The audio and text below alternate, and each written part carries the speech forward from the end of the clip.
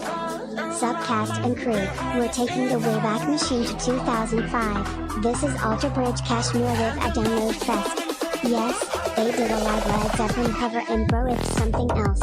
Anyway, enjoy main, cowboy hat face emoji, clinking beer mug.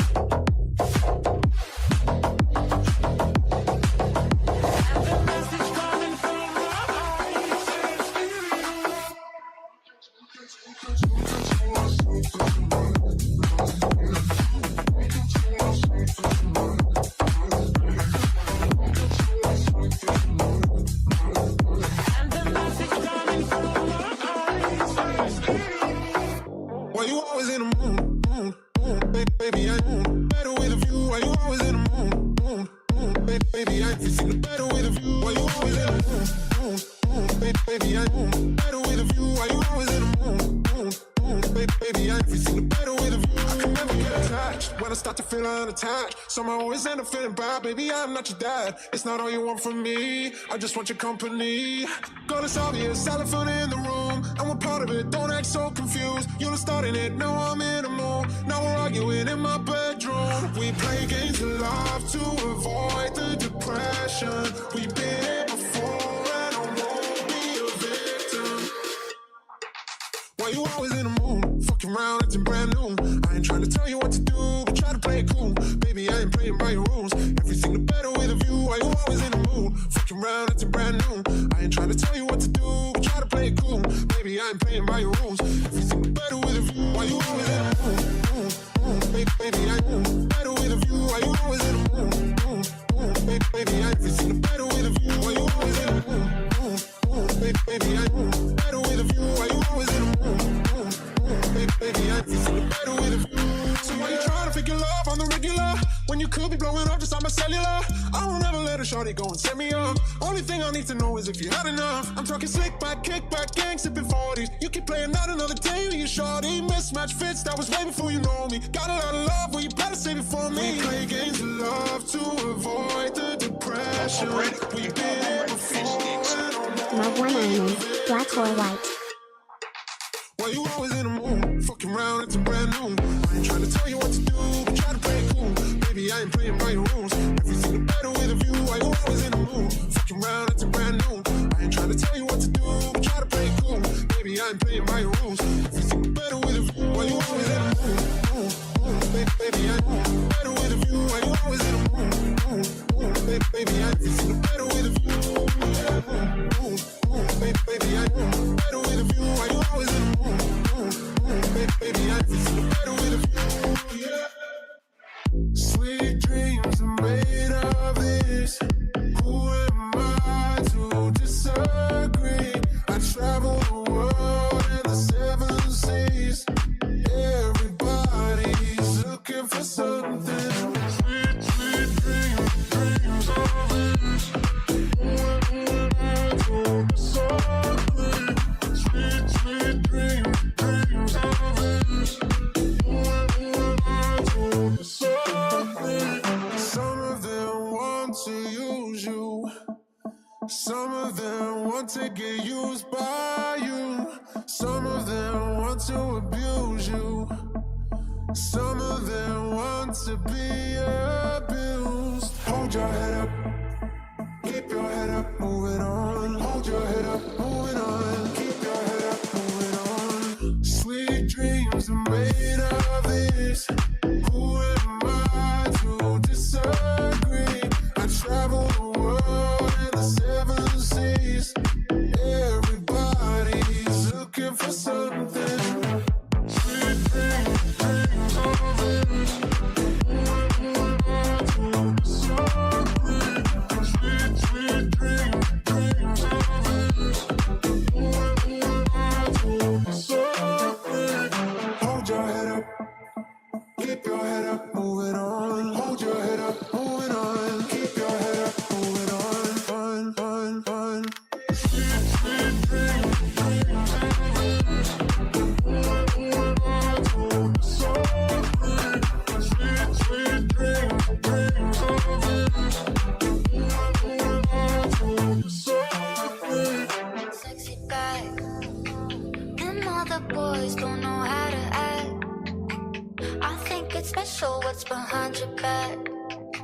So turn around and I'll pick up the slack.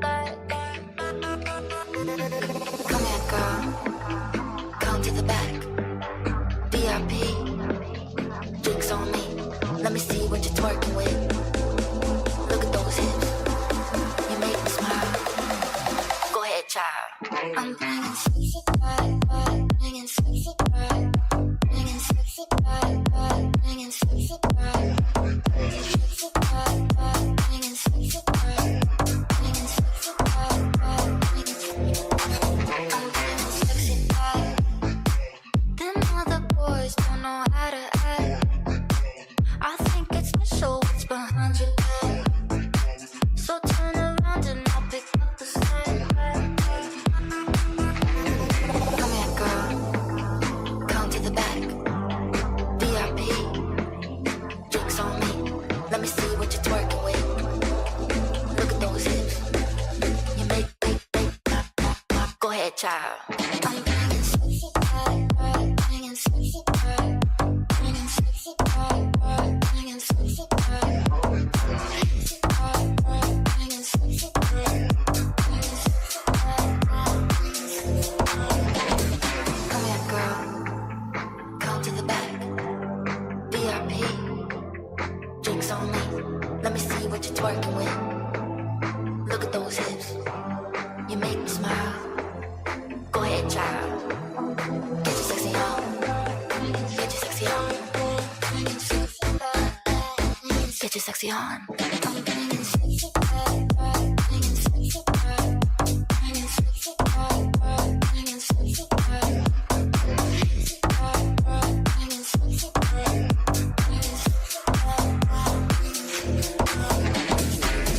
vibe, bringing sexy vibe, bringing sexy vibe.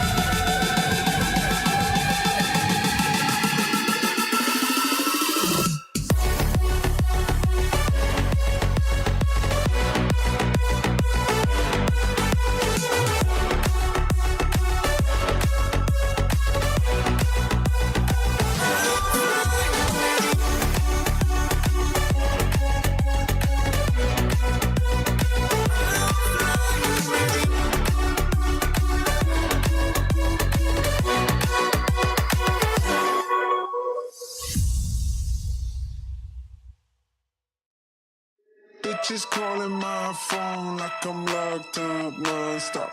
From the plane to the fucking helicopter, yeah. Cops pulling up like I'm giving drugs out, nah, nah.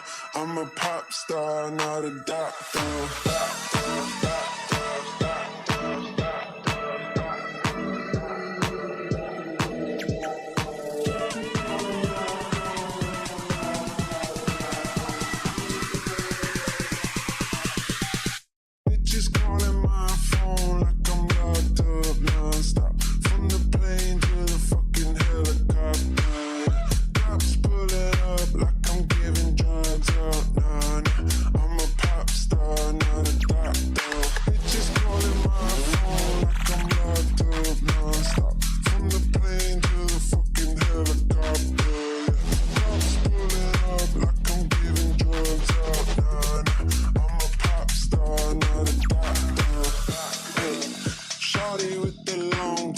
I don't talk, wait. Shorty with the long legs, she don't walk, wait. Yeah, last year I kept it on the tuck, hey. 2020, I came to fuck it up. Bitches calling my phone like I'm locked up non-stop. From the plane to the fucking helicopter, yeah. Cops pulling up like I'm giving drugs out, nah, nah. I'm a pop star, not a doctor.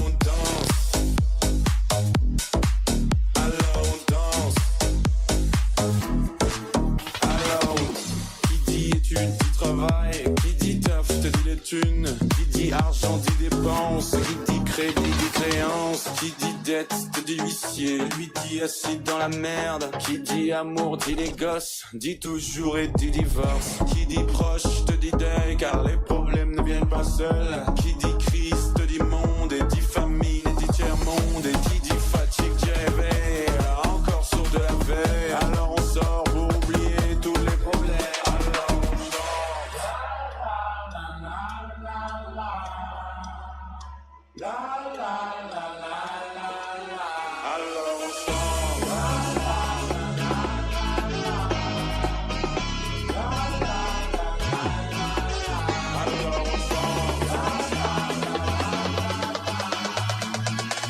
Seulement quand c'est fini, alors on danse, alors on danse, alors on danse, alors on danse, et puis seulement quand c'est fini, alors on danse.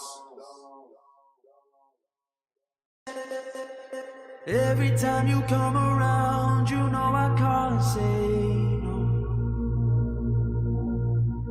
Every time the sun goes down, I let you take control. I get to paradise before my world implodes. And tonight I had something wonderful.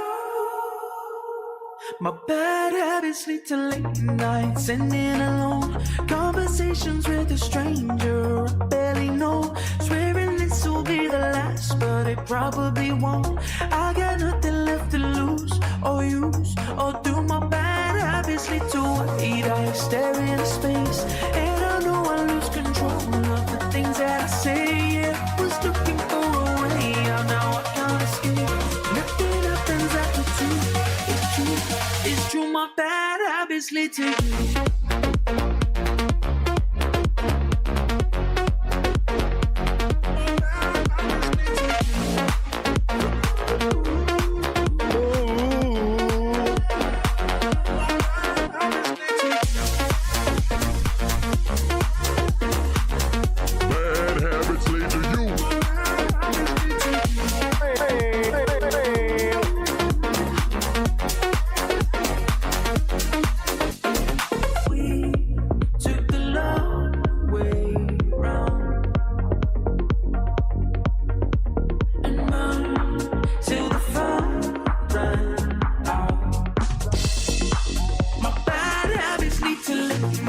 Sending alone conversations with a stranger I barely know. Swearing this will be the last, but it probably won't. I got nothing left to lose or use or do. My she says I'm crazy, but you know she calls me Superman. Said I'm her kryptonite, well baby she's the backup plan. I gave her everything but my inhuman heart. This feels like the vibe. Oh, I wish I cared, but I'm living it up. I got the 1, 2, 3 shots filling my cup. Yeah, try and fix me, never get me, cause I'm about to destroy this quickly. She don't wanna ask, she afraid to know that I painted black when she painted gold. And baby, if you get mad, then it's time to go.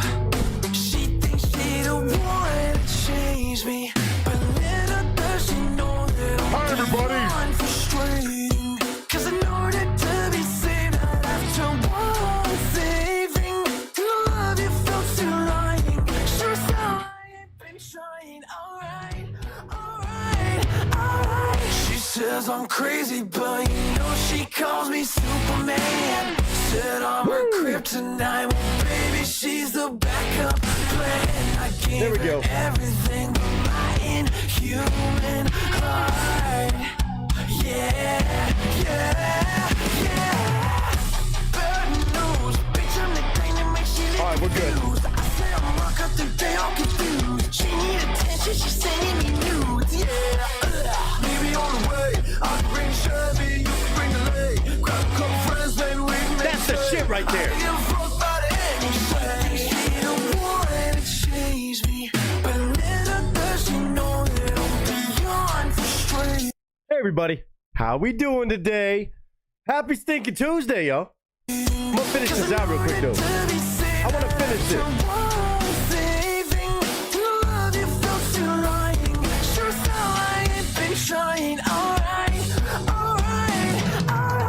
She says I'm crazy, but you know she calls me Superman. Said I'm her kryptonite, well baby she's the backup plan. I gave her everything but my inhuman heart. Yeah, yeah, yeah. She says I'm crazy, but you know she calls me. You already know it's Tuesday vibes. It is already Tuesday vibes, good and well. 10 people already in here? I gotta fix that too.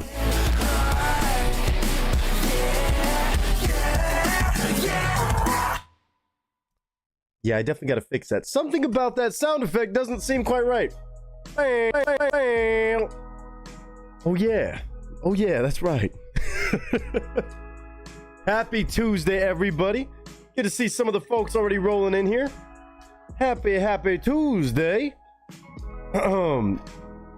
Big shout out first people I saw already right off the bat, Josh and Amanda dropping by some requests for us today. Tequila Tuesday. Well, I don't even know if I have tequila.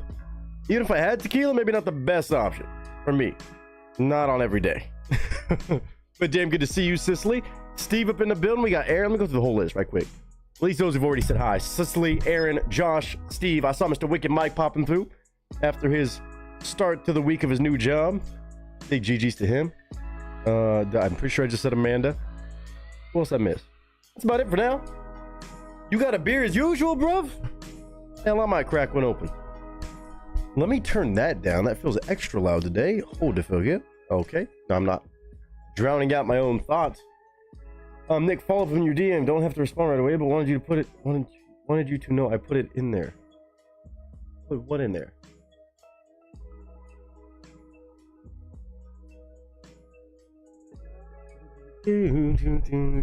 Steve, I'd say pass that on to somebody else. I mean, if there's an electronic version, in case there are like album-only songs, maybe. If there's any like exclusive ones, I might be down for that. Or it's not posted on YouTube. Usually I go to YouTube for all my music anyway, to be fair. But I appreciate the thought though. If there's a specialty thing on there, then let me know. But I really appreciate that. Typically, I listen to everything that's on YouTube. If it's an official upload, but if there's album-only things, I might have to catch those from you. I appreciate that offer very much, dude. That's love. That's dope you got that. Steve buying that new Eric Church album already. I've only heard one song of it, but damn, I already know it's going to be absolutely an insane back-to-back jam session of an album. That dude does not stop. Oh, you got a big tall boy chorus today? Ooh. Hold on, guys. Let me fix this audio thing real quick. It's going to bug me. Well, let me do this while I'm here, too. Ignore all this random shit you're about to hear. It's all the things I've sampled over time. One of them is going to be an air horn, so heads up. To the top. That's the joking one. That's the joke. Avocado.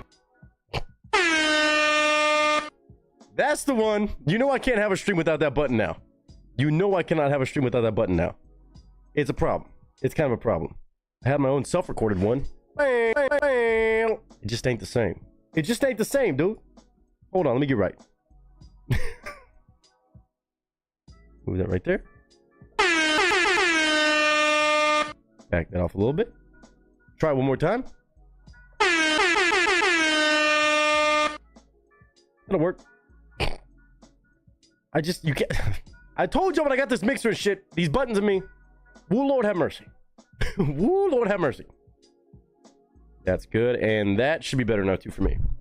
Probably only affects me. That's probably why too. Hold on.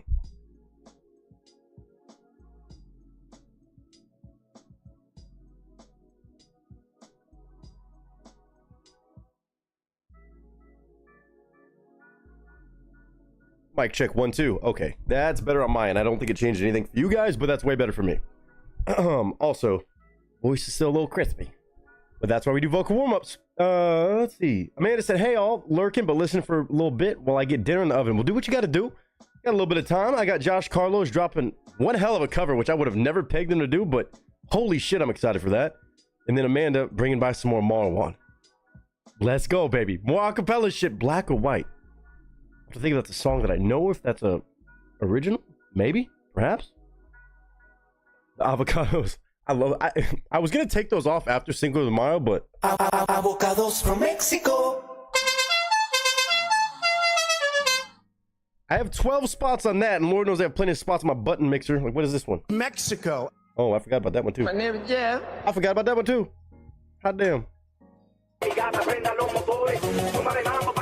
I just resynced this, so now these are all back on here.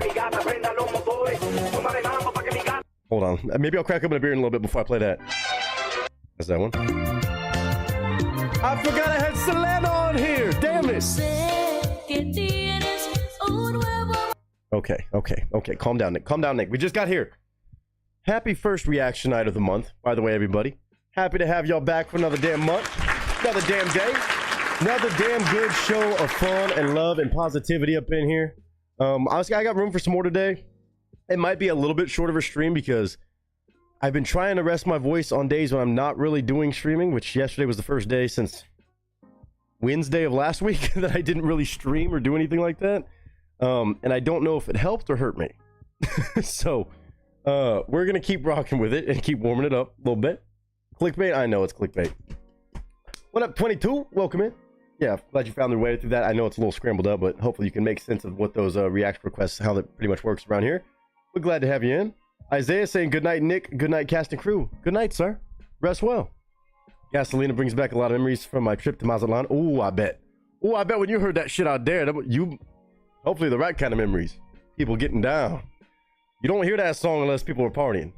You can't hear that song and not party. Oh, Michael Jackson. Oh, I might have to listen to a snippet of that. The original.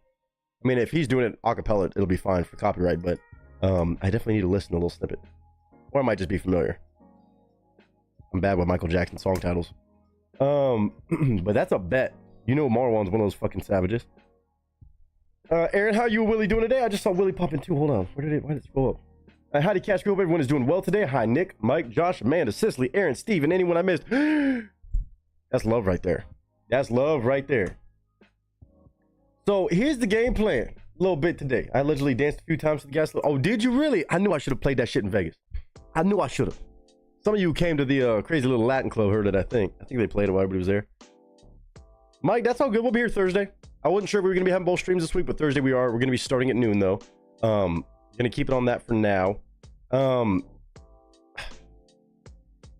I think, again, I said this on Sunday, for those who missed this kind of update, just random when we're talking about days of streaming and not. For the next couple months, there's a good chance Sunday game nights might be consistently moved to Mondays.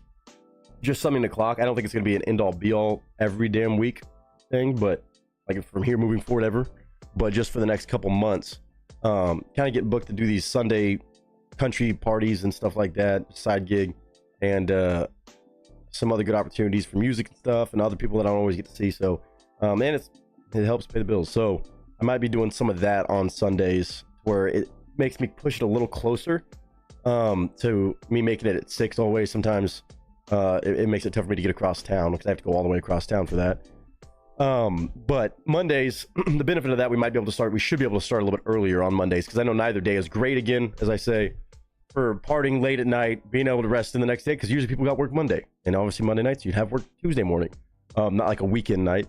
So at least on Mondays we'd probably be able to start a little bit earlier, which would be the benefit. So kind of the thing that I'm weighing out as being a option, and hopefully easier to do. So how do you access to the reaction link? Do you have to donate? Yes, it's $40 or more to guarantee a spot on the stream today until I put up the stuff that says no more requests. It's $40 or more to be guaranteed. Anything less than that doesn't mean we won't check it out for sure. It just means I cannot promise that we'll check it out during the stream. We'll go in order of the donation size, and if we feel up to it, if we have time, it's just kind of the vibe. Again, I just can't guarantee it unless it's over $40 before I put up anything that says no more requests. Right now we just have 2. I'm down for a few more though. And then of course we do giveaways and stuff too. I know not everybody can afford to do that, so always keep an eye out. If you're just hanging out, having a good time, listening to the music, you do giveaways. Then of course you see the certain list of artists and stuff like that. Some artists I either can't or just prefer not to check out on live streams because either they're friends of the channel, they're artists like to do some extra editing for, or it would just get outright blocked and get the channel in trouble, because some of the record labels, they'd be like that. A little too much. But I appreciate you coming through and asking, and hopefully if you're down, you can hang out and even just listen to the other music that's being requested. Always a good time. Straight One Mail, good to see you, sir. And yeah, maybe earlier too, Steve. Yeah, that's the thought process for now, is that would be a really cool thing. That Monday, I feel like I have a lot less going on, which is why it's always been my few days off, in a sense. Not off, but off YouTube streaming. So that might be a little change that happens over the next couple weeks. This upcoming week, I think it's still going to be Sunday. I'm planning on this weekend still being Sunday game night, and then after that, probably Monday game nights for a little bit.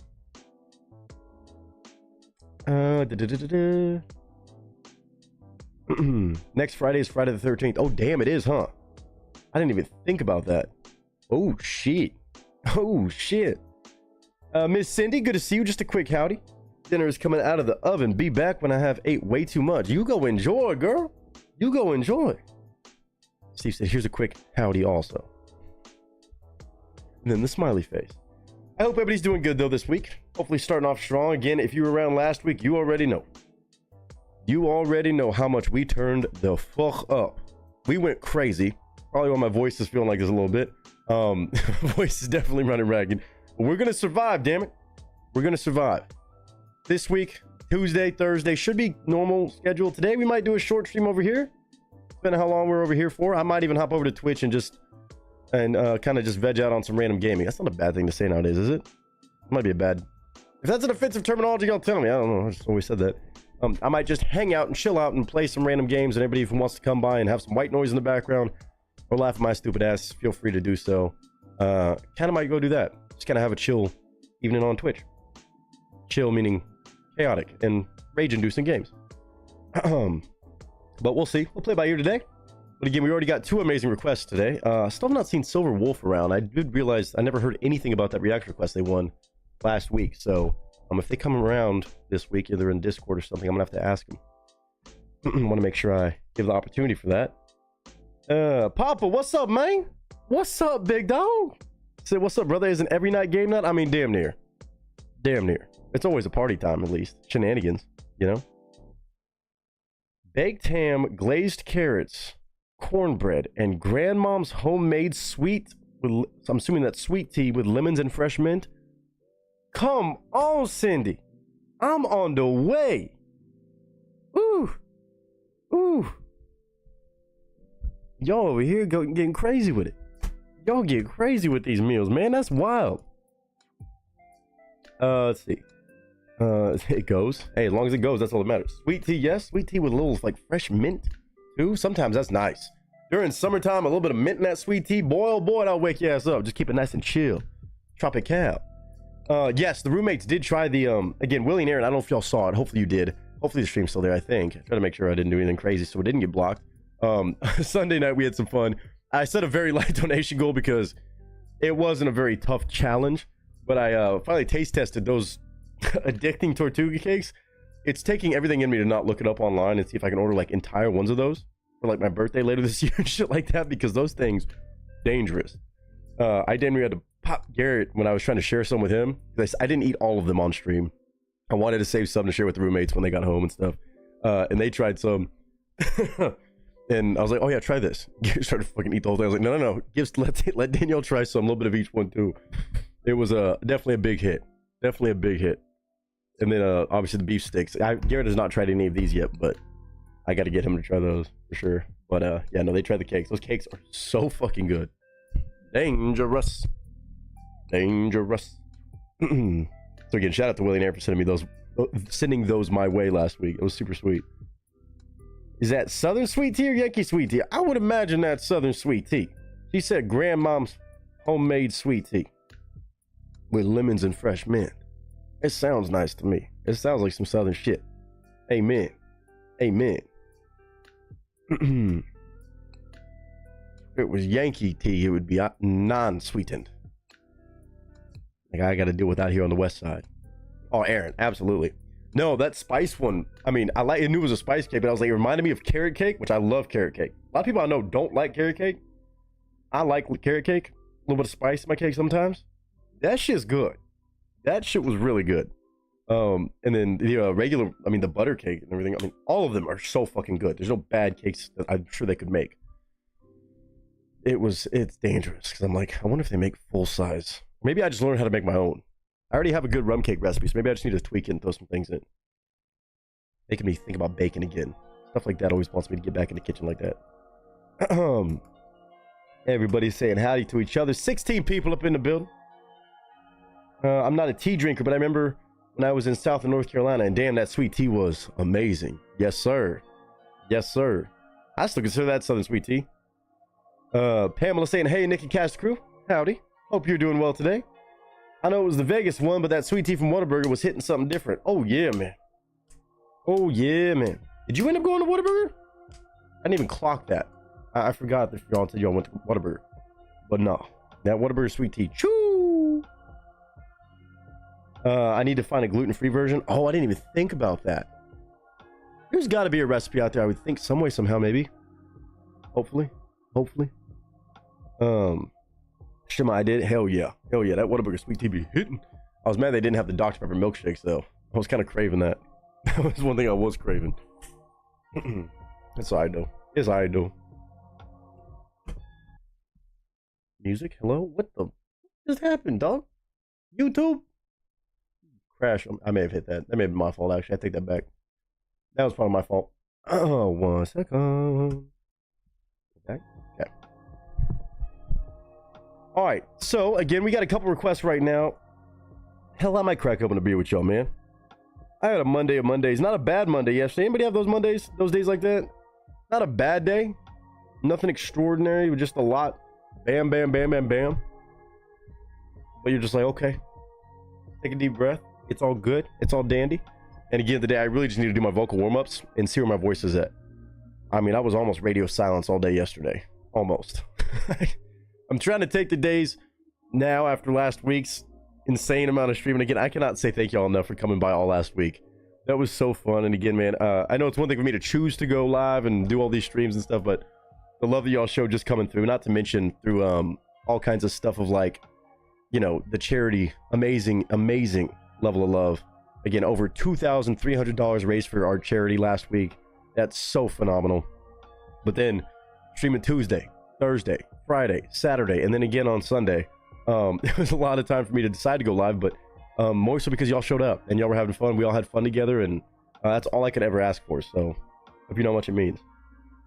I need to get some real sweet tea in my life. None of this Northwest Indiana junk they try to pass off sweet tea. Listen, I love homemade sweet tea too, but there are enough ones out there. If you get the Lipton Southern iced tea and you make it the right way, you might have to adjust some of the time that it says to put the tea bags in for and the way you do it. I know I got my own little way that I make it, just to make it a little bit extra accurate to me. Listen, I'm not saying it's real deal homemade sweet tea, but if you don't want to sit there and make some sugar for an hour, which I respect the game on that because that's something special, there's some good examples of it you can find that close enough, hit the mark, they feel all right. I need to get some.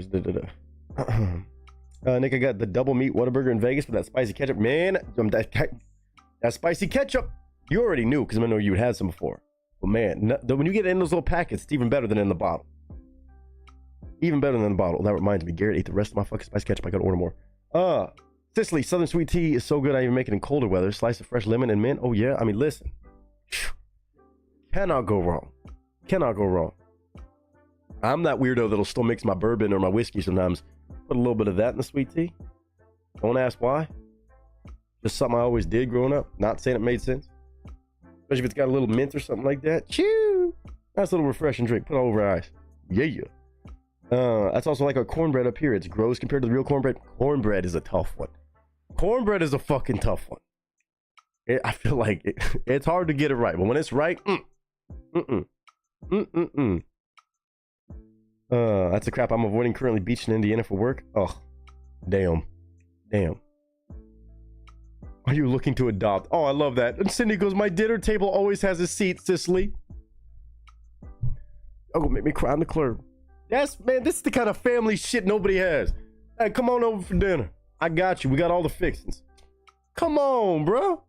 There's love in here. That's love. All right, hold on. It's Tuesday. And by the way, I saw Steve say something about what bam, thank you Monday. Not what bam. I meant like a bam, bam, bam, where you just got a long day, not a bad day, just a lot, but a million different directions. I can't complain. It wasn't a terrible Monday. It's one of them weeks. Dinner at Cindy's, apparently. Hell yeah. She said she got a seat. I'll sit on the ground with a plate. Give me a Dixie plate. I'll load that shit up and I'll just sit in the corner somewhere. Let me get my beer first. Let's do it.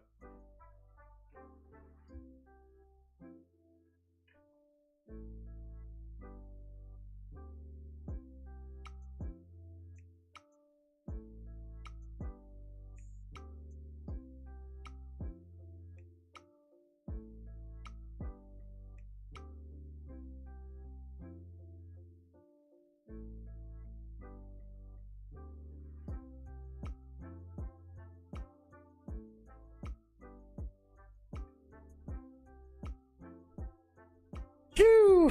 Let's crack open a cerveza and listen to some dope music. What do y'all say? Maybe Twitch shenanigans later on. I don't know, a little bit earlier than late as fuck at night. Let's see. Love is in the house and the house is packed. So much so we left the back door cracked. I like it. Dearest empty chair, how we love thee. Good chair, man. Good damn chair. Honestly, one of the best investments I ever made, I think. Empty chair has been there for me quite some time now. Usually I don't got gaming chairs or any sort of computer chairs. Lord knows they're expensive enough, but I usually don't have them that last that long.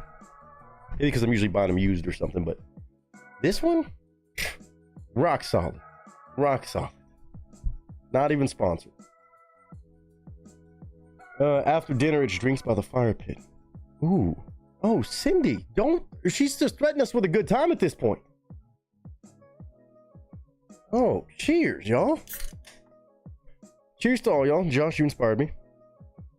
No telling what this beer is, what brand of beer it is, because it don't matter. I'm not sponsored. Salud to everybody, whether you're just now stepping in with us, hanging out for a little bit, or you got to pop out in a few. Don't matter to me. I appreciate y'all. I hope everybody's having a blessed week so far. I really, really hope so. Thank you to Josh and Amanda. Hey, no matter how many songs we got today, we're going to have fun. I might have a couple that I check out just to be a little greedy today, to be honest. Might be the day for that. I have a couple songs I've been eyeballing that I might just do a little quick listen through. Maybe not a full-blown reaction, but it'll catch a vibe, you know? Cheers.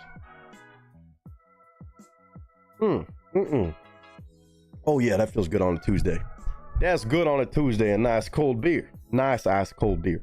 Tiana, hope you're doing good. Rooting for the Pacers. I know for hockey, I'm rooting for the damn Panthers of all people. And we got enough Florida folks in here, but it's really just anything but Edmonton. Sorry, my Edmonton folks out there, but no. Fuck that team. Basketball. Once my Rockets got knocked out, haven't been paying attention. What else I miss? Oh, this is something cool. Something a little random, but more cool random opportunities. Lord knows with the country dance and everything else I've been doing on the side. Been good. Staying busy out here in this town, meeting a lot of folks in the entertainment industry and stuff like that. Good in for that sort of thing. But even the music side of things. Oh, I got a gig on Saturday too. Okay. Been invited to be a part of maybe a little bit of a show, a music show. Another review again, doing some country music, and I was asked to send a whole list of songs, new and old, that I thought would be fun, or a variety of options of like, send me a bunch of songs that you could sing, maybe. So I sent a fucking fat list of like just random ones either I've done at karaoke or I just know I like that I think maybe don't get done enough at bars. I might ask y'all's opinion on these. There's a whole variety. I sent a whole stack of the list that were like newer songs, newer-ish songs, and ones that were like old school, maybe not for the LA area typical pop country crowd, but the actual diehard country folks I think would like. And y'all would be the ones to tell me if y'all think I'm crazy on any of these. They're not all upbeat party songs, but some of the best country songs in the world aren't upbeat party songs. My pit bull won't let that happen. Oh God, I just saw that. Oh my God. Pam said, "Turned up." We turned up like that? I was wondering if there was any difference between the spicy jalapeno ketchup versus spicy ketchup came out in little packets from the restaurant. From what I remember, as far as Whataburger ketchup goes, they had their special edition spicy ketchup number 2 that I think ended up becoming the jalapeno ketchup. No, that was the hot sauce one. Had like a little tinge of hot sauce. The jalapeno one, just a little bit more jalapeno flavor, a little bit more kick than the regular spicy ketchup. That's my thought. I think your voice is good for Ronnie Millsap, Smoky Mountain Rain. I'll add that to my little question mark list. I'll have to listen to it later. Smoky Mountain Rain. Right now my voice is extra raspy. Holy shit. Let me do this. But I feel like this is a pretty good list. I know like not all these are the most country songs. Some of these are kind of more pop country, but the best balance you can ask for in LA, right? I'm just gonna run through the list real quick. Like I have a bunch of artists that I know I just like that are newer. This is a newer country list that I think are fun. Most people, even if they've somewhat listened to country these days, would still know. I can't sing as high as Bob Seger. Good Directions, Billy Currington. People Are Crazy. Oh, so these are all Billy Currington songs right here. Good Directions, People Are Crazy, Pretty Good at Drinking Beer, Must Be Doing Something Right. Some fun songs. Chicken Fried, Zach Brown Band. I don't know how you go wrong with that one. I feel like everybody knows the lyrics to that one. Always a good time. Down to the Honky Tonk, Jake Owen. Maybe not one that everybody knows, but a fun one. I go down to the honky tonk, I go down. Jake Owen's always a good time too. I had another Jake Owen one on here. Oh, 8 Second Ride I think is on there somewhere. Tequila Makes Her Clothes Fall Off. Party song instantly. Luke Combs, Beautiful Crazy. Luke Combs, One Too Many. Feathered Indian, some Tyler Childers. Something About a Truck, Kip Moore. Some Jason Aldean, Dirt Road Anthem. or Big Green Tractor, I guess. Josh Turner, Your Man. Maybe lock the doors and turn the lights down low. What else I have? Chris Young, All Nah, Tomorrow. A few different Chris Young songs. Zach Bryan on a couple. Something in the Orange, Heading South. Heading South is my talking shit song. I fucking love that one. 5150, Dierks Bentley. Drift Away. Obviously, I do that one almost every weekend with the band. Hippies and Cowboys, Cody Jinks. Now, a lot of people don't know Cody Jinks, but I think they'd be surprised how many people listen to that song and just enjoy Cody Jinks. He's one of the fucking best. One of my favorites, if not my favorite. Rehab Bartender song, not a country song. Bartender, I really did it this time. That would be a fun party song, right? Would you go with me? Josh Turner is on the list too, I think. Well, wasn't on this list. I'm glad you said that because that was one I meant to put on here. Dirt Road Anthem's fun, you know? That's fun. Well, yeah, you do, but again, we're talking about people in LA. There's a lot of people, there's a lot of actual fucking cowboys and cowgirls in LA, believe it or not. Especially where we actually get to do stuff and perform sometimes. But like, I'm trying to think of like stuff fun that's kind of like Rock and Roll Edge, or just songs that could be countrified. Bartender, that's one it's kind of country almost. Country mentality. And then on the old school stuff, we're trying to get me and my friend Piper to do that new Ella Langley and Riley Green. You Look Like You Love Me. Ernest and Laney have a song, the What If I Could. Wait in the Truck would be kind of fun to try. And then Jackson, Johnny and June would be fun. A whole lot of different combos like that. Kojo, I'm debating put on there. I was gonna put Dancer Home because I feel like that's, if I'm going like popular songs, some of his stuff is tough to fucking sing. But a couple of these next ones have been inspired by songs that I know I like his rendition of. Kind of like Cody Jinks, same thing. Some of these are songs that have been done by like Cody Johnson, Cody Jinks, that made me fall even more in love with the originals if I didn't already. Like if we're talking about tried and true, more so country songs, we're talking like more 80s, 90s, before 2010, before 2005, really, probably before even 2000 for most of these. Not even just country. Here's a list. Dwight sings high. I got a lower voice. I could do some Dwight though. Like Streets of Bakersfield, I could probably do something like that. Just out of a nod to my family who lives in Bakersfield. I just want to do some old school shit. Older school shit. Again, not old school. And again, I know how people feel about some of these. It is what it is. Little Bitty, Alan Jackson. One of my favorite songs from Alan Jackson. I love Alan Jackson. He's one of the first artists I fell in love with. I was raised listening to. It's all right to be little bitty, little hometown or a big old city. That's upbeat fun. Where I Come From, Alan Jackson. Another kind of underrated Alan Jackson song. Johnny Cash. I could put a bunch of Johnny Cash ones, but the ones that I feel the best about. Folsom Prison Blues. God's Gonna Cut You Down. Toby Keith. I'm trying to do some Toby Keith out here in this fucking area of the world. Travis Tritt I have any more, although I might be too sad. I don't know. Johnny Cash, Folsom Prison, God's Gonna Cut You Down. Toby Keith, Courtesy the Red, White, and Blue. As Good As I Once Was. Red Solo Cup. I love this bar. I could go on and on, but those were the ones that immediately I'm like, I probably know those the most. Just memory-wise. George Strait. Come on now. Troubadour, Write This Down. Check Yes or No. You Look So Good in Love. That one also love because Kojo did an amazing version of that one. I gotta have George Strait on the list. Trouble. I could probably do some Trouble. What else I got? The one that it seems like they really want me to do, which is, I mean, not too tough to sing, but it'd be fun just to like perform and just act a fool with, especially if they got somebody on the fiddle, would be Devil Went Down to Georgia. Sounds like that's an immediate one. They're like, yes, we want you to do that. I got some Earl. I got The Way I Am. I got Mama Tried. Might try to find a way to do The Highwaymen with a few other people. We were talking about Dixieland Delight too, I think, at one point. Jamie Johnson, In Color. Not a upbeat song, but fun.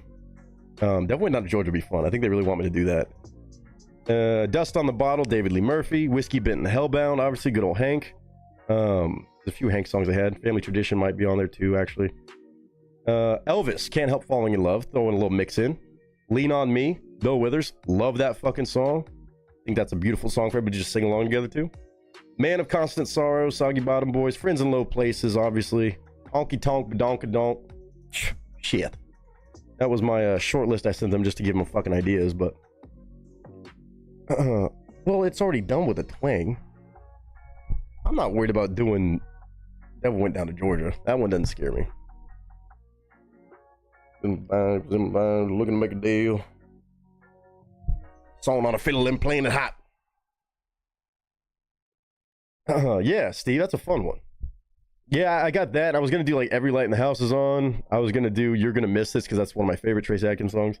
But I'm trying to kind of pick some that are upbeat or that everybody knows enough to sing along that doesn't bring down the house, because I think it's supposed to be for an upbeat like event. We'll see. Somewhere Down in Texas, probably a little too slow. Don't Take the Girl. Great song. I was gonna put Whiskey Lullaby on there for slow songs, but I'm not trying to make everybody cry in the club. You know what I'm saying? It's tough. It's tough. Some of those are not the most upbeat, but you know. I was gonna put I Like It, I Love It. She Thinks My Tractor's Sexy. There's a whole bunch. I fell in love with the farmer's daughter. That's a list I sent though. A little bit of old and new mixing. God Bless Texas isn't a bad choice. All I ask for anymore. I don't know that one. Well, even when I put a Travis Tritt one on there, I'm like, that one's not really. I can't hold the hurt inside. Keep the pain from in my eyes. It's to you. Like, it's, you know, I know a bunch of lyrics. I was going to put some Garth Brooks on there besides Friends in Low Places, like The Dance. I love doing that song. But it could be a little like slow, sweet, slow dancing moment, but you know, a little tough to catch a vibe. It's Trace. I'd have to hear it. No, I don't have a good falsetto. I'm a bass too. Like that's why I love talking about these bass singers, because no, I can sing low. Me even doing Drift Away, I'm not pushing it, but it's tough. Like I got the low part. That's why I can do the Josh Turner and shit, the Chris Young. Like I have Tomorrow on there, and that's probably too sad.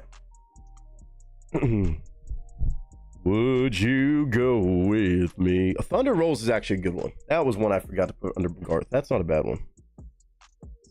That's a good call. I could try some of these. I'm gonna keep these as backups.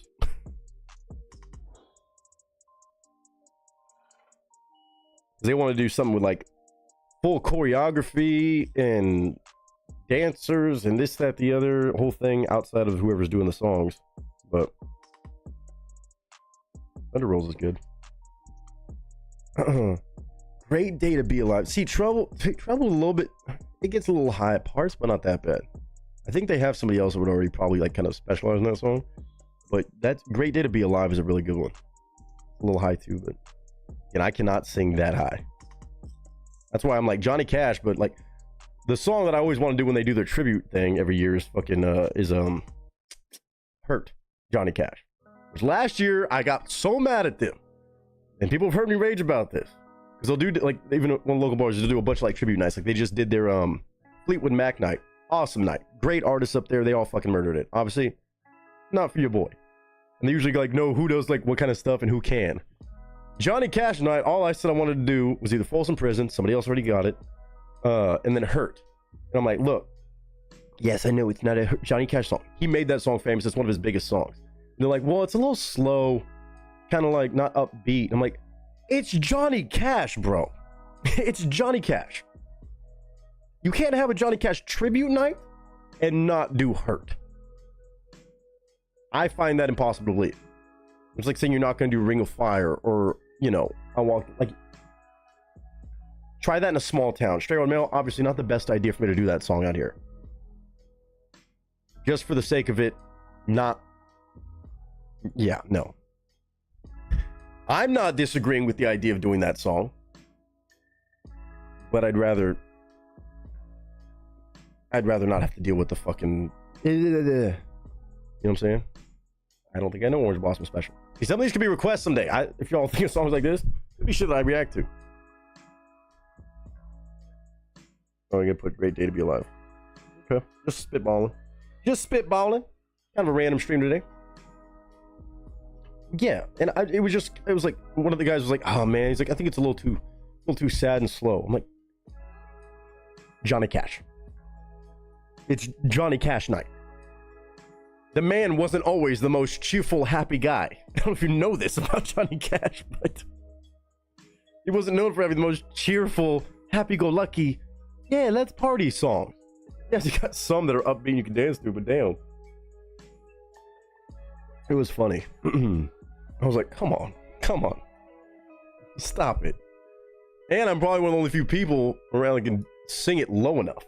Like when they let everybody else do Folsom Prison, I'm like, oh, my blues away. Like, come on. Tight Fitting Jenny. Ooh, I didn't even think about that song. That's a good one. That's a great fucking call, Steve. That's a great one. That's a great one. That's a great one. I wanted to do fucking Trashy Women, but I don't know if they'll let me do that one either. There's some David Allan Coe. I was like, well, that can't be done. 3 words, Man in Black. Thank you, Big Dog Mama. By the way, thank you for that. Tight Fitting jeans.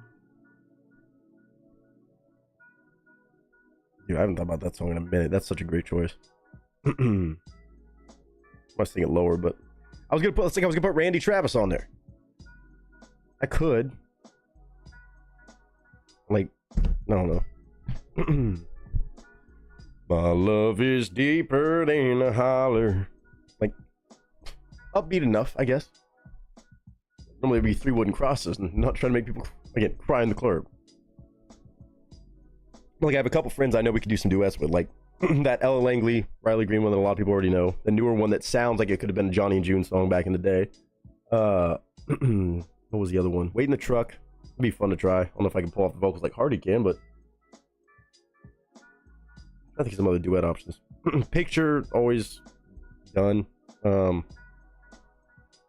another one I was thinking about the other day too. But yeah. Kenny Rogers, Love Will Turn You Around. I'll listen to a snippet of that later on and see if I even know that one.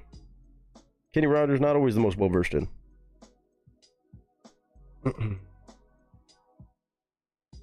Sounds like Toby Keith and That Went Down to Georgia were the immediate, like, ooh, those would be interesting. Hello, Darling, yeah, it is a great song, but like, I want to do some Hank, but I'm like, I have to sing it lower. Somebody could probably do that with higher energy, just higher than Little Old Me. Went to school? Wait, what? I went to school with one of many of his daughters from Bob Willis. Wow, no shit. Yeah, I put God's Gonna Cut You Down, a little bit intense, but again, another one that people would know. Fuck is leaving me voicemails right now?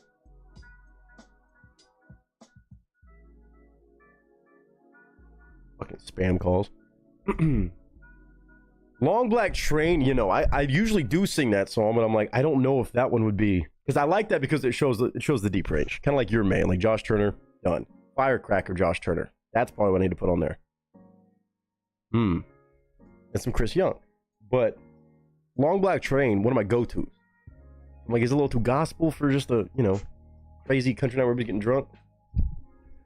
There's a long black train coming down the line, fading off the souls that are lost and crying. Firecracker would be fun. Fast as fuck, but it's fun. Chris Young has some good ones, man, and I'm like, ugh. Tomorrow, I'm gonna leave here. Firecracker's a good call. Son of a gun, she's fun to handle, and she packs a punch like a Roman candle. Boy named Sue, I think I just told him a bunch of Johnny Cash ones. Firecracker, Josh Turner. Would You Go With Me is probably the toughest one to sing low. That is a tough one. Haas, hope you're doing good, by the way, dude. I think I said hi to you earlier, but just in case.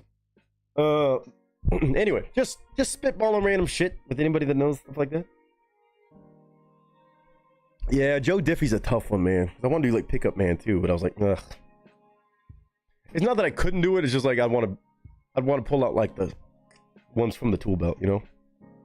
Stuff I got in the.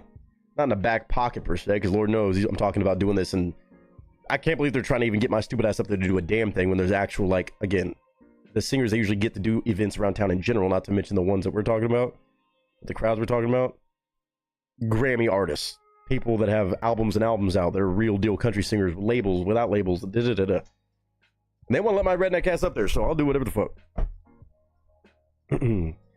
Does lowering your voice hurt your voice or not? No, lowering it does not. I'm trying to sing high, that can. No, talking like right now, this is my normal talking voice. I'm also talking very light because I have not done vocal warm-ups yet to even speak with full oomph. I'm a little nervous after last week's of streams. Yeah, Pamela, that I did have that on my list. I just wasn't sure if it was better than, you know, Family Tradition or sorry, that's Hank. Waylon, there are some. But I just gotta try to do new stuff. It keeps me from going insane. And Lukenbach, Texas, I had on the list too. Lukenbach, Texas, I definitely have on the list. I don't know why it wasn't on that one, but I know I sent that to him too. Lukenbach, Texas, Waylon and Willie and the boys. But again, trying to find the balance between songs everybody knows and loves. Like, that's what I'm saying. Like, some of those are songs that I know, like The Way I Am, Merle Haggard. Merle has a bunch of songs I love. They're also deep, but I heard Cody Jinks do his version of that. Whiskey Bent Hellbound. Cody Jinks had a version that made me fall back in love with that song. Cody Johnson did an amazing rendition for George Strait for like a big thing where his team even asked him to do it. Of whatchamacallit, You Look So Good in Love. Some Lorna Shore would be fucking hilarious. Some Lorna Shore. Rain on my parade. Yeah, that's right, Cheryl. No, that's supposed to happen. I think I had Rodney Atkins on, didn't he, Farmer's Daughter? Kind of fun.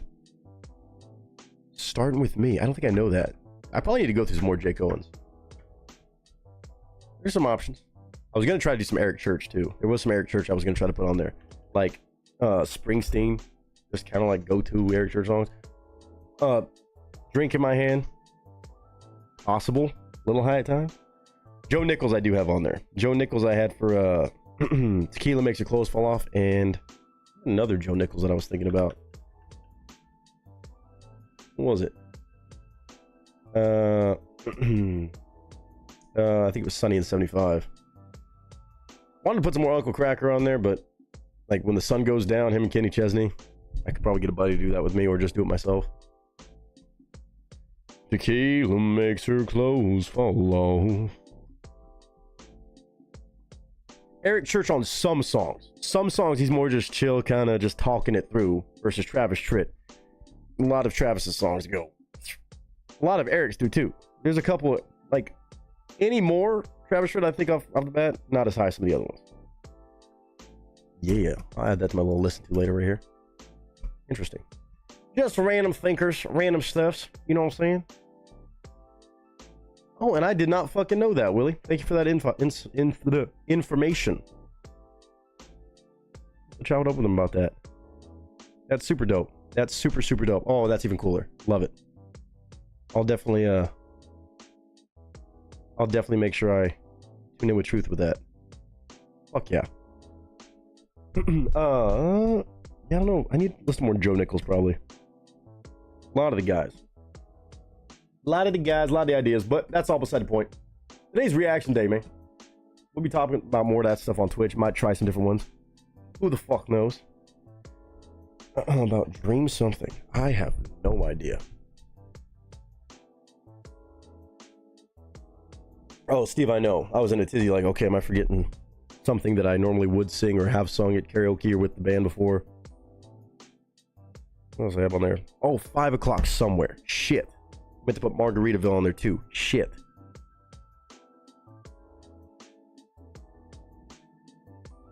I just scrolled past this other list and hold on, sorry guys. I do some Morgan Wallen. I was gonna do Red Dirt Road, but I'm like, eh.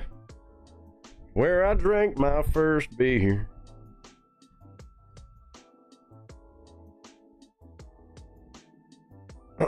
Yeah, so you say something about Jelly Roll? I think I saw the right the way favorite mail. No. I could do it low, but that's no fun.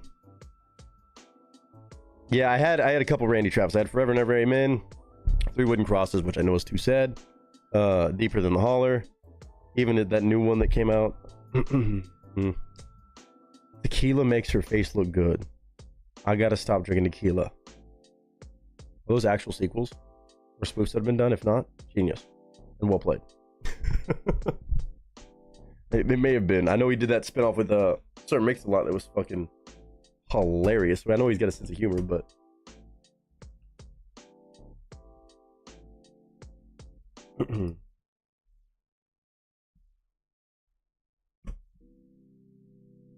Scotty McCreery could be interesting. Kane Brown is another one I thought about, but I'm like, when it comes to newer guys, I'm trying to find some of the newer guys that have a little bit older style sound, where it doesn't feel like I'm just doing poppy shit the whole time. Like the Tyler, the Zach Bryan, okay. A couple Morgan songs I could have put. Ernest, eh. I almost put down that new Brandon Lake song, that Daddy's DNA, but a little too slow, a little too gospel probably. And anything I'm saying negative about these songs doesn't mean they're bad songs. Just trying to pick for, you know, again, Los Angeles.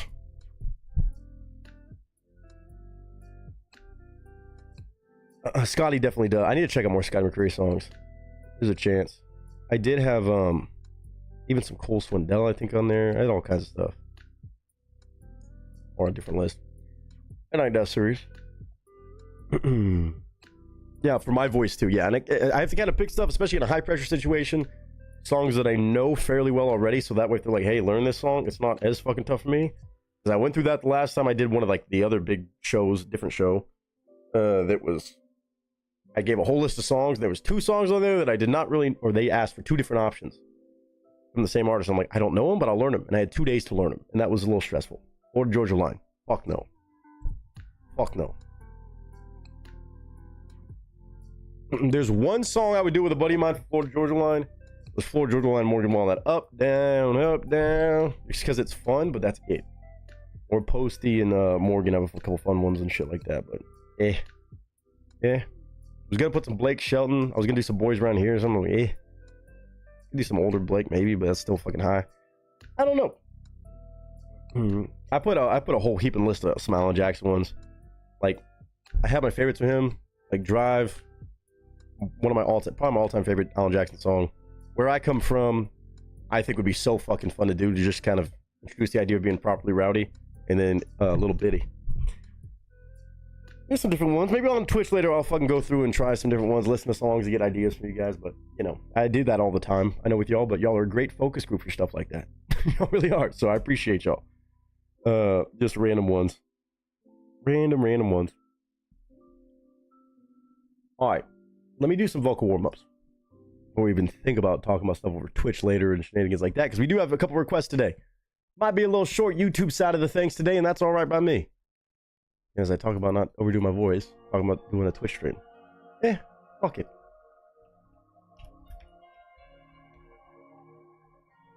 Any pure country songs or have modern ones gone pop music? I mean, I threw on like Elvis. I'm gonna Lean on Me. I love singing that. That song is so fucking fun. I would love to do that one.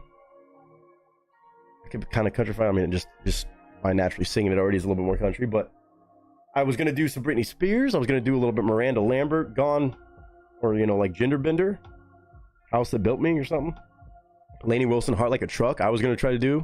I'm like, maybe not the time for a guy to try to do those lower when a girl could probably do that and sell it a lot more than I could. Even a couple Carrie Underwood songs, and I'm like, you know, if I just sang it lower, not too bad. Or Sugarland. I always want to do that one. I'm trying to get one of my friends to do that as a duet with me. Turn that into a duet. Or like a more back and forth duet. Christy, how are you doing today? Welcome in. Welcome in.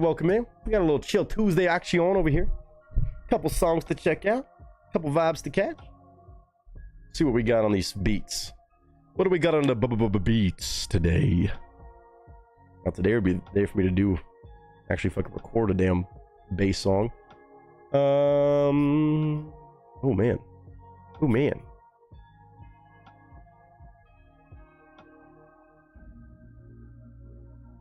Okay, let's see. Lexnor got anything new? Let's see what Lexnor's got. Get a little saucy. Get a little saucy in here.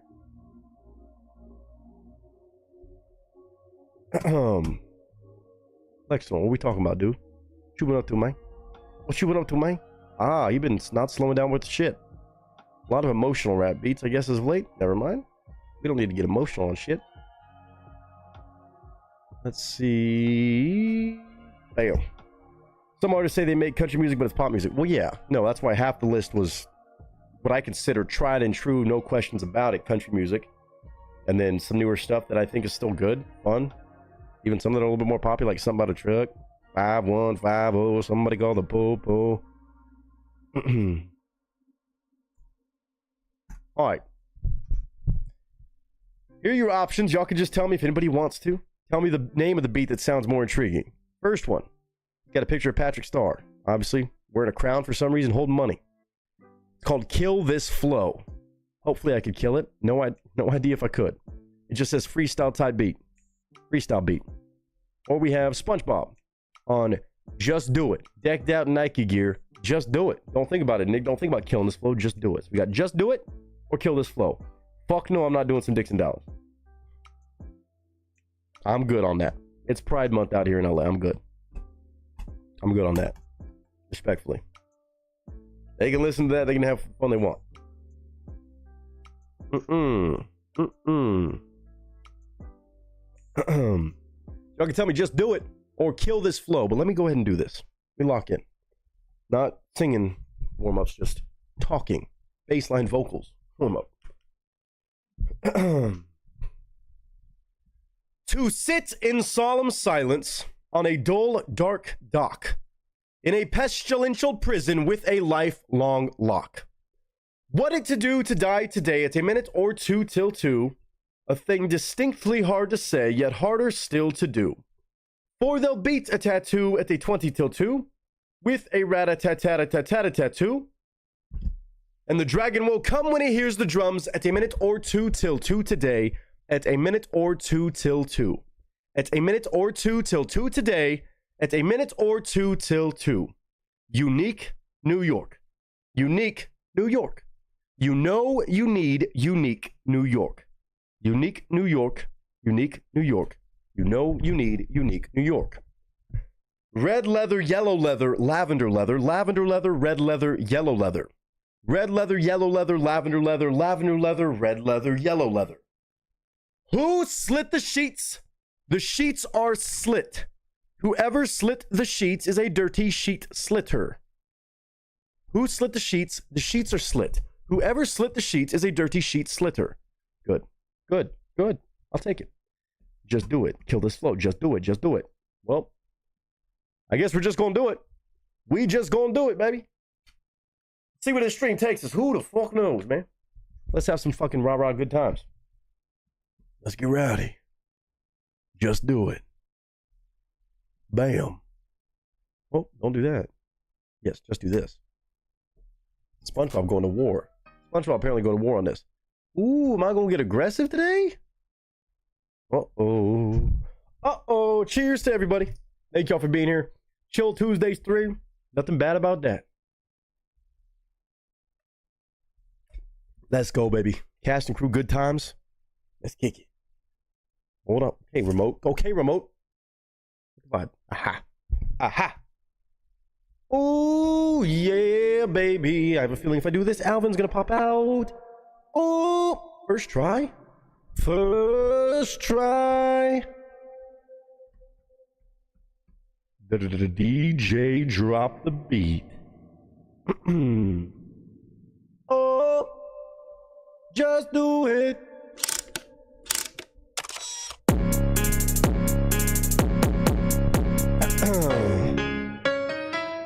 Yeah, okay. Catch a vibe. Catch a vibe. Listen, shit might get all caught up in your head, stuck in your psyche. But around here we just do it, just like Nike.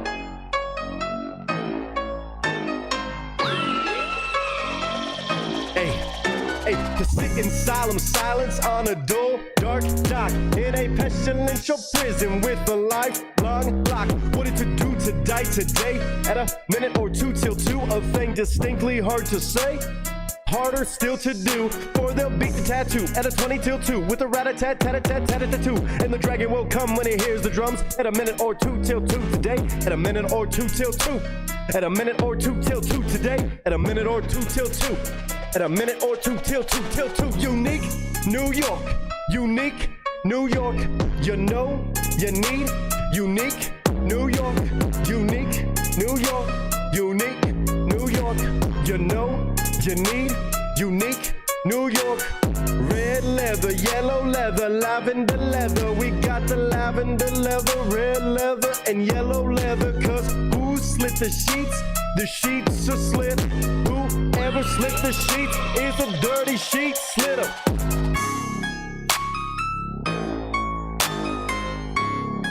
Does Sam need to work today? The beat does say just do it. So I'ma do it. Screw it. I blew it. You blew it. I do not like green eggs and ham. I do not like them, Sam. I am. I do not like green eggs and ham. I do not like them, Sam. I am.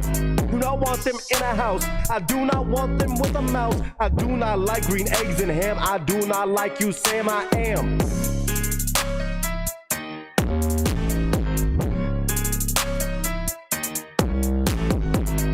A little bit of smoke your way, Sam. We rockin' in the club and we gon' no. I'm cut off. I'm cut off. I thought about it for a second. Y'all probably saw me. I thought about it for a second. No. No. No. No, no, no, no, no, no, no, no, no. That's a dub. That's a dub. I passed. I passed today. No failing grade. Why you always gotta stop? I'm not trying to do all the freestyle shit because then I just turn ratchet. I start emulating what I hear on the fucking radio, making fun of it. But it sounds better than them. And I don't want to show them. I don't need to do that. I ain't gotta flex like that. You know what I'm saying? I start talking about bitches and hoes and slim Cadillac doors. I don't need to do it. But the H-Town in me pops out and starts getting real ratchet.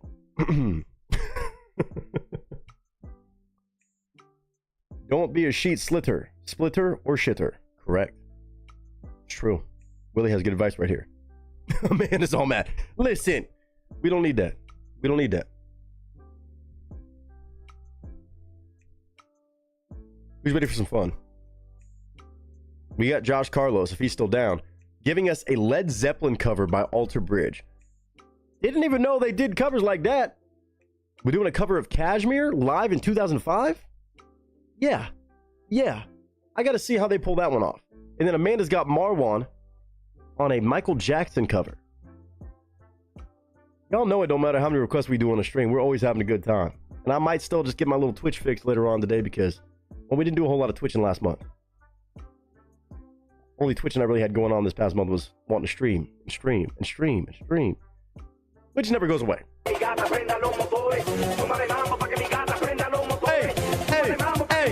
party time, dog. Get the fucking vibes up right quick. That's what I need today, some caffeine.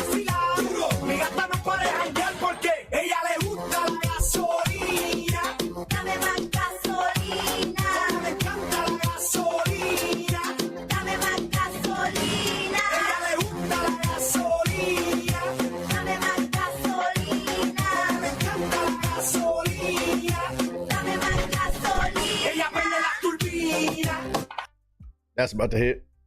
That's about to hit. Woo! Okay. 2005, almost a year or so after their debut. Yeah, I was going to say, it's pretty early days for them, and they did it at Download Fest of all places. Damn. Also playing Download Fest that soon after you start as a band? Damn. Let's pull this up. Now, we'll see what the video looks like. Might be something we can watch. Not sure. May not. May not be. What in the hell is we putting in here? Okay. That's the Alter Bridge Nation. We'll go for this. It looks like a third-party rip video. Maybe something that's not actually properly copyrighted by the system. We'll do that. Can you look at my message and trust me? What are you talking about? What message? In chat? Like, accept the message and let it go through? What are we talking about? Might be early songwritings of Miles doing stuff with Jimmy Page, but never released. Really? That's fucking dope. I mean, it makes sense. I can see that. I mean, he is a great guitar player. Oh, on Discord. You got to tell me that. Where is it? What do it be? What do we do?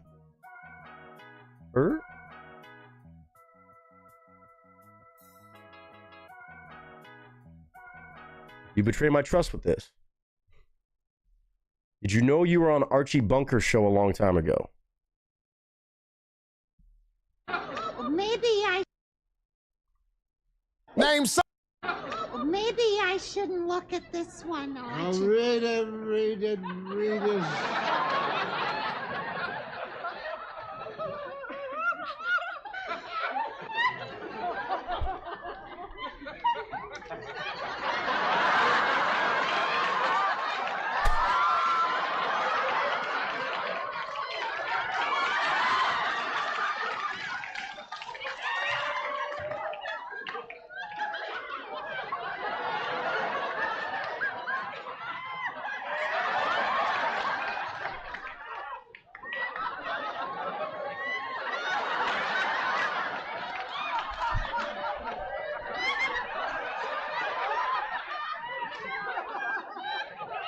Give me that!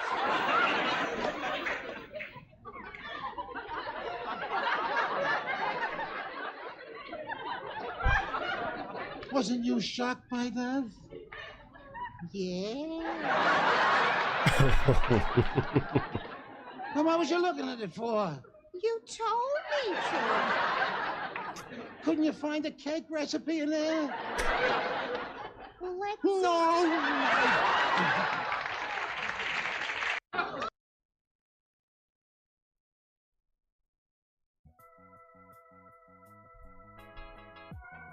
Listen, 4 words. 4 words. Like father, like son. Like father, like son.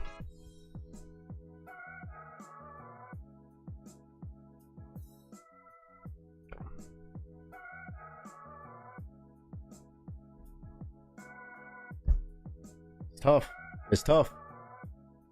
Pops knew how to do it. Pops new game. Trying to keep it alive, you know what I'm saying? Well, yeah, that's what IMDb doesn't tell you guys, obviously. That's the part nobody's found out yet. Wait till TMZ comes out with that story. They find out I changed my last name. Just saying. Nick Selleck. It's right there in front of everybody's face for so long. Nick Reynolds. Nick Selleck. It's been right there for everybody for this damn long. I'll leave it up to y'all to decide which one.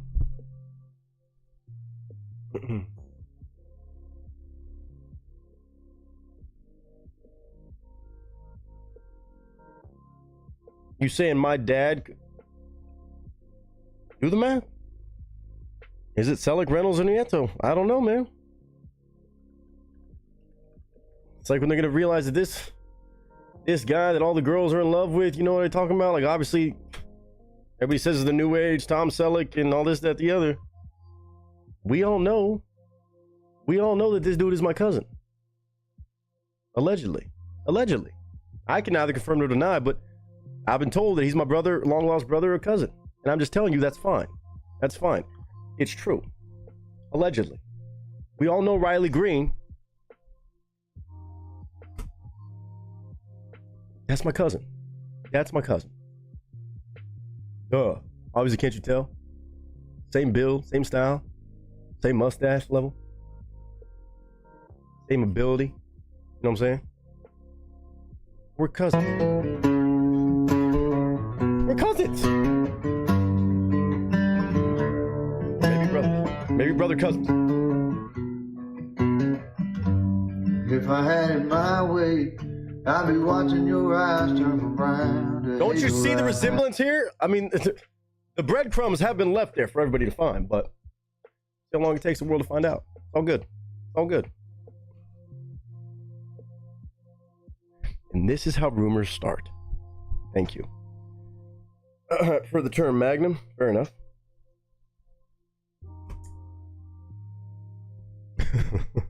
It said 1976 in that clip. Saying. Don Williams, I'll take that too. That's a good choice. That's a good choice. I'll put that on there. I think I know that one. I think I know that song. Okay. Tag that for later. Hold on. I'll take that recommendation. I'll have to re-listen to that. I know there's probably a couple Don Williams songs.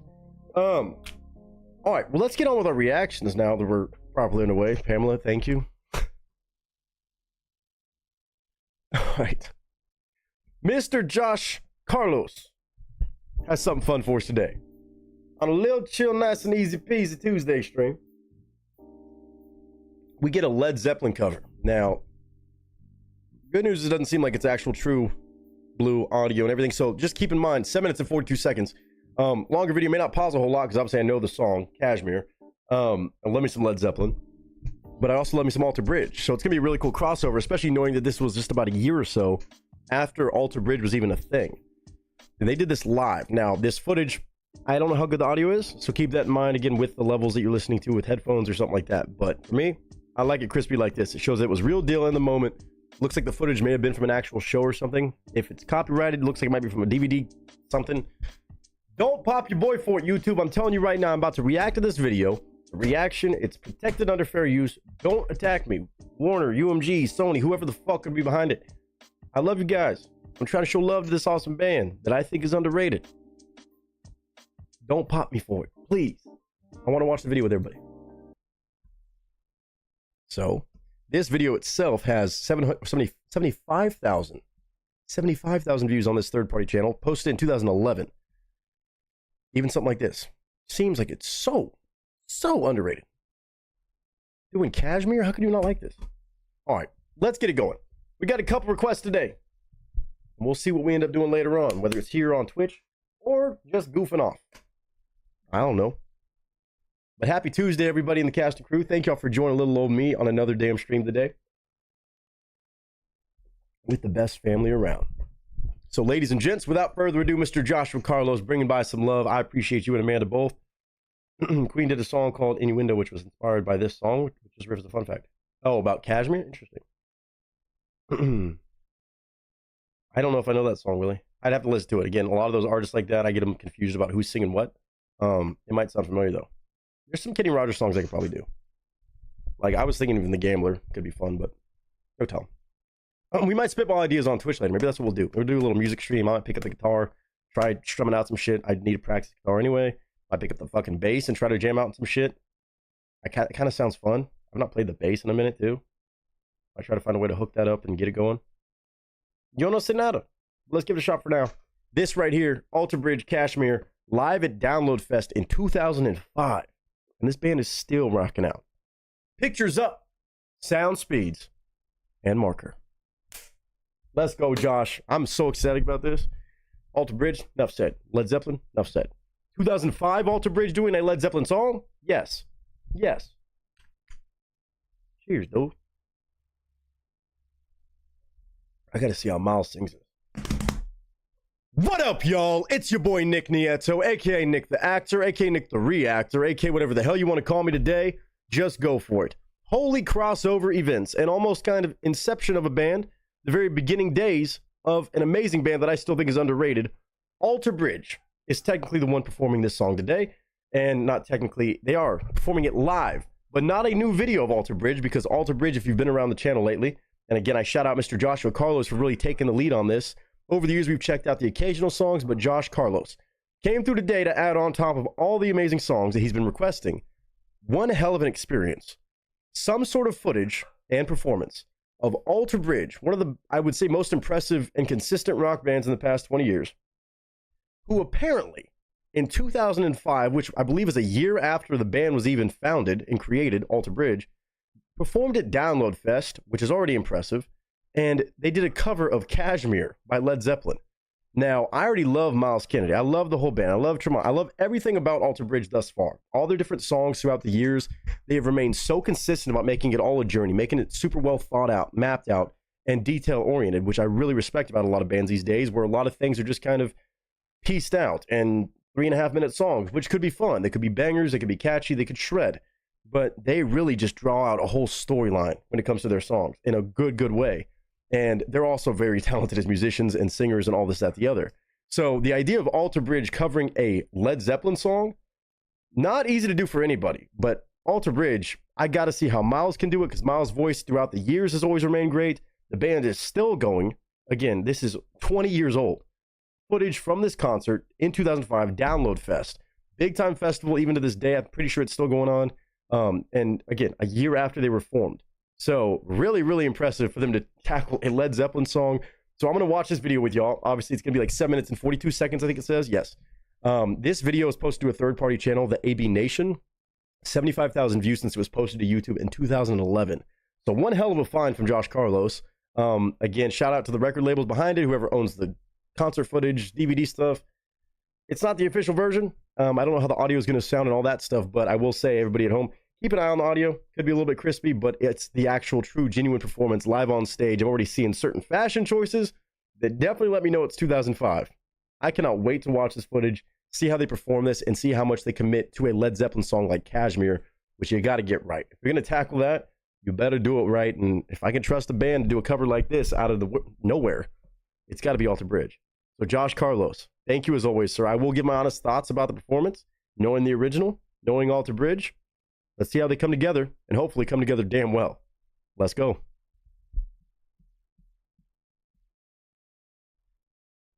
Da, da, da.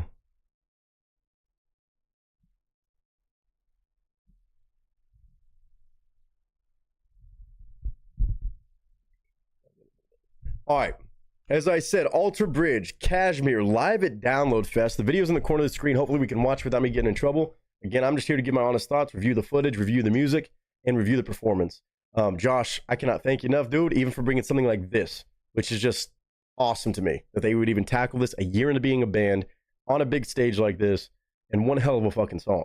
But again, Miles Kennedy, 2005 Alter Bridge versus all the other years recently up to 2022 and recent shit we have checked out. This has me excited. So without further ado, audio's cranked up. We're at zeros.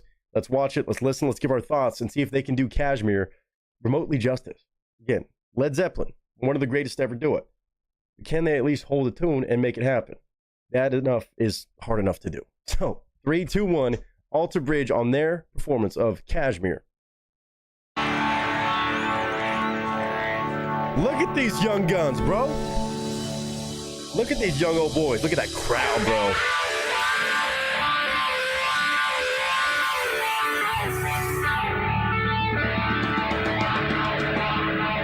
What a fucking stage to do this, too.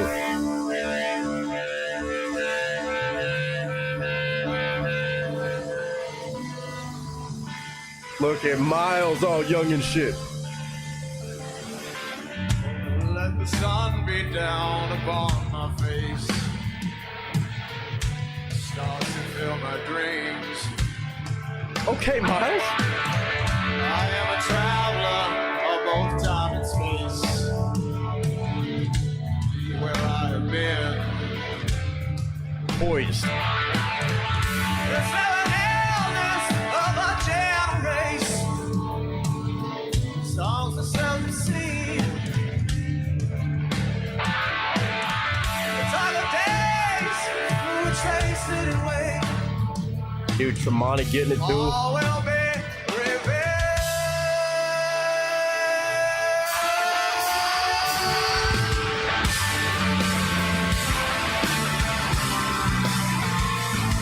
Shredding, baby.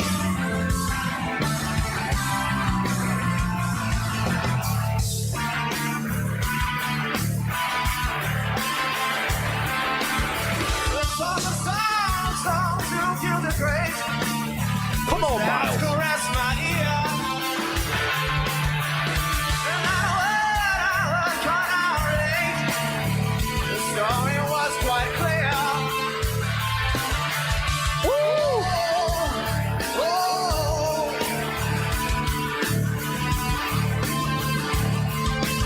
Look at the crowd.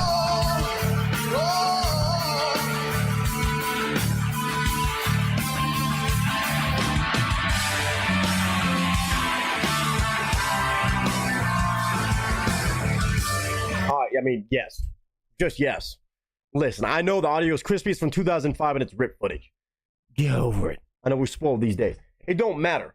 First of all, look at this crowd. That's why I always known the Download Fest. Huge deal. And again, this is about a year, maybe 2 max, since they were formed. At least a couple years.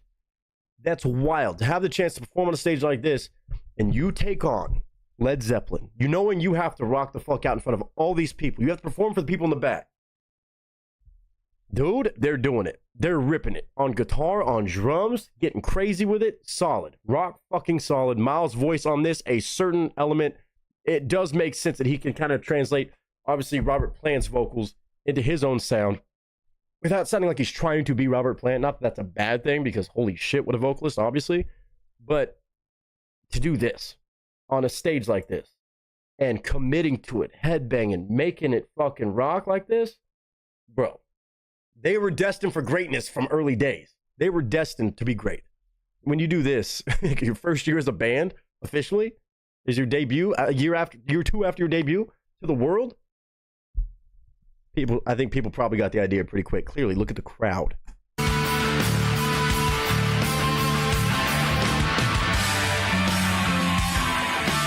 Crowd surfing, yeah, there we go.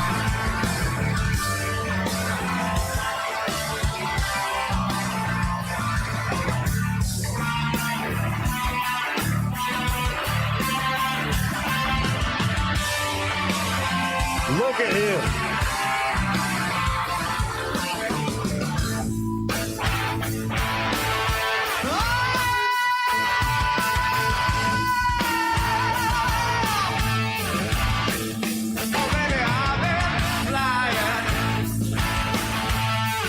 Come on.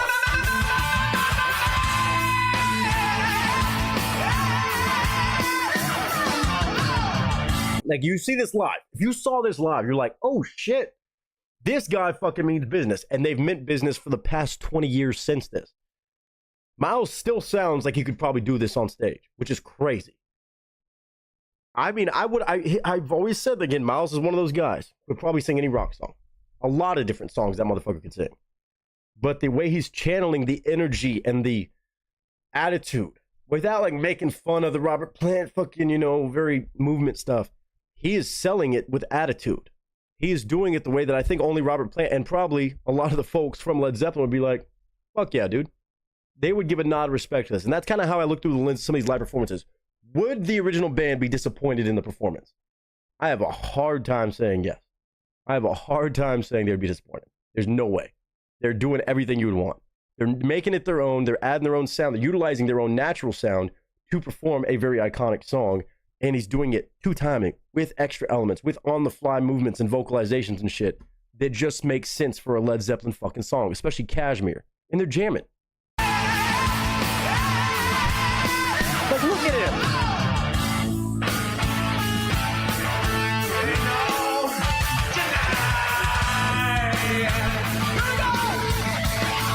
Energy.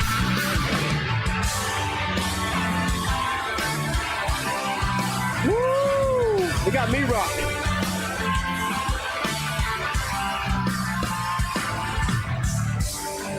All I see, touch the ground.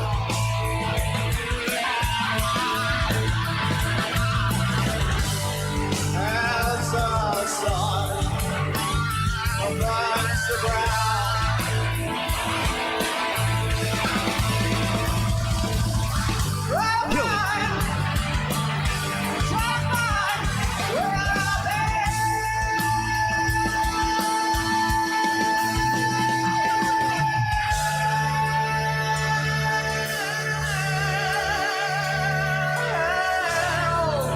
Oh, come on.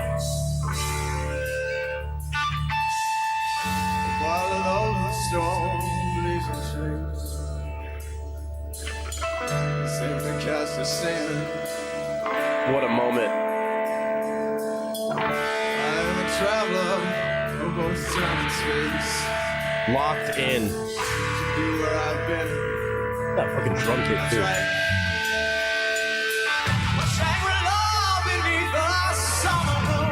Dude, this is so good. Well, beneath again. Just like the desert that was out in June. I'm moving through Kashmir. Here we go. Woo! Come on, turn me up, dude. Turn me up.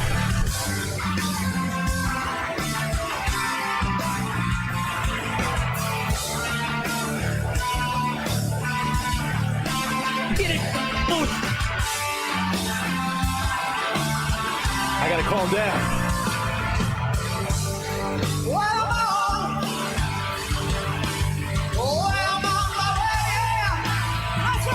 While playing guitar. Tremonti.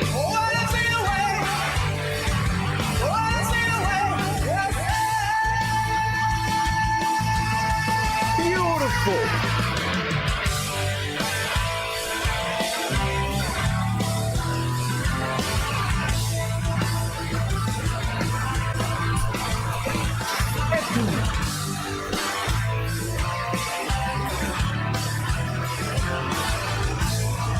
Full commitment.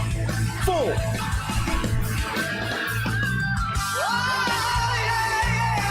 Nasty.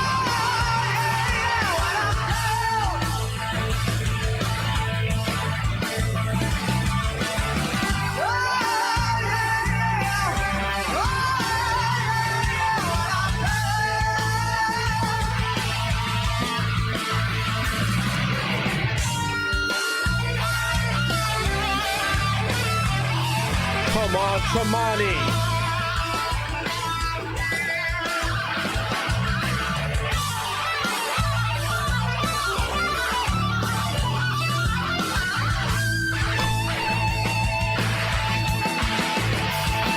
That's a wrap.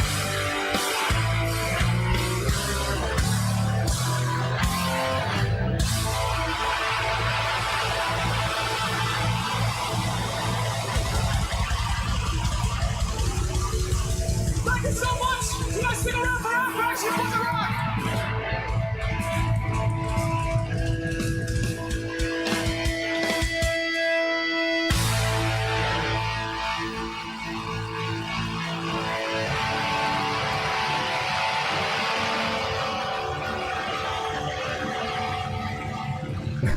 Yeah.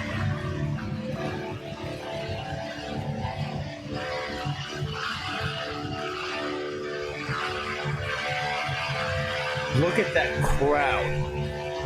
Rocking the fuck out.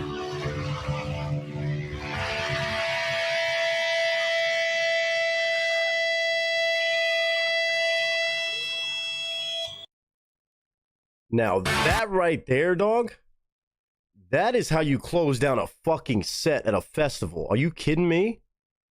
Are you fucking kidding? Bro, that is how it's done. That is the recipe right there. Miles motherfucking Kennedy, Mark motherfucking Tremonti, the entire band, bro. I'm looking at it through a lens that's a little bit different though. Like I wasn't there. This wasn't my first time checking out Alter Bridge. If you go to a show, and I didn't even hear who he said. I couldn't make out who he said was following them up. You know they were fucking shitting themselves. Because you wrap up your set with that performance of Kashmir. Great idea as a fucking closer. Way to get everybody rocking for the next band in line. You know that band was like, oh shit, we have to bring it. They just shredded and popped off like that?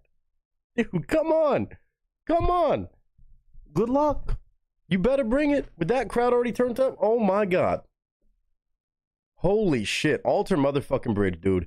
Again, it's funny. The lens I'm talking about looking at it differently is that if this was my first time seeing Alter Bridge, if it was 2005 and I was at the show, and you see this, maybe you don't even know who Alter Bridge is, because that's one thing that's really good about festivals is you get to find out these up-and-coming artists, these new artists and stuff like that. Now, again, I don't know how much that first year had a pop for them from their debut until this point. Clearly well enough to get a spot at this stage, which is no joke.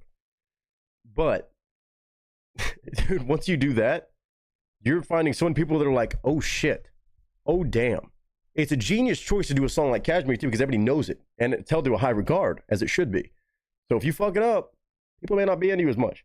But if you kill it like that, you bring the energy, you bring the fucking attitude, oh, people are going to be like, who the fuck are these guys? Like, okay, I may have liked the rest of the set, but that right there, that solidifies it. Like, that's your, if you were there and that's your first time seeing them was at this show, you're like, oh, these guys are going to be great. Like, if I imagine, I wiped my memory of everything I know about them from then until now, I would have still been like, oh, these guys, they have it. They have that it. They have that thing that you know they're not going to be slowing down. And lo and behold, 20 years later, this band still sounds just as good, provides just the same amount of energy, skill, creativity, and just authenticity to their own brand, attaching themselves sometimes to covers like this, but also their own music. They have it dialed in. Over the past 20 years, they've not stopped. and they still sound, Miles still sounds as good, which again, I mean, not an easy band to do instrumentally or vocally. But vocally, holy shit, he sold that. He sold that like a motherfucker. Dude, Josh Carlos, that was a trip. That was a trip. We've seen him do this, that, the other, but seeing this kind of early days of them sounding this dialed in, yeah, it's a no-brainer that they turned out to be who they've become and who they still are to this day. As I say, one of the most underappreciated groups, for sure. Alter Bridge, Kashmir, live at Download Fest in 2005, watching it 20 years later, still the same Alter Bridge I've seen over and over and over again from albums, from songs, from performances over the past 20 years. Thank you, Josh. Shout out Alter Bridge.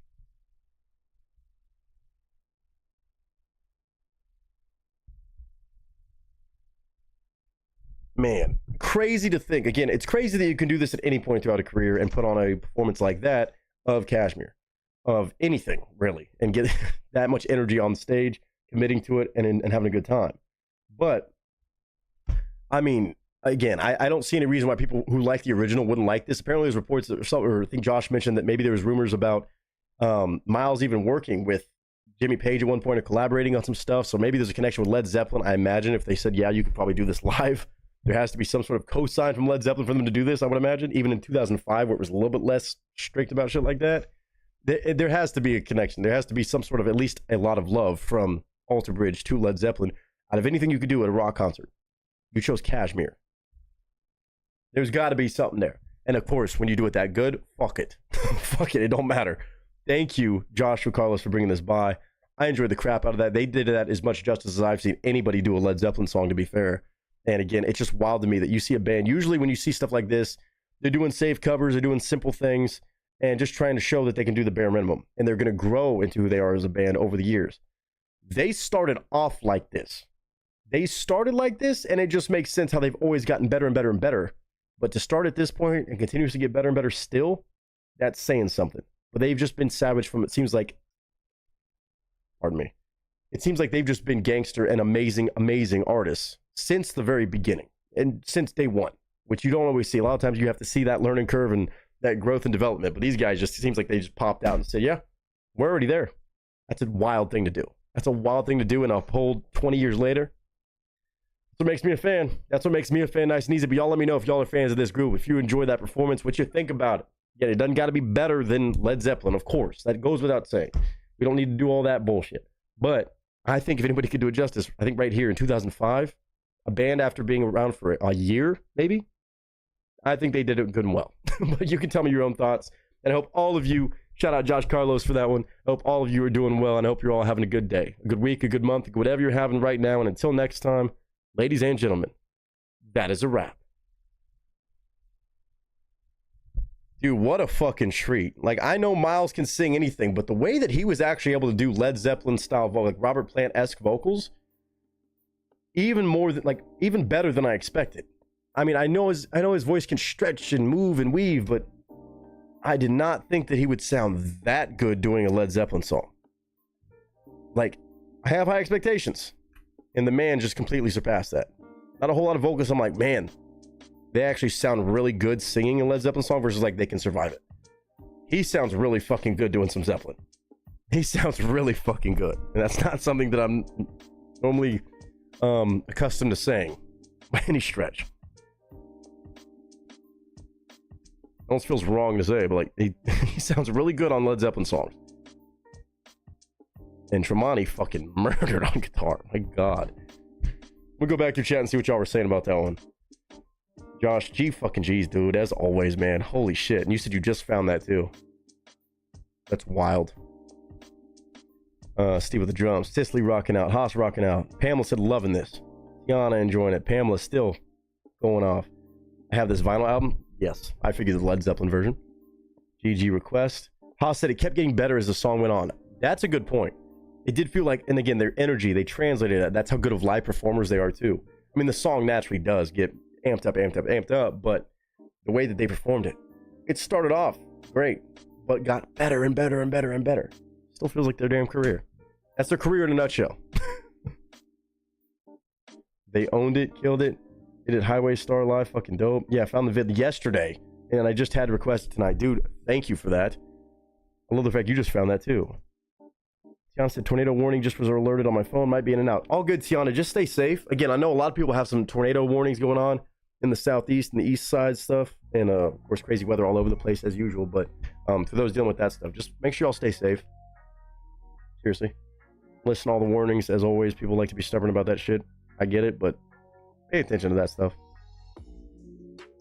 Great band, just continue to put out epic stuff. Papa, that's so accurate, man. When you find a really good band, bro, it's like you see that they just don't slow down and they don't really have any misses. That's a crazy thing. Like even some of the best bands in the world, they miss at some point. They miss the mark. Some bands just find a way to just at least keep it above water, if not beyond that. Christmas Goose, what's up, man? Said good evening, Nick and everyone. Hope you're all doing well. After Zeppelin did the 2007 reunion, everybody except Plant wanted to go on the road. Oh, so they auditioned singers and Miles was one of them? Okay, now it makes fucking sense. No shit. Wow. I mean, I could see it. I mean, I never really thought about him having a Robert Plant-esque voice or like the same kind of power or just ability to translate lyrics and story like that and, you know, linger on words the same way Robert Plant. Wow, okay, so that makes perfect sense. Thank you for that tidbit. That's fucking crazy. What an honor to even think about Led Zeppelin being like, hey, maybe we want to think about you being the guy who goes on the road with us. That's wild. That's insane. Hope you're doing good, by the way, Christmas Goose, but damn. Holy shit. Yeah, stay safe, girl. He's done some Elton John stuff. Elton John, that's interesting too. Again, I think he could probably sing a lot of different things, but I didn't think he would sound that... I always say aura, but the energy around a Led Zeppelin song, he fit it really fucking well. There's a few vocalists that could do that, I think, and he did that beyond well. Miles, Chris Cornell is interesting. It'd be interesting to hear him on some Zeppelin songs. Sebastian Bach, that makes fucking sense. I don't know about him in 2007 or 8 or whatever you said, but yeah. I mean, Sebastian Bach probably most... I mean, if we're talking about like just stage presence wise, you know, like the sultry kind of feminine approach that Robert Plant had, just very loose and in the moment vibe. Sebastian Bach probably would fit that to a T.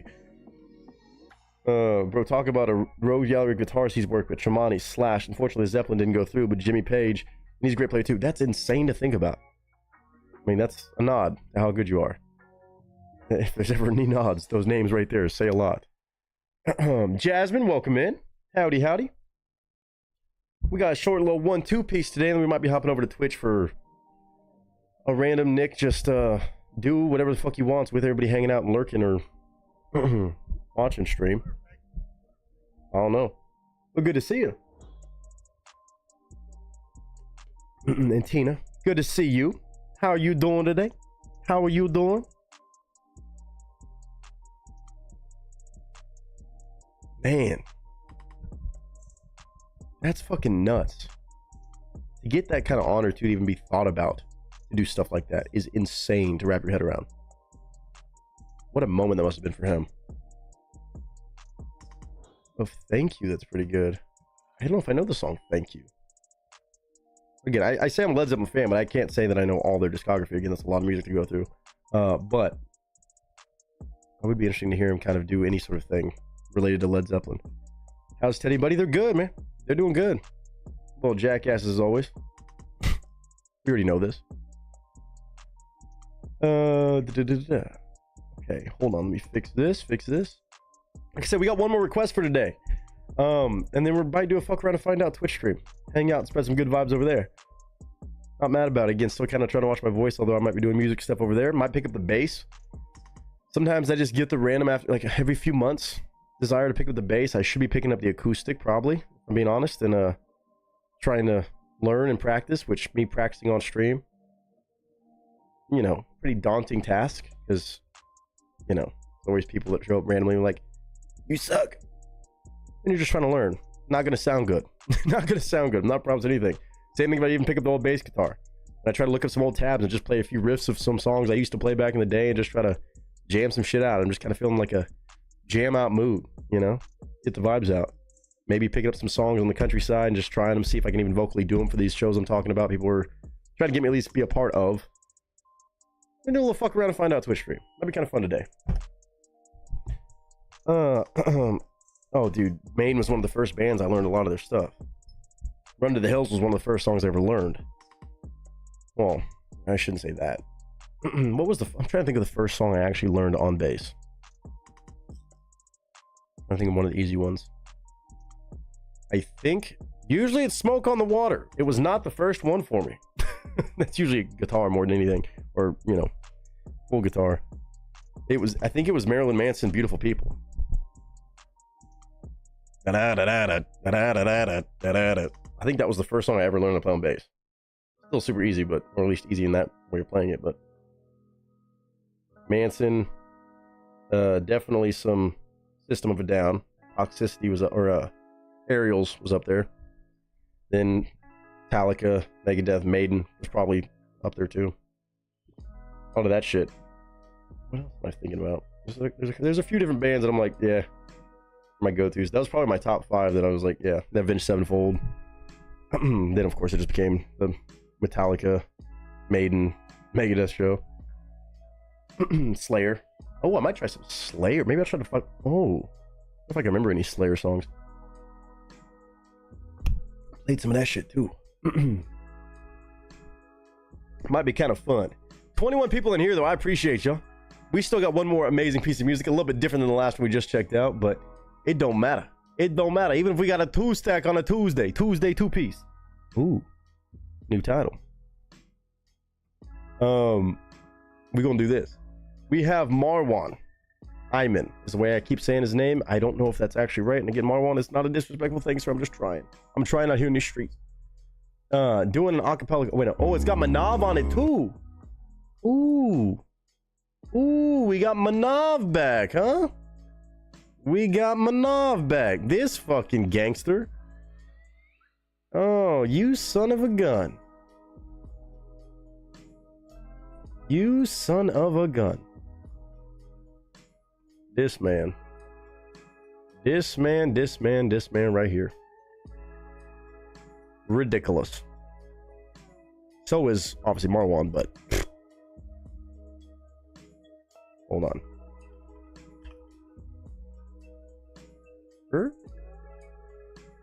Why is my keyboard not working? Where am I typing in?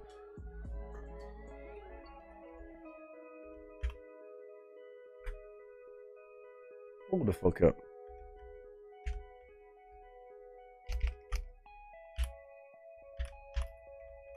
There we go. Yeah, Manav fucking gangster. Fucking gangster. Apparently can just also get a law degree and be a handsome dude, sing like a fucking champ. Bass, but also sings high as shit. Makes sense on a Michael Jackson song. Rain of Blood. Yeah, I used to play that one too. There's a few. This one's on Marwan's channel, but arranged by Manav. Oh, interesting. So this is a Manav arrangement. Oh, interesting. Okay, let me just look up a snippet of this fucking Michael Jackson song. I'm sure it's probably gonna hit me right upside the head and be like, "Oh yes, Nick, you fucking know it. It's Michael Jackson." In the song Black or White. Just give me a fucking second. I just like to do this to get a little bit of a memory. Okay,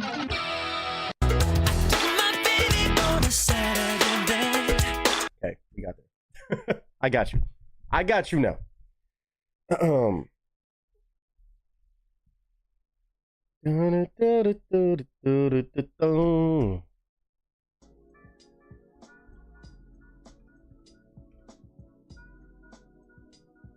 Oh god.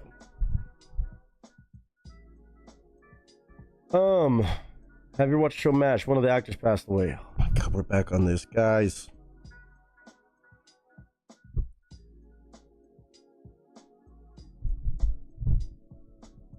Yeah, I saw something. I think it was Loretta something.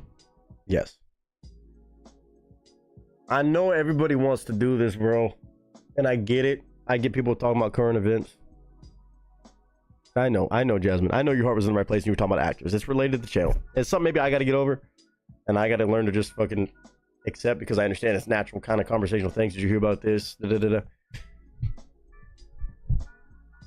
You know, yeah. Yes, R.I.P. R.I.P. to obviously her. Legendary actress, legendary star. I remember watching some MASH back in the day. But yes, R.I.P. R.I.P.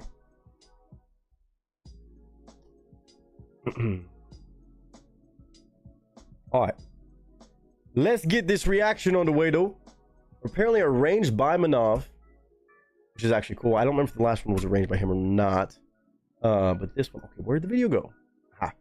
But on Marwan's channel. Really fun, cool. Okay, boys, gentlemen, not boys, gentlemen. How old is this? December 2nd of 2023, and it has 21,000 views. I'm gonna crash out on this.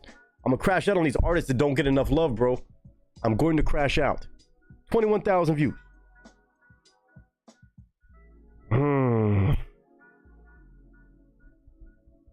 It's been over a year.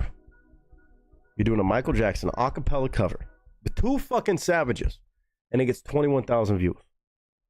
I'm gonna leave it alone, but shit. Zero to Hero was Manav? Okay. We've already heard his arrangements. Obviously, that was so fucking fun. All right. Let's do this. Michael Jackson, Black or White, a cappella cover featuring Manav Sharma. This is just gonna be too good. Oh yeah, Papa. I don't know if you're familiar with these guys, but guys that can sing this, do this, arrange like this, produce like this, I don't understand, bro. Thanks for making me crash out, Amanda. I appreciate this. I appreciate it.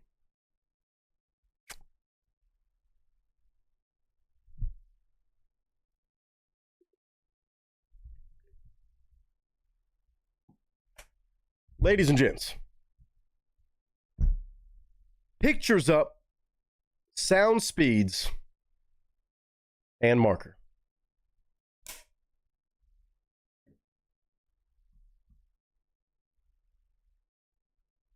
Fucking crazy.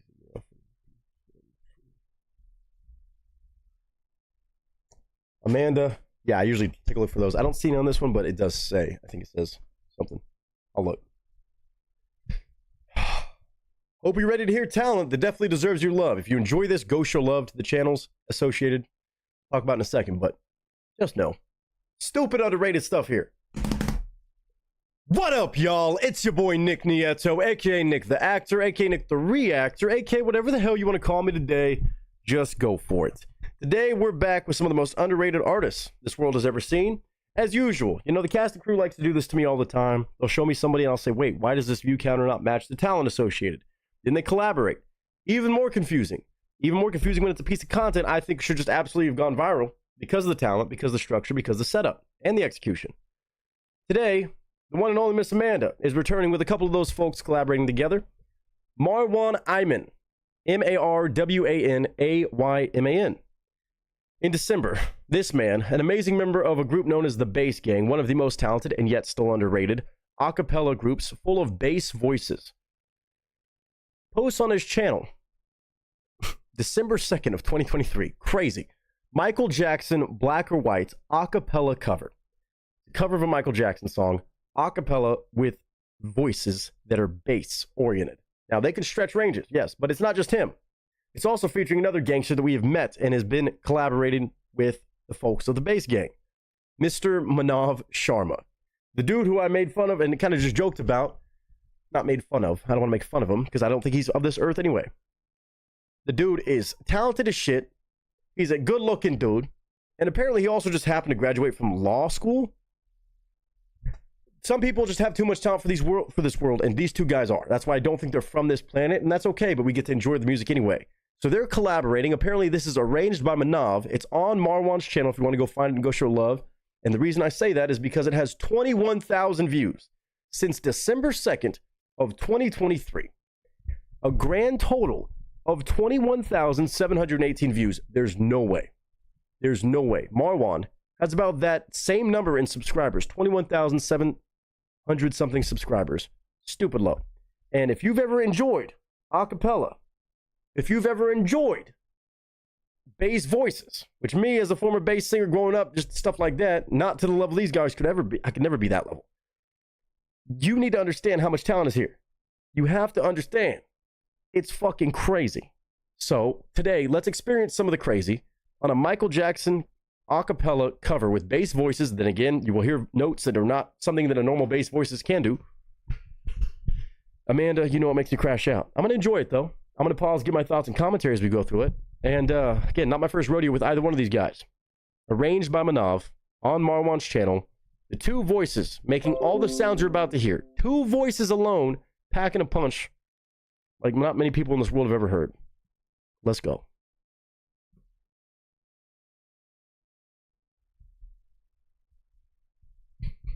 Not just two voices on this one, but it is just two voices, but not just two any day, combination of voices. You don't have somebody who's a high tenor, you don't have a soprano and a bassist. You don't have more than two people. They both sing insanely low bass notes with the most talented level bass singers out there in the world can do it to a certain degree. But then you have the 1% of the 1%. You have several that I've seen across channel with different a cappella groups, different just vocalists in general. The Bass Gang is one of them. Manav is another one. So this one right here, we got to see what's going on. Doing a Michael Jackson cover, which means one of them is probably going to start hitting them fucking high notes. And I know both of them can, even though they can sing super low, break some subwoofer notes. Somehow magically, apparently vocal range doesn't exist for them. They're cheat codes. And I'm going to crash out, I'm going to lose it, but I'm also going to just enjoy this as a fan of bass voices and the amazing structure that these guys have, especially when it comes to composition. My God. Again, apparently Manav did the arrangement, featured on this one with Mr. Marwan. Ladies and gents, thanks to Amanda. Michael Jackson, Black or White. Let's go. Give me the filthiness. Well, I took my baby for a Saturday bang. Boys, that girl with you, yes, we're one and the same. Woo! Come on, some MJ.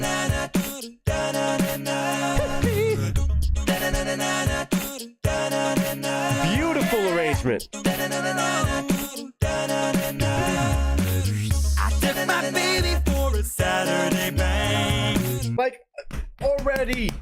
Already, Marwan, stop it. You should not be able to hit those low notes and then do the beatboxing parts. I understand it's layered vocals. It's just their two voices, though. It's just their two voices, not two parts. More than that, which is even more impressive for the composition's sake. But then you can also hit those higher notes. For how low you can sing, it's one thing to do that. It's one thing to have that amazing, amazing skill. But to be able to also sing even that high, knowing how low you can sing, usually your threshold not as high, not nearly as high as what these guys can do. And he's singing that high with clarity, like he's just a tenor. You're breaking all rules of vocal range. You really are. And to sound that good. I took my baby for a Saturday bang. With the grit. Boys, that girl with you, yes, we're one and the same. Now I believe in miracles, and a miracle just happened tonight. But if you're thinking about my baby, it don't matter if you're black or white. Woo, and Manav hitting them lows. They put my message in the Saturday Sun. I had to tell him I ain't second to none. See, this is what pissed me off about Manav, too. The same thing, right? Manav, bro, you're breaking all the rules. It's not humanly possible to be able to do this. It should not be possible to do this. And you're doing it. Manav, I don't know who could sing higher out of the two. I don't know who's got the different. Manav is the one that pissed me off right off the bat because I thought it was a bass vocal thing. And I remember watching the video. I'm like, don't make a liar out of me, dude. Because I heard him sing some fucking tenor and not even sounding like falsetto. It might be, but some of the cleanest falsetto you've ever heard to hit some of those high notes. Just with power and cleanliness and diction. And here he is again, after hearing him lay out all these bass lines, now doing this. Clear as day, up high, and sad attitude for an MJ song. They're killing this, and the arrangement is genius. I had to tell him I ain't second to none. And I told him about equality, and the truth either you're wrong or you're right. Woo, that full set up so late. But if you're thinking about me, my baby, it don't matter if you're black or white. Oh, what a fucking arrangement. And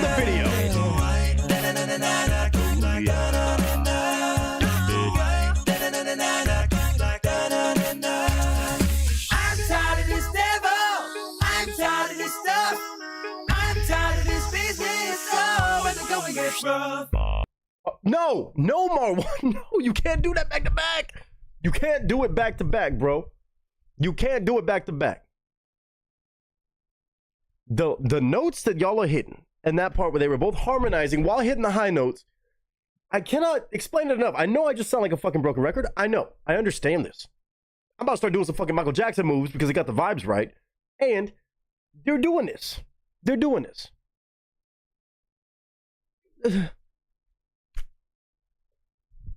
Like, I was always proud to be a bass singer, right? Because I can sing lower than most people can.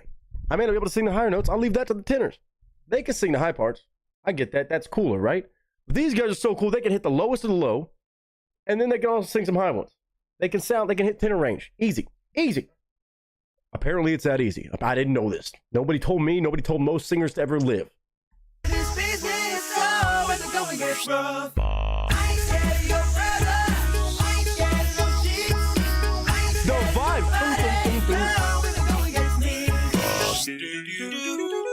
Don't tell me you agree with me when I saw you kicking dirt in my eye.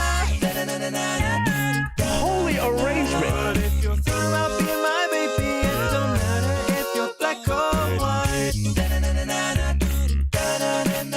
And if you're thinking about being my brother, it don't matter if you're black or white. And if you're thinking about being my baby, it don't matter if you're black or white. It's white. It's tough for you to get right. That's so clear. It's white. It's tough. Oh, they're gonna piece it together. It's black. It's black. It's white. It's white. It's tough for you to get right. Arrangement. Perfect. It's white. It's white. It's tough for you to get right. It's black. It's black. It's just two voices building this. It's black. It's white. It's white. It's white. It's white. It's white. It's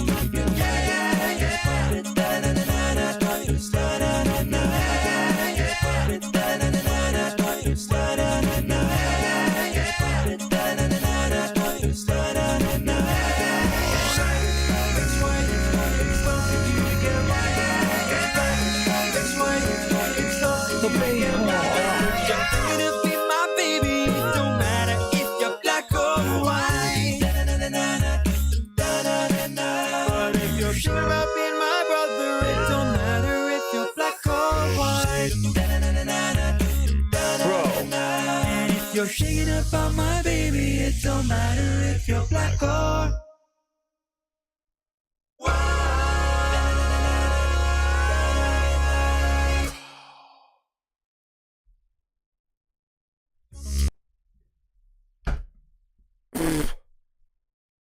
Ew. Ew. Ew. Gross, disgusting, nastiness, filthiness. Ew. I mean that in the good way. I have to say it every time, but you decide out of everything that is bass vocals that you can do, Michael Jackson. Those two things do not go hand in hand in the first place. And then Manav, who I've heard his arrangements before, because apparently Amanda did tell me when we did the Zero to Hero one, that was fucking phenomenal arrangement with the bass game. With everybody acting a fool, having a fun time. It was a great video. And again, here we have a great video. Extra video work, amazing editing, amazing production editing. Just audio. But are you fucking playing around, bro? You choose a Michael Jackson song to do, like, bass and Michael Jackson have never gone together. Never. Bass lines, maybe. Not bass singing. Especially all bass singers. And of course, when you sing not just like a bass, but you can do all this, all of those voices being just from these two gentlemen is cracked out. That's wild to think about. Again, anytime I hear one of them at a time, it's insane to me. Because the range they have on their own is wild. That's why groups like the Bass Gang, why the Pentatonics, and even the Home Freeze, they've always been impressive for the way they're using so many voices and making it sound bigger and bigger. Now, when you have the Bass Gang, what's really impressive is that you have guys that can sing bass notes, right? As deep as some people can only dream of singing, clearly. It's more than just being able to hit the notes. It's about being able to sing it clear, deliver with attitude, and translate it into a song. Then you make fun performance videos. And then, yeah, the whole group is filled with the same vocal range, but having enough depth and understanding of arrangements to make it sound wider and grandiose to where it feels satisfying. You can do bass songs and it just sounds deep and heavy the whole time, and that's fun too on some songs, but on a Michael Jackson song, you have the right percussion sounds, you have the right beatboxing, you have the right background harmonies, the little tiny ad-libs. all thrown together from two gentlemen using their voices. To even map that out is absolutely unreal. And these guys are some of the best to do it. Michael Jackson, Black or White, acapella cover featuring Manav. Marwan and Manav, you two gentlemen are absolute gangsters and unbelievable. It's unbelievable just for me to experience it every time and just to have a fun time. I started to hit some fucking Michael Jackson moves. Good thing you can't see me. I would have started trying to moonwalk. I can't moonwalk. I can't do all the Michael Jackson shit, but I would have tried. That's why I'm gonna keep my ass sitting down and I'm gonna calm down. But I will say one more time, this stuff is so underrated. Again, this amazing piece of content you just saw, 21,000 views in over a year. Year and a half, actually. There's no way that should only have 21,000 views. That is so much work on every facet of what we just watched. Video, audio production, mapping it out, coming up with the idea, taking time to collaborate, and then recording all the voices. There's no way that that does not deserve way more views. Way more. Not even just a little bit more. No, a lot more. So go show love to Manav. Go show love to Marwan. Go show love to the Bass King. Show love to everybody that you like in music. But these guys on projects like this deserve so much more. Lots of love to Amanda for blowing my mind, making me get agitated and just blown the fuck away by talents like this. Michael Jackson, Black or White, acapella cover featuring Marwan featuring Manav. Just go show love. Go show love. That's too funny content to not enjoy. I don't see how somebody could watch this and say, it's okay. No, it's phenomenal.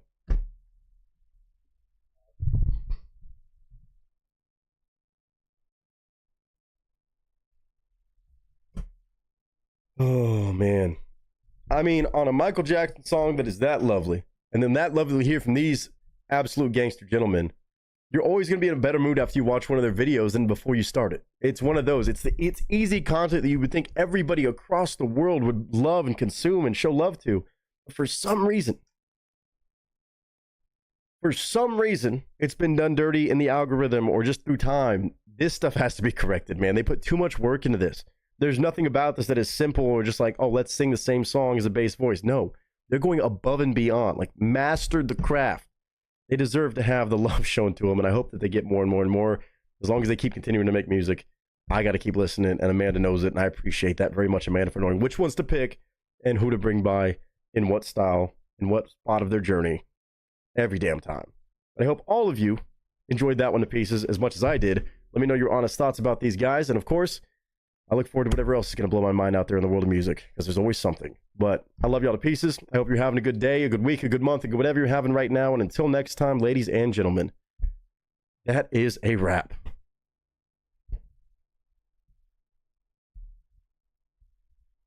Time and time. Why do I have to keep telling people to go show love? Do it. I'm putting the link in the chat so y'all can go show love to it. Drop a like. Do something. Give it a view. Pass it on to somebody you think might like a Michael Jackson song. Cool way of doing it. Give them a smile today. It's a smile maker. It's a mind-blowing video. No shortage of challenge associated with doing that. Why does it still say 0? Hold on. I know I got to catch up on chat. Hold on. I saw chat flying through that one. Probably a lot of thoughts. Let's see. I started to bust a fucking move on that, dude. What in the world? Let me go through and see what y'all were saying. Oh, yeah. Damn, dude. Damn, bro. Drago, how you doing? Said Nick, the world's greatest reactor in America. The world's greatest reactor in America? I'll take that. Hey, I appreciate that. I hope you're doing good. Dude, my dude, the best one, Valhalla Calling, featuring Big Brev, made my ears buzz. Know a little something about that one. Know a little bit about that one. Yeah, Amanda been taking us on a journey too. We've been on a journey with all these different amazing vocalists. So again, no shortage. It's not just the Bass Gang, not just Manav, not just, Marwan, not just Harastani, not just Avi, not just Tim. Like, there's so many. It's just so fun to listen to every one of them bring their best. The Valhalla Calling one, obviously nutty and perfect for the vibe of bass voices. Shit like that, yeah, it's made for it. For sure. Tina, beautiful box in your picture. Oh, I love that. I believe it's a Mastiff, but boxer-esque, little paint color. Pamela said noise. Amanda said, if I see Nick do the MJ kick, I might just kill over. Don't make me do it. Don't make me fucking get the hee. Don't make me fucking. I'm gonna stop myself before I do something, get canceled or break some shit. Do the MJ kick, I'm breaking my fucking mic or something. That seems like this seems like the lead-in story. I have to stop myself because it sounds like, so how'd you break your monitor this time, Nick? How did you completely break your desk in half? How'd you fucking break your leg? So I was on stream and then I don't need that in my life right now. Oh god. I did an MJ skit in middle school. An MJ skit, interesting. Fouls does it. It's humanly possible. Okay, it is humanly possible. I don't know if Tim can sing as high as these guys, but I don't know if they can sing as low as Tim. So like, there's always a different range, but the range is still extraordinary, right? Like, some of them can sing at probably as low as Tim. It's probably close. It's not a competition on who can go the lowest or the highest. It's just about they're all immaculate range and their different way of providing their exact voice and their tone and fitting it to a song perfectly. And with detail, man, that's the most impressive part. Like, that arrangement right there, that takes so much work and planning to arrange every single moment, transition, different pocket, different angle, different harmony, the right spots on the harmony. Like, it blows my mind thinking about it. I know there's even more than I can imagine that goes into it. I trained boxers. Oh boy, you're bold. Workhorse was a crazy, or was a German Shepherd abused? Patricia, what up, girl? Who suggested this song? OMG, Tears, so good. I'm glad you liked it, and I hope you're doing good today. Deep, rough. Yeah. A foul solo. If it's not what I've already heard. Were you the other day when Nick did Hooked on a Feeling? That one was so fucking fun too. That was just good vibes as well. Like, some of the songs they picked, they're just good vibes. Human Equalizers. Yeah. Can't go wrong with an MJ song ever. Yeah, Papa. It's not fair, right? And then they get done a disservice like that view counter. Like, I understand shit happens and apparently they're not always the most consistent about putting shit out, but I don't care if you put out one video. Even if it's the only video you ever put out to the world. I don't see. It's an MJ cover. It's acapella. It's two voices that sound that damn good as bass vocalists. Great video. Great audio. I don't understand how that does not find a way, some way, somehow, obviously, to get traction. Crazy. Jeff. Yeah, Jeff Castellucci, I've heard a little bit of. He's fucking nuts. And Drago. Again, not a competition. And, I mean, Tim, Avi, Jeff, Peter Holland, like, the list goes on and on about there's always the deepest bass singers, and they can all have their spotlight and they can all do it well. And at that point, you're just really being a little nitpicky because they're all fucking insane with what they can do.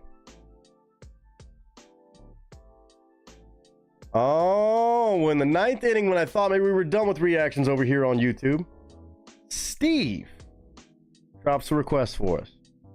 He said, you know. Is it what I think I know?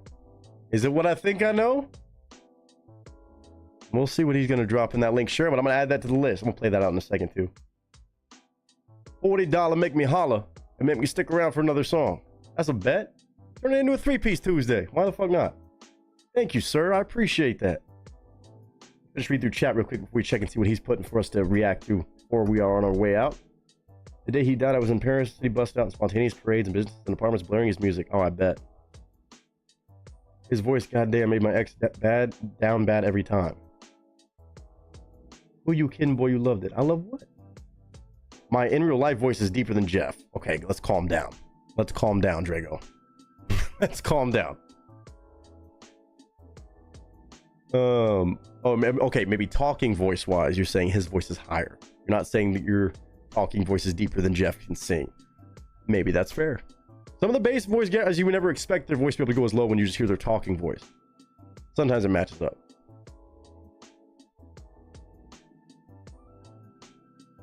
Let's see. Michael Jackson's passing day. Yeah, I figured that's what we were talking about. I know he's literally alive right now. There's literally proof now. Okay, we don't gotta do all that. Let's not get into conspiracies.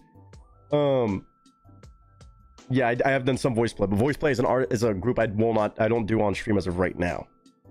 Individuals, sometimes I'll make an exception for Tim to be on his own solo. I know he's not really doing all that stuff anymore. But yeah, it's kind of a case by case basis. True, not a cover. What? They're going to love your kind words today. They do drop by and watch the reactions. Oh, that's super sweet. time zone issues, or I'm sure they would be here. Oh, that's so fucking kind. Yeah, let me know where the Discord is and stuff so I can check out their Discord and see what they're up to and posting and this, that, the other. If you ever get a chance on Discord to tag me in it or send me a message on Discord with whatever if there's an invite. I don't know if they have a Discord, it sounds like. I think that was how I was born. Let me know. That's so kind. I just genuinely mean it. Again, I'm not sitting here trying to blow smoke up anybody's ass about being good. It's really impressive to me. Inspires me. See you, man. I came in late, so you still cease to amaze me. I appreciate that. Salute me, familiar. I've listened to Corpse. Yes, I know Corpse. Big Breath surprised me at how high vocals about Valhalla Calling. Some of them will surprise you for that too. They won a CRA award for the collaboration Peter Holland's The Ghostbusters theme. Okay, that sounds fucking nuts. The Bass Gang, that's awesome. Dropped. You're probably gonna have to blur it. That's fine.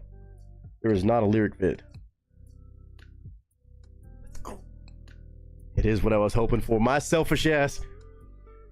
We get to check out another one from Eric Church, dude. We get to check out another one from Eric Church. Oh, Mike, I've seen that video, by the way. I've watched that off stream. I've definitely listened. At least I've listened to a clip of it. Maybe not the whole thing. The Richard Cheese. Maybe I could still do a whole video on it because I remember it's been a while, but I remember checking out if it's what I'm thinking of. That's a good shit. That's good shit though. Corpse just dropped a new check. I know Corpse is slow down. Corpse also has a different level voice. It's not the same kind of bass voice as the other guys. He actually has, you know, the medical stuff, but it's pretty fucking cool sound. Off new CD. This one hit me very hard the first time I heard it. Oh boy. We have one of Eric Church's new songs, who I consider to be one of the best songwriters in the world. Stop it. One of the best songwriters alive right now. Point blank period. One of the very best. Most talented, most detail-oriented, most thorough and thoughtful songwriters in the world. In any genre. Said what I said. There's no new lyric videos because this song is so damn new. It just dropped a month ago on his new album that just came out May 1st. Evangeline versus the Machine. We've heard one song off this album. That shit so good.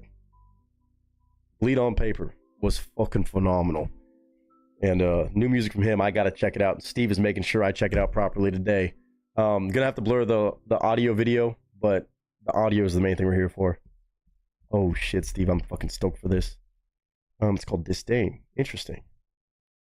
I'll see if they want to reach out. The servers are Patreon. Oh, servers are Patreon. Oh, that's all good. I'm gonna do some research on them, but that's all good. I appreciate the thought though. That's cool that they've enjoyed anything about the reactions, watching them back. That really means a lot. I actually watched the interview and he shared the story behind his song, which the album writing all was based off this song. So the entire album, the album writing was based off this song. Interesting. Interesting. Okay. Man. Okay. Hold on.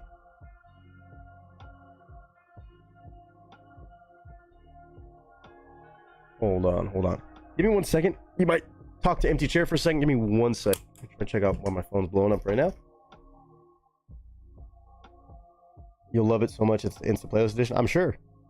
Yeah, if you find the interview, I'll watch that afterwards. I would love to see kind of the interview behind it, a little snippet. Probably not part of the reaction, but just because. 1 second.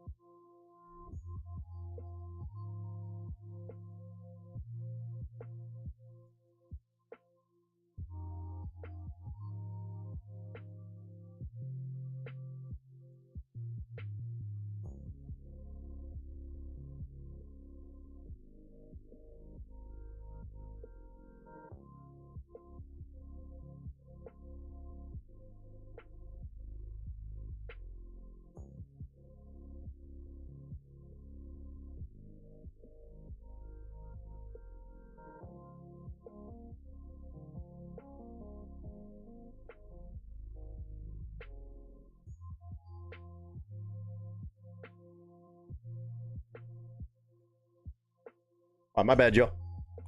We back. And I saw somebody else go fucking crazy. I saw somebody else sprinkling some love. Let me replay Steve's in case y'all missed that, by the way. It is some Eric Church we're gonna be checking out next. I'm so ready. This part. My money fish sticks. You know. The $40 insanely kind donation for a request is, you know. And then Batman Snuggles, while I was gone, I may have popped up on the screen, probably didn't play out loud. Check this out. I'm so ready. You can call my money fish sticks. Got to have at least a 4-piece reaction. Batman Snuggles. Adding on a fourth. So, well, it's gonna be Two-Piece Tuesday. I'm not mad about anything. And I appreciate y'all showing so much love to give us some awesome music to check out, even on a Chill Tuesday stream. All right, so now we doubled up. We got Steve with the next one. Eric Church on a song called Johnny. And what did Batman Snuggles pick? Hold on, let me see. First of all, hi. I hope you're doing good. Let's see. Okay. I accidentally clicked enter before done typing. Oh, about that. Hola, Pam. Allah. Allah. Ike. Love that. Batman Snuggles, it's damn good to see you up in the building. I appreciate that very much. I'm excited to see what you just dropped in there. Lord knows she knows how to pick them. And it's also a Tuesday, which means she may have already had something off her new Spotify releases with the cheat code level Spotify action. I was being a smart aleck. Of course you were. You know. What did we pick? What did Batman Snuggles put in here? Let me see. Oh, word. This is something brand new. Darlinghurst is the name of a group, apparently. Maybe Country Vibes? Darlinghurst. Darlinghurst. On a song called Pretty Doesn't Make You Good. Oh, shit. Are we getting more attitude? Are we getting some more attitude? A song called Pretty Doesn't Make You Good.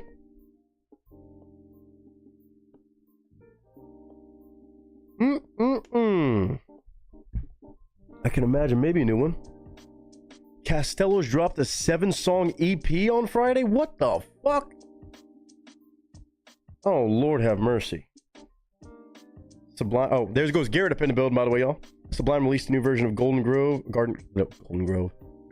with Jacob on it. Only person that can do it justice. Yeah, I've been seeing mixed reviews about his live performances, but that's cool that they must have recorded something in the fucking studio. Legit. That's sick. Another country Australian group? That's who Darlinghurst is? These Aussies, man. They're finding some ways to talk shit and show up some of the country from the United States, man. No shot. No shot. Interesting. Very, very interesting. Steve, I saw you send me that interview for later on. Thank you. I might watch it on Twitch. I don't know how Bobby Bones is about all the video stuff. Damn. I just got done eating some cheddar bratwurst with grilled onions and ketchup for dinner. Okay. Do worse. You could do worse.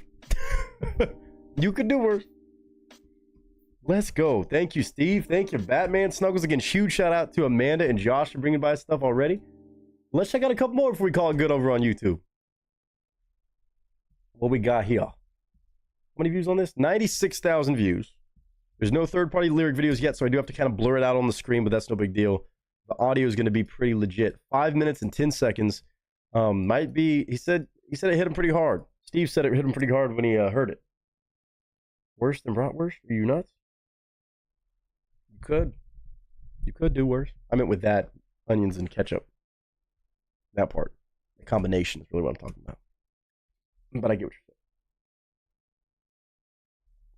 Dude, we got 19 people up in the building today. Let's fucking go. All right. Eric Church. Oh, is my heart ready for this? I don't know what it's going to be about. It just says Johnny. I don't know who Johnny is. I don't know the inspiration behind the album. I've not watched that interview. I think it's better that I listen to this first, and then later on, maybe on Twitch, you can pull up that interview and just give it a listen and see what the inspiration was for this song and perhaps the whole album. But right now, thanks to Steve. And then next up, Batman Snuggles. Let's go. Thank y'all so damn much. Steve, you know I'm ready for this one. Pictures up. sound speeds, and marker. Yeah, I will, Steve. I'll give you a recap. Thank you, sir. My goodness. Composure, composure, composure.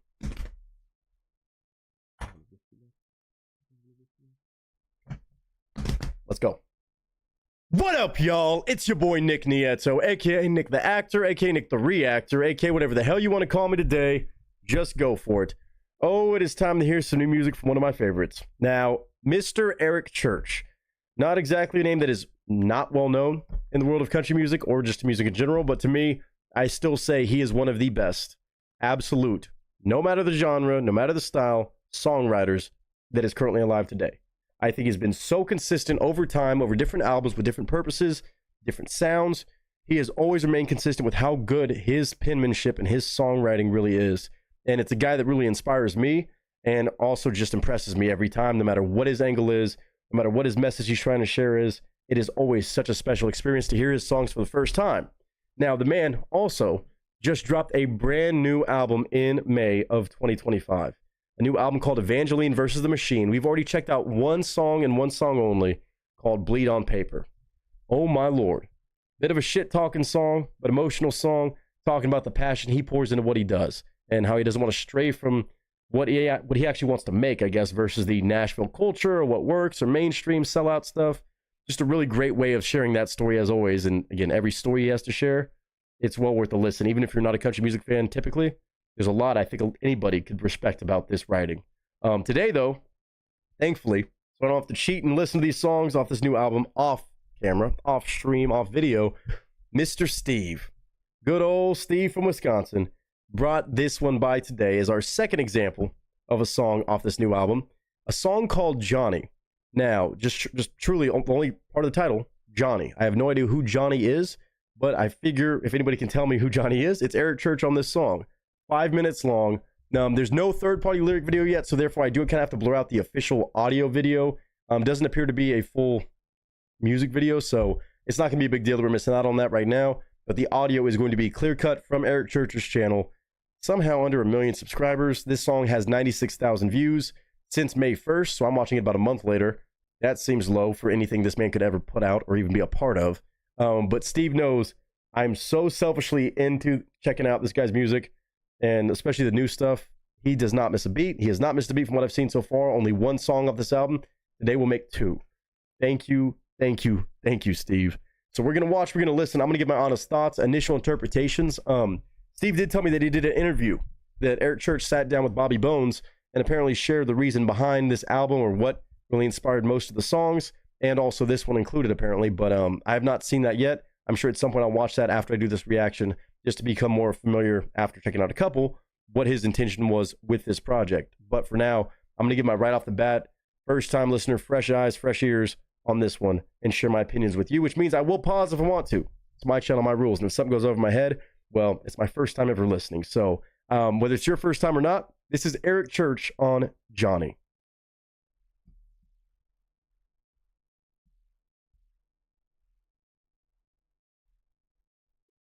Hold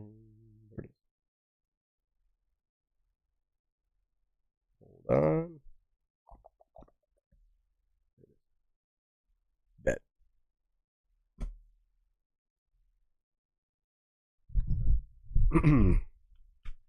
All right, headphones are on good because I want to hear every bit of this music. We'll see if it goes more gospel, more outlaw rock and roll, southern rock. Ain't no telling with this man, but it's always damn good and always blows my mind. Every word is there for a reason. Every change in the music is there. Every dynamic, every harmony. And it just always seems to be put together to a T. So I imagine no different on this one. Already checked out one song off this album. Here goes number 2 to get a better idea of his newest album, Evangeline versus the Machine. Steve, already a major fan of Eric Church. Fell in love with the whole new album, he said. And he did say this one made him, or hit him upside the head a little bit. Maybe pretty heavy. Oops. Maybe pretty heavy, pretty emotional. So if that is the case with anything, just keep that in mind and check your emotions. Of course, I don't want anybody to feel forced to listen to something or feel like, oh, they got to go to a real dark place, listen to a song or a real tough spot if it's something fresh and emotional for you. But some of the best music in the world makes you feel something. So I imagine Eric Church will do the same today. On a song called Johnny, we'll figure out what it's about. I'll give my honest interpretation and thoughts. Hope you do too. Mr. Eric Church, back again. I need to have my cold beer right here for sure. Johnny, let's do it.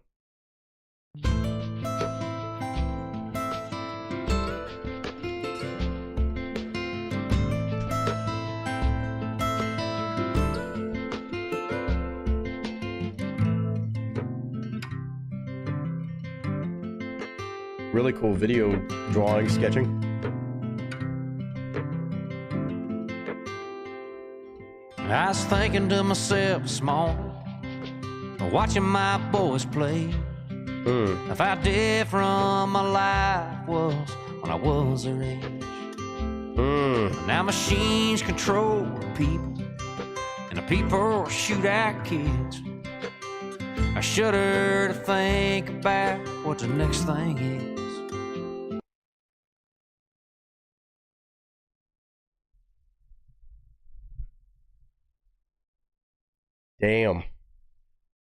Damn. Now I kind of see what we're talking about. Now I kind of see, I already get the idea of what this album is about. Never really picked up on the idea of that, of Evangeline versus the Machine.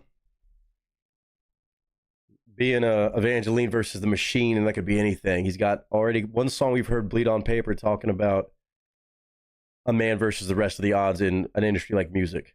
And the machine, the system, or just the world today in music, and him sticking with his own guns. And then this one, calling out just how times have changed with everybody's so surrounded by machines. And from his perspective, obviously not being a part of that and seeing that for his kids. And again, I do want to give a bit of a trigger warning for anything talking about school shootings. I don't know if he's going to go into more about that. Of course, heart goes out to those terrible tragedies. And it goes without saying, I think, but the perspective of seeing the world change and how it's different than, even a couple decades ago, where life was a lot different, being raised in a different world. And now you have machines, you have these terrible things happening. And there's always things that adapt and change and show up and rear their ugly heads too as life goes on, as time goes on. But it is one hell of a perspective to put into a song. Damn. Already bringing about pure messaging in this one, and thoughtfulness. Talking about seeing his boys run around and thinking about how it was different. Wow, let's go back a little bit. Now machines control the people, and the people shoot at kids. Damn. I shudder to think about what the next thing is. Scary thought. Yeah, Johnny, oh Johnny, where did you go? The devil's broke out of Georgia, and he's feasting on our souls. Oh man. Oh, Steve, this is well played, because I was just talking about the devil went down to Georgia before I did this reaction. I was wondering who Johnny was. Johnny, where'd you go to check the devil, man? Wow, holy shit, what a fucking clever way to write a song. Oh my God, there's no shortage of just creative movements from this guy. Johnny, oh Johnny, where'd you go? That devil's broke loose from Georgia. Oh my God, that's so genius. Never heard a song reference anything like that. And bring it about to a bigger day-to-day present time perspective and like a much larger statement than just that one even slick kind of nod to Johnny and the devil went down to Georgia, that infamous song, and the Johnny challenging the devil and the Johnny beating him. Wow. Oh my God, this dude is an absolute genius, bro. Where did you go? The devil's broke out of Georgia, and he's feasting on our souls. It's fire on the mountain, the flames are closing in. So run, get your fiddle bow and send him to hell again. Woo! Yeah, come on. To hell again. Oh my God.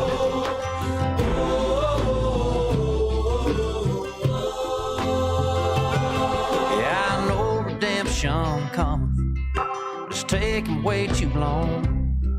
Can't you see it in our faces? Can't you hear it in our songs? Yeah. Yeah, we're holding on to hope, but we're hanging by a thread. snake boot and crush that syrup on him. Oh Yeah, my God. Johnny, oh Johnny, where did you go?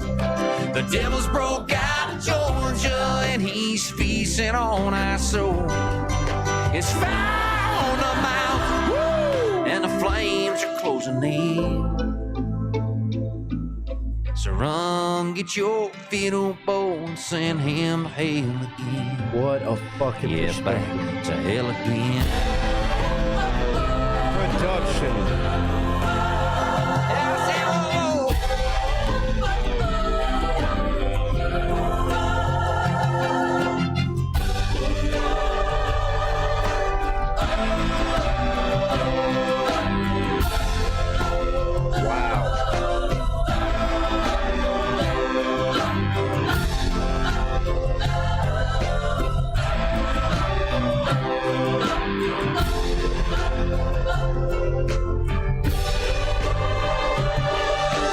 Chicken in a bread pan, picking out bits.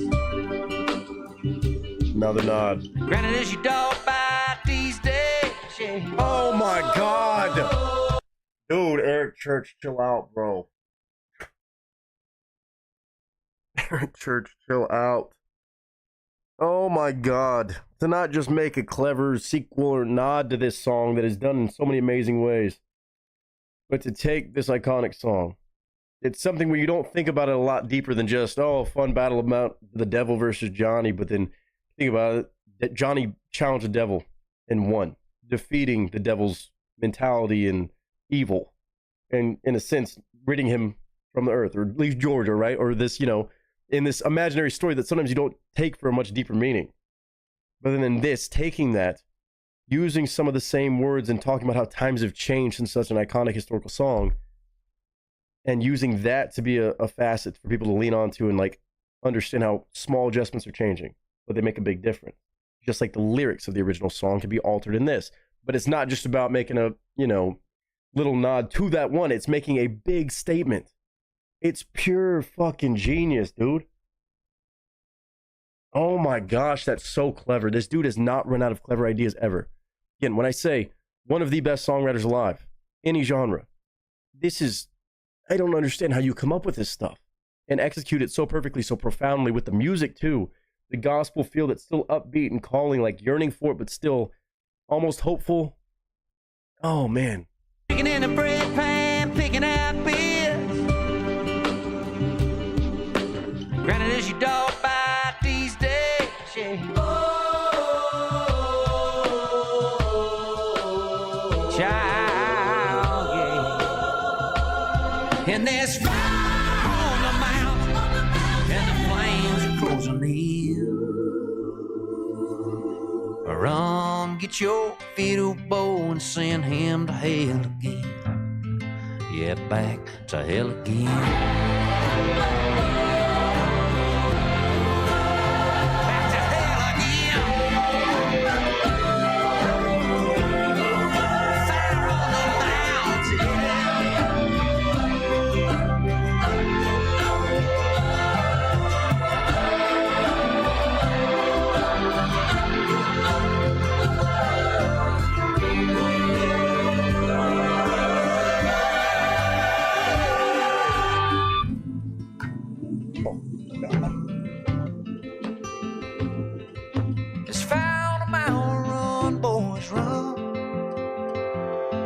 Yeah, the devil's in the house of the rising sun.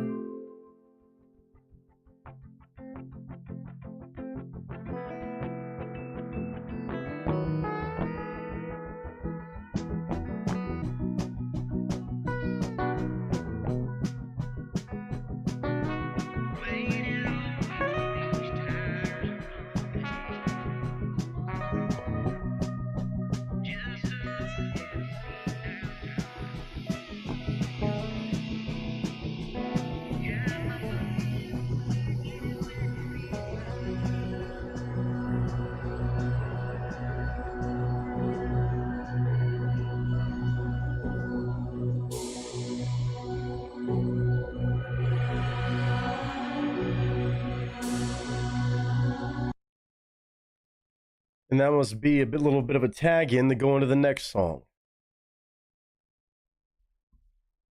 Okay, if it wasn't clear before, after Bleed on Paper had a similar thing, and now with this one song, I have a totally different understanding about this being a whole album with a common thread to pull on. That he pulls different threads of, different ends of the thread. An artist making an album with a full concept in 2025, that is rare enough. That is rare enough. And clearly something inspired from a lot bigger than just himself, right? Talking about how the world is changing, being an Evangeline versus the machine, and the machine brought about in so many different ways. Oh my gosh, that is unbelievable. Dude, okay, I'm calling it now. Obviously, the layers to that song. Bringing about Devil Went Down to Georgia. And now using that same thing, Yearning for Johnny. Hey, pick up that fiddle, man. Go get him again. Somebody's got to be Johnny. Whether that's him saying he's going to be Johnny, talking to himself, or just calling for somebody to get the devil out of our way again. And, you know, a song that is typically just like a funny, goofy, lighthearted song, but with so much more power that it's cool when you just think about, yes, this man defeated the devil, scared him away. And how today's world, man, maybe it's been so long since Johnny had that legendary battle, since that song came out and made an impact on the world. Maybe that's what's wrong, like just calling that out as a solution, even in a lighthearted way, but still, somebody needs to yearn to have that. Defeat the devil again and get it and rid him, because he's starting to make appearances more and more and more in our world. I'm blown away, man. This dude leaves me speechless, unlike most artists can't. Because I know I can hear that song over and over again and take something else from it. There's so many double meanings and triple meanings and metaphors and so many just movements throughout the song. His production, his in-studio process to have all these different instruments and vocals, that is so much. But it adds such an element that makes him so unique. Nobody else is using sounds and instruments and everything in combination consistently like he is. And especially in country music. It's gospel, it's country, it's bluesy. Holy shit. And this is new music from Eric Church. He's been doing it for years and years and years. For him, writing songs for other people. And he's had no shortage of ability to make a good song for others too. But his vocals on this sound just as great as ever. The team, the production team, the video was even super special. But the lyricism, the songwriting between these two songs, I'm calling it now. And Steve, obviously this all goes for me to say thank you. I don't know how much more I can actually break apart and add without my mind wanting to just fucking melt and explode. I'm going to say it right now before I even hear or get the chance to hear. Hopefully I do, to hear more songs off this new album. Album just came out in May of 2025. If this album, after hearing two songs, isn't up for some sort of nomination, whether it's fucking Grammys, whether it's Country Music Awards, AMAs, CMAs, CMCs, whatever the fuck. If it's not up for awards, this next, award show thing, not that that counts for everything, but if this is getting nods somewhere, I'm fucking raging. I'm going to be protesting the shit. Because you don't get, dude, to have one song that has this level of writing is fucking amazing. And something to be marveled about. And I know it's still just, we're not even halfway through 2025. There's no fucking way. Dude, holy shit, Eric Church. Okay, I ain't got much to add. My brain's trying not to fucking explode. Eric Church on a song called Johnny. What a beautiful way to set that up, lead into it, make a grandiose statement that everybody can relate to these days, just seeing terrible things going on, which always happens time and time again, but it does feel like there's always more elements, more factors that lead into that kind of, presence of the devil or just evil or hatred, sadness, sorrow, again, tragedy at its core. That is a lot to kind of deal with. And it's just like, man, Johnny, we need you back to get rid of some of this because it's starting to pile up and pile up. Oh my God, it's fucking unreal.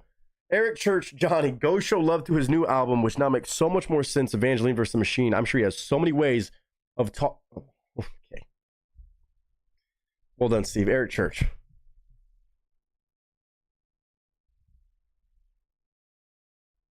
This dude blows my mind, bro. I can't even process my thoughts because they're trying to move so fast and try to comprehend everything that he poured into that. That's one song off this album. Bleed on Paper was the same way.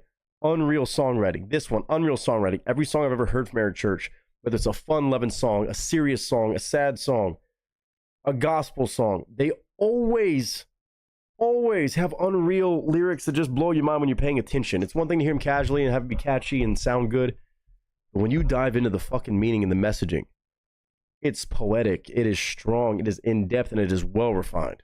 It's damn near perfect. That one right there is one of the best Eric Church songs I think I've heard. Eric Church, Johnny. Thanks to Mr. Steve for blowing my mind. Maybe some of y'all's minds too. Y'all let me know. Maybe you're not even an Eric Church fan. Maybe you've never heard of Eric Church. Maybe you've never heard any of his music. Tell me your initial thoughts. If you were paying attention to the lyrics, and give me your total impression. But that being said, shout out to Eric Church for making amazing music like this in 2025 when the world so desperately needs it, especially with great messaging that everybody can relate to in such a beautiful way. Let me know what y'all think, and I hope all of you are doing well. I hope you're having a good day, a good week, a good month, a good whatever you're having, and until next time, ladies and gentlemen, that is a wrap.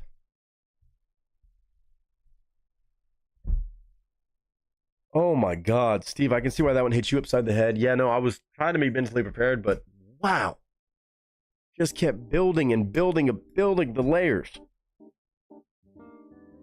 Holy shit. Here's the link to that fucking song right here in the chat.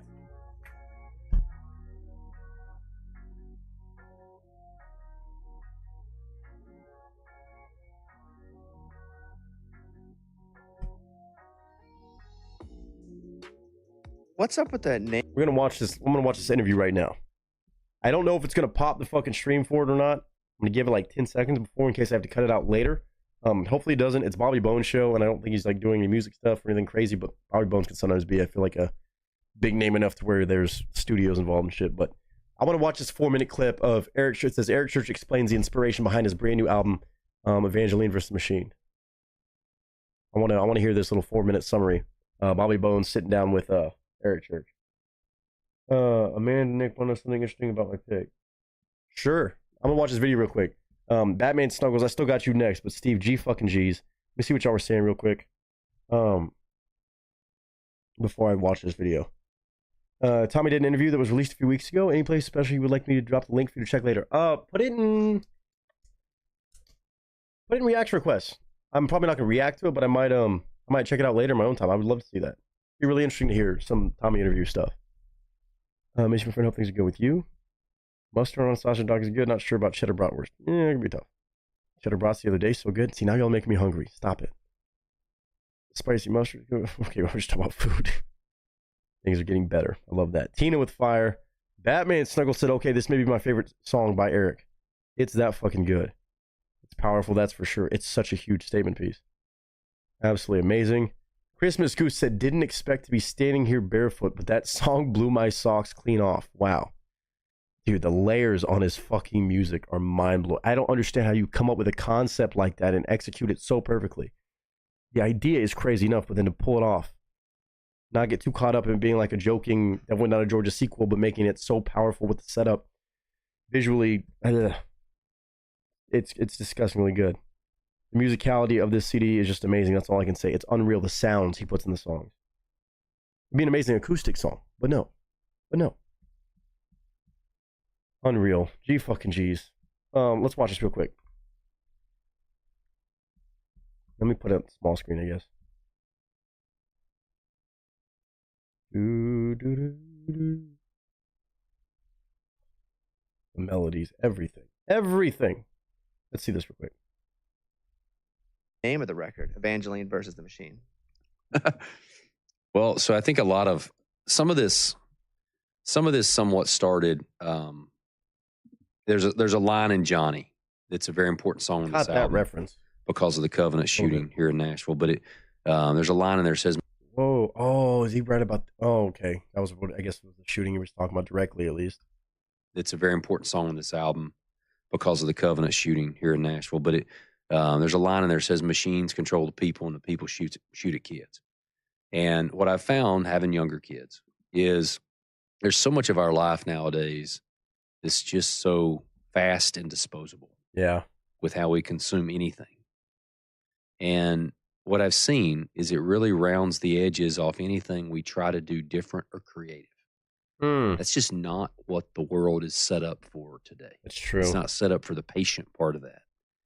And so I think that that line is when that title started, but the crux of this is Evangeline on the album plays almost a creative muse, that song. So it's that creative muse and following that versus the machine that makes it very hard to execute that. And that's the juxtaposition of what this is. When you mentioned Johnny and the shooting, and that was very personal to all of us here because it was so close to us. Yeah. And it's probably close to a lot of people in a lot of places because it's so close to a lot of people. It's happening everywhere all the time. The Johnny versus the Devil went down to Georgia. That the song was playing. Like, is that part of the what you were thinking about when you wrote the song? Yeah, like, I did was you hear the song "Devil Went Down to Georgia"? As I was, my kids go nearby here, and I was, which is a couple miles from Covenant, whatever. And the hardest thing I've ever done in my life is drop my kids off the day after the shooting, because they had decided that that kids needed to feel some normalcy and go back to school. And I remember that's tough. I've never done anything harder than that. When I watched them walk in that school. Damn. And both boys go in together. There's a bunch of people out front. Teachers are crying and everything. So everybody goes inside, and I didn't know what to do. I felt helpless, scared, all those things. So I just parked in the parking lot there, and I sat there. I didn't know how long I was going to sit there. I just felt like I needed to be there. And at some point in time during probably an hour, at some point in time, I looked to my right and I looked to my left, and there were parents that had done the same thing all the way down. Damn. Moms and dads. And they were just sitting there. And I had the radio on, and it was down low. I wasn't paying attention to it. No shot. But that one down in Georgia was on. Wow. And there was a piece of that in that moment as I'm looking to my left and looking to my right and thinking about my kids. That, Johnny rosin up your bow and play your fiddle hard. Making that music. It's such a perfect mix. If you win, you get to shiny. That's such a perfect mix of just talking about him having the setup of like the creative mind and patient, like the creative mind, whether it's talent, whether it's anything creative, going up against the machine, today's society, today's mainstream, today's social media, this, that, the other, and having it also referenced in that song in that moment of Johnny rosin up your bow, this talent that you have, go against the grain and use that for good versus just. Oh my God. What a fucking crazy contrast comparison to pull. That, Johnny rosin up your bow and play your fiddle hard. Hell's broke loose in Georgia and the devil deals the cards. And if you win, you get this shiny fiddle made of gold. And if you lose, the devil gets your soul. And I remember thinking, if only Johnny was confined, or only if the devil was confined to Georgia. He's out of Georgia. He's everywhere. And we need Johnny to come back and help. And that was it. And I pulled out of the parking lot finally. And I went home. And I did and some of this may have went to the Evangeline versus the machine, because there is that Johnny versus the devil, that started that thing, good, evil kind of thing. And I went home and I said it would be interesting if a song was written from that perspective, where you bring back a character from a song we all know from 30, 40 years ago, and he gets to play a different role. And so I wrote Johnny. Fuck. Yeah, I don't know that I'm glad to hear that version, or the actual story behind how you wrote the song, because now it kind of all makes sense with the record and even within the song, because you may just see the name Johnny and not understand. Right. But do you believe things happen for a reason? Yes. Do you believe that you heard that song at that time? Yes. So you could have that thought? Yes. So you could write this song? Yes. I 100% believe that. It's hard to fucking argue. That is hard to fucking argue. What a moment. I mean, that's how some of the best, I feel like, moments of creativity or songwriting happen in real moments like that. And what a fucking mix of things to happen at that right time to produce such an important and beautiful song. God, man. Whether it gets the love it deserves or not for award shows, I hope people can see the power of that sort of stuff. That is an amazing, amazing level of writing I cannot comprehend. My human mind cannot comprehend that. Find the comparison between stuff like that and loop that in with the idea of the album, which is good versus evil, yes, but also creativity and being put in a box as the evil, and then not allowing yourself to be confined to that box creatively, emotionally, day to day. To do that and combine that through Johnny, rosin up your bow and play that fiddle hard. Play it loud as you fucking can. Go against the grain. Nobody else wants to go against the devil.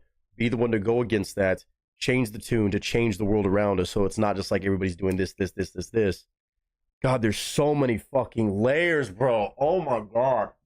I'm an overthinker for sure, and sometimes I can be reaching on some things, but I don't think I'm reaching on any of that. It's just that damn profound of a fucking thing to do. The dude is as profound as they fucking come. And then a beautiful sounding song. Like, oh my God. I'm already calling that should win or be up there for album of the year, songwriter of the year, artist of the fucking, he better get several, but for the album itself, that could be song. I mean, now it won't be song of the year. I know that won't happen. Probably won't be album of the year either, but songwriter of the year, I mean, I don't know how this shit works well enough. It's all political. A lot of it is, but hopefully that should be some stuff that people see. And I hope he gets mainly just a lot of love and gets a lot of people to hear those songs and be changed day to day by that, man. Oh, I got chills. I had chills through the fucking song. I'm gonna start crying. Damn, that's power that not many artists have, man. That's a superpower. Tina said, wow. Amanda said, drop the link. He talks about a bunch of different things. You can do a search for some of the guys to find various interviews. I know Tommy and Marwan have at least a few floating around. I'll have to check those out. And one of Manav did, but the one I posted is the most recent. Oh, dope. I'll have to check that out later. Tina said, amazing. This is why I will say this is one of his top albums. It's just very well done. It's unreal. He's always had such a good depth and layers to his music. Like, one layer is enough. You get the, good little play on words or a creative perspective or a certain message with a catchy melody, that's great. But when you can do layers and layers of depth and meaning of purpose, a lot bigger than just a fucking song, that's the kind of artist we need these days. Aaron said that almost brought me to tears. No doubt that was a God thing. There's no question. That moment right there is crazy to think about. And having that song play and having him take that, hear that song, which is like not one of those songs you're like, oh, this song really left an impact on me. It wasn't like a sad, slow song. It was The Devil Went Down to Georgia, but you hear it in that moment. And he was there enough to hear it just lightly. And taking a song that is not considered a very heavy emotional song, but realizing the power in that moment, fucking snapping and making a song. That's wild. It's insane. But holy shit, is that, yeah, everything happens for a reason. Damn. That's God's timing right there. Wild. Okay. All right. GG's to Josh Carlos. GG's to Amanda. GG's to Steve. And I can say GG's to Batman Snuggles because we got something a little bit more sassy, apparently. Maybe. More Australian country music. Man, y'all made this Tuesday special. I know it's been kind of chill pacing. But holy shit. We're going to do one more. I'm going to go ahead and say no more requests. We're going to take it easy today. Steve says, and with that, I must bid you all good night. Sir, rest well. Thank you for blessing us with that song. And of course, everything is always in just your company. And I'm glad we watched that little interview. I had to see that. Oh, Steve, you are all good, sir. It happens. Go do what you gotta do. Go get that rest. Thank you. I can say that on behalf of, I think, a lot of people in here. A lot of people a little speechless like me right now. But apparently with somebody that we know can bring by the best as well. I think this person's gonna have a little bit more to say, at least in a not agitated version, but a different style. We have a brand new artist, apparently country artist from Australia. Not our first rodeo with that theme, but a song called Pretty Doesn't Make You Good. Wait, you did what? You already submitted before you threw it up there. Who's a what's it? Oh, if you put more in, we'll do them. It might just be lagging out. If it goes through, I'll do it. I'll do it. Was it through Streamlabs?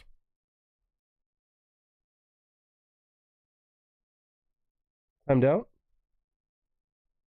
If you want, we can do them today if it's a couple. Or whatever it is. I don't mind adding on a couple more. You let me know. I wasn't saying like we had to keep it chill today. Y'all got me jamming out, enjoying a lot of great music today. I have no fucking problem doing that if y'all feel so inclined. Keep on keeping on. There it goes. Life's a garden, dig it, and make it work for you. You never give up, man. That's my philosophy. Really? A 4-pack? When do you do a kid's meal? You got to have at least a total of 6. 6 PC nugget, 6-pack of beer, 6-pack of wine coolers, 6-course tasting menu, 6-pack of donuts, 6 mozzarella sticks. Let me finish that. Let me finish that. So it went from 2, no. 3, no. Batman Snuggle said, no, we got to do a 4-piece. We got to at least have a 4-piece reaction. And Willie Aaron said, no. These things come in 6s. We know this. He said, really? A 4-pack? Willie Aaron did this. When do you do a kid's meal? It's true. I don't really get a whole lot of Happy Meals no more. No more 4-piece chicken nuggets just don't do it for me anymore. That's fair in that talk. You got to have at least a total of 6. 6-piece nugget, 6-pack of beer. I'm so ready, you can call my money fish sticks. May guess it's too late now, but oh well. Vader, I'm gonna allow that one too. Fuck it, we got 7. It's got to be at least 6 though. Vader dropping in 1 too. Fuck it, let's go crazy. Willie said, I'm gonna read the rest of this. 6-piece nugget, 6-pack of beer, 6-pack of wine coolers, 6-course tasting menu, 6-pack of donuts, 6 mozzarella sticks, 6 chicken wings. Why does this sound like the fucking Days of Christmas? 6 chicken wings, 6 mozzarella sticks, 6 donuts, 6 tasting menu, and a 6-pack of wine and beer. So even better than that, it says, let's add 2. Vader decides to come. He said, man, I guess it's too late now, but oh well. Now, if you're down, man, let's throw it in. Let's do a few more, man. We good. Let's make it lucky number 7. Let's make it lucky number 7. At some point, I think I might have another beer in the fridge. Might have to do a little run to the corner store. Little run to the corner store. Oh, man, y'all have me cracking up today. Sounds like a night after the bar trip to the grocery store. That's what I said. I might have to run to the corner and get more beer. I only had 1 beer for today. Wasn't sure what the vibe was going to be. That does sound like that, big dog. Well, that's funny. All those things in one meal. Or at least maybe not in the meal. 6-pack of beer, 6-pack of wine coolers. Thank you to Willie and Aaron and to Vader for adding more on top. Put those links in link share. What do we got? Oh no. Rage Against the Machine if they were a 60s psychedelic rock band. And then 10-second songs. My Way, Frank Sinatra in the style of Ozzy Osbourne. So curious to see what Vader picks. I did escalate quickly. Fuck it. Let's go ahead and do this Batman Snuggles first. Let me go ahead and put no requests up in here. Nah, I want nuggies. I know. Now it made me a little hungry. Oh, God. Y'all are fucking on one. I love it. I absolutely love it. Thank y'all so much for the support. 5 more. Just like that. Lucky number 7 today is the name of the game. Lucky number 7. Y'all are too fucking kind, man. And some fun damn shit. Vader's been working on it. That's a bet, sir. That's a bet. Hope you're doing well today.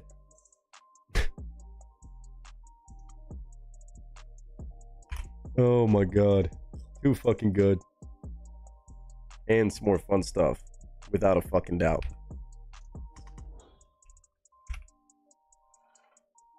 Oh, Lord. Nuggies are fire, especially with chalky milk. Not wrong. Can be.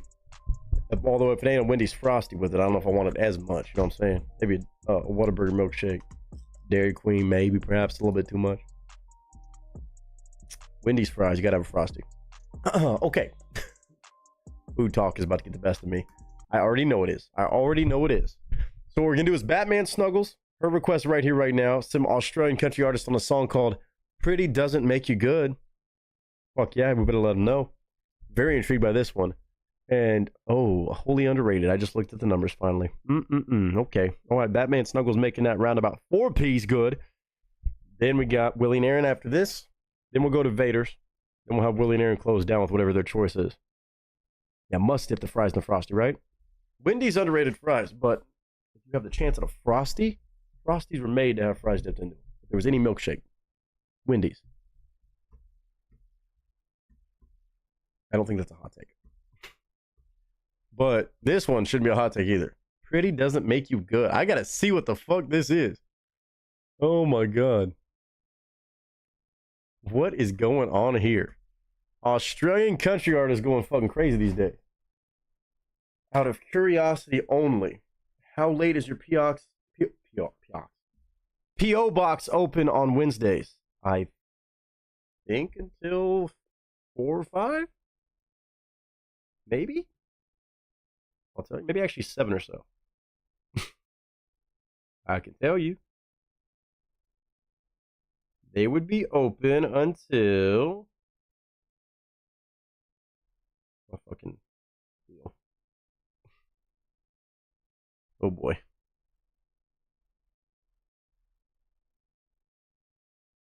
They are open until, at least on Wednesdays, 7. Allegedly. Allegedly. Whatever that's worth. That's the rule. You order Wendy's fries, you must order frosted with it. I mean, if you can. Vader putting in a link share. Okay, let's see what he picked real quick. Cinderella. Don't know what you got till it's gone. That sounds kind of familiar, but another one that Vader's going to make sure sounds a lot more familiar to me. Don't know what you got till it's gone. I'm sure that's going to sound vaguely familiar, but we get to enjoy that with a fucking full Cinderella video, which I'm going to have to block out for you guys, but I'm going to get the fucking jam out to that shit. And because I can't recall the exact song off the top of my head. I might need to bring Garrett, allegedly. That's all I know.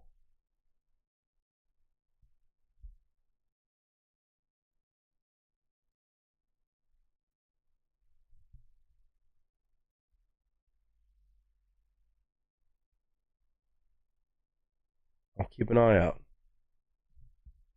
I will keep an eye out. Bring Garrett. Like the carrot? Okay. All right. I know nothing. I know nothing.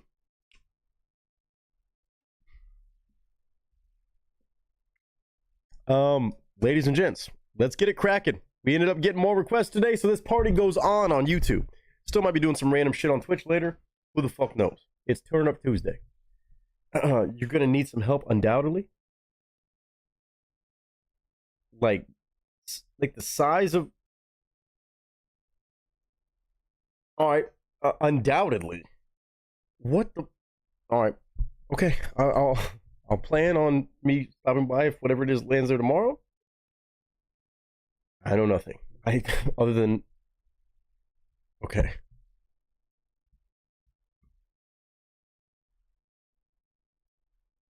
Alright. I clock it, but I also don't clock anything. Let's do this reaction. Apparently, pretty doesn't make you good. Not a direct statement towards any of you. Y'all are gorgeous. Darlinghurst, my first time listening to them. Miss Batman Snuggles, possibly a new find because this group has less than 1,000 subscribers. Go figure. A song that came out over 2 years ago? A little bit over 2 years ago. Almost damn near exactly 2 years ago. 7,760 views. Let's figure out what kind of shit they're talking, perhaps. Maybe a little bit of country. Pictures up, sound speeds, and marker. Batman Snuggles special on a Tuesday.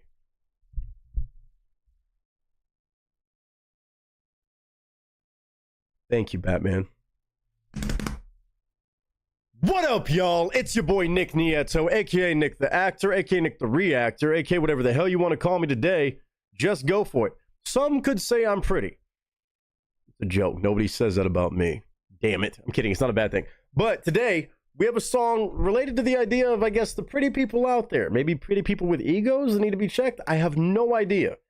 But the title of the song from a brand new group that we're checking out for the first time today is not something I would have expected to be saying out loud. A song titled, Pretty Doesn't Make You Good. Just because you're pretty, that doesn't make you good. Now, I don't know what kind of good we're talking about. I don't know what kind of pretty we're talking about. But it sounds pretty good to me. Especially because Batman Snuggles is the one bringing by this song. And it's artists that I've never heard of a day in my life. Apparently they're from Australia and they go by the name of Darlinghurst. D-A-R-L-I-N-G, Darling, Hurst, H-U-R-S-T. H-U-R-S-T. One word, Darlinghurst. All that I know is they're from Australia. It gives me country vibes based off the thumbnail. And we know these Aussies that do country music are some of the best out there making country music. Now, this title right here has me even more intrigued, a little bit confused, but very, very curious. 2 minutes and 54 seconds on this one. And again, An artist that probably most people haven't heard of, but Batman Snuggles can always find artists like this magically pulled out of a hat somewhere. 845 subscribers total on Darlinghurst's official YouTube channel. Not a topic page, their actual channel. Since it was posted in May of 2023, has 7,760 views. That's all. Knowing Batman Snuggles, we know it's going to be phenomenal. So let's check it out. Darlinghurst, welcome to the channel. My first time impression is going to be shared, and my thoughts, opinions, and all that stuff as well. I'll pause when I want to. It's my channel, my rules, but a song called Pretty Doesn't Make You Good sounds a little sassy. I'm here for it. Australian country music, I'm definitely here for. And a Batman Snuggles request, we know that's as good as gold. So ladies and gents, we got a video, we got audio. Should be able to show it while we listen to it. Let's go. Helium Records. Yeah, I think we're good. Okay.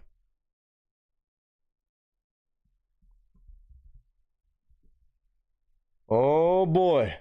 Oh boy. I just feel like we're going to get some sassiness. I don't know how you have a song title like this and not get a little sassy and look a little aggravated right here, like they're about to go in on somebody. Or call out the people that think, oh, I'm pretty, I get away with everything. Not so much. Sit your ass down somewhere. I'm going to sit my ass down right here and just listen and see what they have to say on this, because Batman Snuggles says so, and she knows my style. Darlinghurst, welcome to the channel. Pretty Doesn't Make You Good, official music video and all. 2 minutes and 54 seconds. My first impression, maybe a lot of our first impressions. Let's go. Hey girl, I beg your pardon. Stop acting like a fool, darling. Cause honey, pretty doesn't make you good. Hold up. We start off with some good harmonies. Couple guys out here love the fucking fashion choices, love the guitar choices. I'm liking the vibes right off the bat. Ooh, honey. Hold on a fucking minute. I beg your pardon. Stop acting like a fool, darling. Cause honey, pretty doesn't make you good. Okay. Don't go and change your face. You'll be looking like you're out of space. Though you tried some cut and paste, you're upside down. And the little cheeky lyrics. Trying to cut and paste, but you're looking upside down. You're putting on a little too much. You're trying to doll yourself up too much to cover up the party. You ain't good. Whatever's going on. Don't play stupid. You ain't no fool. Damn. I'm liking the attitude and just the fun-loving sound right here. Come on. Some cut and paste, you're upside down. Cause real love, it takes some time. A good heart is hard to find. Like a diamond in the rough, you're more than enough. Hey girl, I beg your pardon. Stop acting like a fool, darling. You think a man gonna get you started? You're misunderstood. Now I get it. We're not talking shit as much as we are like, hey girl, don't be that kind. And I'm a male, so I can speak to what I think just the same. Don't play the, oh, I'm just a dumb pretty girl and I need a guy to, no, you don't. This is a self-empowerment song. This is empowering women. Let's go. It's talking to them. It's being a bit like, girl, stop the shit. Cut the shit. You don't need it. You don't need to do all that. You can be a strong, powerful, smart, intelligent woman. You don't got to play the little ditzy, cutesy shit. Guys don't like that stuff anyway. Not for the long term. Okay, let me clarify that. You might get some attention, but not the kind of attention that lasts, if you know what I'm saying. Nobody really wants that by their side all the rest of their life, if we're being real. That is a great little way to twist that and make that message pretty powerful and empowering, but you got to want to hear it. It's like that little smack in the face. Girl, stop that. Stop that. You don't got to do all that. That's what I'm catching at least right now. 47 seconds in. The voices are great. The musicianship is phenomenal. Upbeat, fun-loving, but also seems like there's a good message here. Shout out to Darlinghurst and Batman Snuggles for finding out about this somehow. I don't know how you do it, but I thank you. Man, don't get you started. You're misunderstood. Don't need to make it harder. Be it hot, won't make you smarter. Damn straight. 'Cause honey, pretty doesn't make you good. Ooh, these voices. Yeah. Gotta feel that giddy up when they say you're out of luck. Show them who's queen. Show them who's queen, girl. Oh, we've been listening to a lot of songs lately on the channel like this, and I feel I'm not even a woman. I feel empowered. You know what I'm saying? But it's genuine. I give the guys perspective about this too. Same thing. Too many girls out there trying to be a little too prim and proper and safe around, safe bets and rough around the edges, a little quiet. They don't speak their mind. They don't show their attitude. They don't show their personality. They just think they need to be little, dainty little thing. If that's you, do it. But don't fucking hold back from showing yourself, your personality, who you are, what you have to provide the world, your spiciness, your fire. Don't put out your fire to try to get somebody else's attention. It ain't worth it. It ain't worth it. And guys don't really like that as much as people think they do. It's kind of a weird stigma that's been surrounding that for a long time. And no. Be yourself. Let them know it. Be a strong damn individual. Don't worry about getting a partner. That's not going to help you. Go on and light it up. Gotta feel that giddy up. When they say you're out of luck, show them who's queen. Damn straight. Fight it. Don't let them break your stride. Turn around and change your life. Time to realize the woman that's inside. Hey girl, I beg your pardon. Stop acting like a fool, darling. You think a man gonna get you started.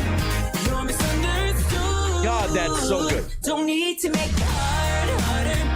Being hot won't make you smarter. 'Cause honey, pretty doesn't make you good. And the guitar?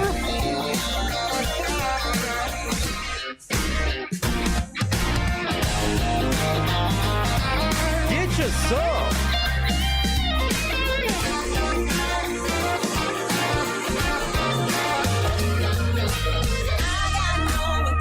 Inside, girl, you gotta know why. You gotta let your spirit fly. Gotta let you know now. Hey, girl, I beg your pardon. Stop acting like a fool. Oh, this is too good. Think a man gonna get you started. You're misunderstood. Don't need to make your heart harder. Being hot won't make you smarter. What? Honey, pretty doesn't make you good. Oh, honey, pretty doesn't make you good. Come on, dude. Now that's how you make a less than 3 minute, almost on the dot, country song that can fit the upbeat vibes you need to get people to know about you, but make it real. Give a good message. Empower some people. And musically so good. These guitarists, the vocals, the harmonies, the layers, the backing vocals. We need more groups like this, and more groups like this to not have less than 1,000 subscribers. Hello, world of country music. I'm knocking on the fucking door telling you, pay attention. Go to Australia. I mean, these Aussies are showing the fucking recipe. A lot of them. Some of the best country music in the world right now that walks the line of newer music and traditional country themes, sounds, harmonies, guitar, is coming from that part of the world. Something's going on out there, and it's something special. Holy shit. Darlinghurst. I don't know why the world hasn't heard about y'all. It's even like Sugarland vibes and like some traditional impact of like bands like that could still bring some upbeat dancing stuff, great, strong female vocals, great guitar playing. And you just brought all that in 2 minutes and 54 seconds of a song. Oh, bro, Batman Snuggle. Batman Snuggle. What in the fuck? The good and not gentle. It's kind of aggressive, but not in a bad way. Not in a shit talking way. I didn't know if it was gonna be shit talking. It's just like, hey, girl, you don't need to do that. Be you. Be strong. Don't take no for an answer. If somebody says you ran out of luck, then just show them who's boss. Show them the queen that you are. Turn it around. Flip the script. Change your life around.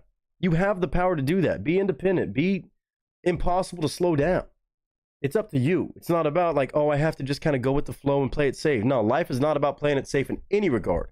Especially when you just try to rely on, oh, if I just do this by the standards of the book, I'll be okay. That's coasting. Life ain't meant for coasting. You can't be too comfortable like that, and I promise you, it doesn't even work. You don't want to regret not showing who you are and trying to fight back and change things when you have the power to. Everybody has the power to. Damn, they just took us to church right there. They just took us to church. Where are they at? Ararat? I don't know how to say that, but shout out to that part of Australia, maybe where they're from specifically. But shout out to this group and Batman Snuggles again for finding something like this. This has 7,000 total views in 2 years. Was it 2 years? I think it's at 2 years. Yes. This has been out for 2 years and some change. 7,000 views all time. Less than 900 subscribers for this group? I mean, I would imagine it looks like they got a couple videos at least. I don't get it. I don't know. This is the stuff that blows my mind, especially in the world of country music, when I'm like, listen, I understand. Country music is changing, like every genre always does over the years. Why not change into this? This feels like the perfect balance. It's saying something important. It's showing love. It's bringing fun, positivity, and light to a pretty intense conversation. And it sounds so good. The video was so fun. They were having a blast. Look at them. Batman Snuggles doing Batman Snuggles things over and over again, this time with a group by the name of Darlinghurst.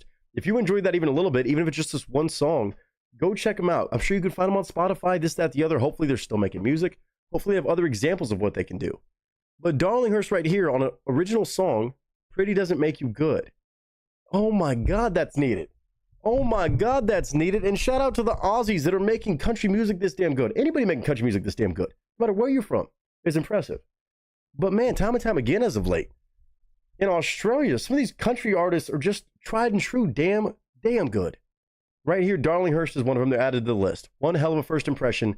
Easy A+ on the first impression. Had me dancing, had me clapping along, had me feeling empowered. And I think it's targeted obviously towards more women, but shit. If I had a daughter, if I had anybody in my life that needs to hear those words, I'm sending this to them. Pretty Doesn't Make You Good by Darlinghurst. 10 out of 10.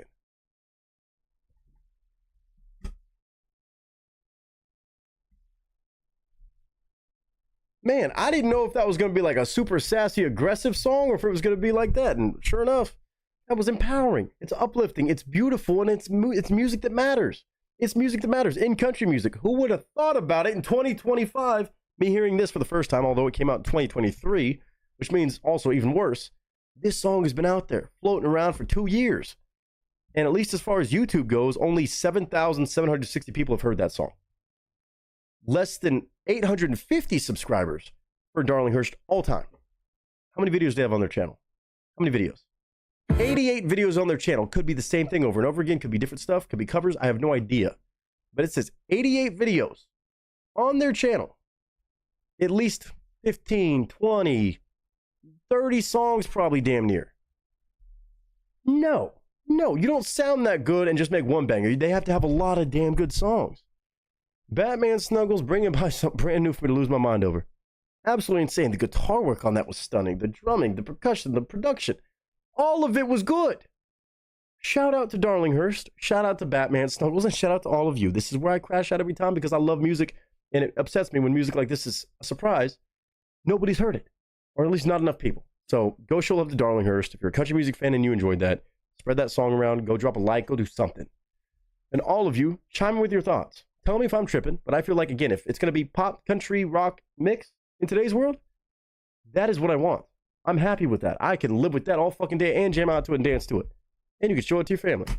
Darlinghurst, what a damn surprise. Batman Snuggles, you done did it with that one. Pretty Doesn't Make You Good. Wild. Wild, wild, wild. But I hope all of you know that you can be yourself. Don't hold back for nobody, especially not no damn man. It's sassy in this bitch.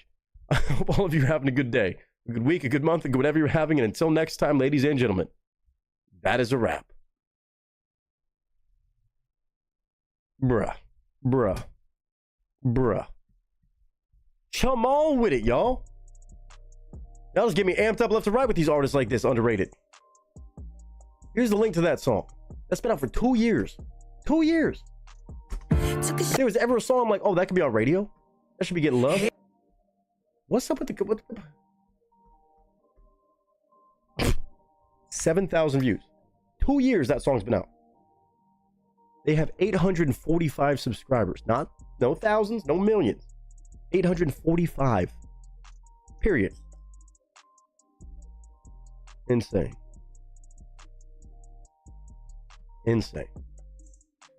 Oh, there's the link in the chat. Let me read back through this. So funny, I was mid-sentence for donor request when I heard him flip it and had to start over. Oh, you good, dude? You good? I just woke up for the second time today. Had to lay down and take a nap. Hopefully it was a good nap, sir. Hopefully it was a damn good nap. Looks like it's starting off hot, this video. Yeah.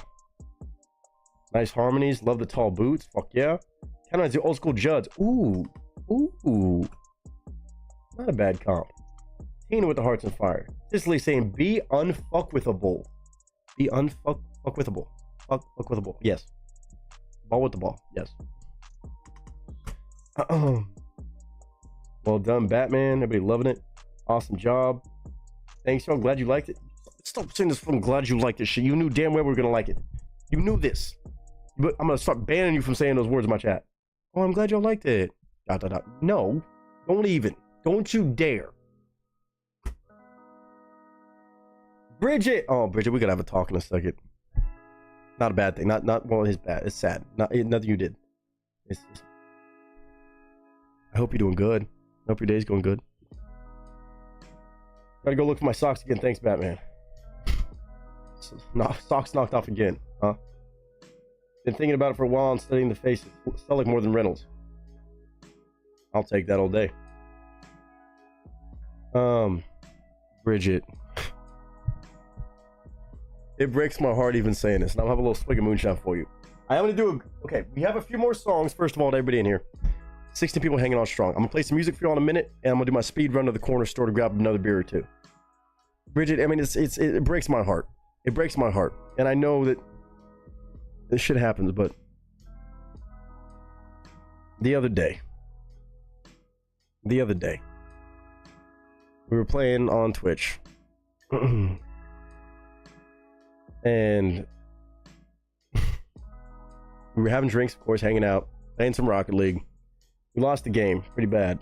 And usually when I lose a game, I gotta take, it's a kind of a rule. If I'm playing with Garrett, we have to take a shot every game that we lose when we're on the same team. Unless we're gonna lose terribly.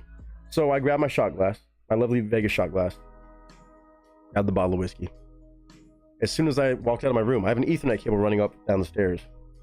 It goes from downstairs where the router is to my computer. Well, I turned the corner a little too fast. I don't know if the dog had moved it or what, but the cord came up. Stepped on the cord. And needless to say, that Vegas shot glass fell out of my hand, bounced 2 times, stood together tall, strong. The third hit, it did not survive. I let out an audible gasp. I almost cried. You know I love that fucking shot glass you got me a couple years. Oh my gosh. That shot glass has served me so well. Served the channel so well. I just liked it because it was a nice tall shot glass. It fit the fucking vibe if I wanted to do a double shot, shit like that. And it said Vegas on it. And I knew Bridget got me that shot glass. So I want you to know that shot glass was loved. It may no longer be with us. It wasn't even about, I couldn't even put it, I thought about gluing it back together, but it was in a few too many pieces. But I want you to know that shot glass was very loved. And I thank you for it. I still have your flash you gave me, by the way. I still have my flask. For those who don't know, Bridget got me this awesome flask with my name on it. And that would be a lot harder to break, God willing. But it lasted, what, 2 years? No, I guess 1 year. It lasted a whole year. A whole year of game nights and streams and shit. One of my go-tos. We did this the other day, but another quick moment of silence for that shot glass. May it rest in peace.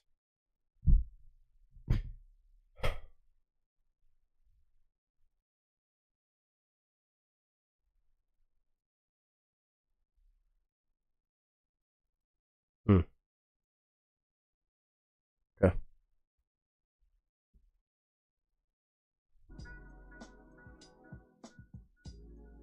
Hang the shot glass jersey in the Ring of Honor. If I could, I would.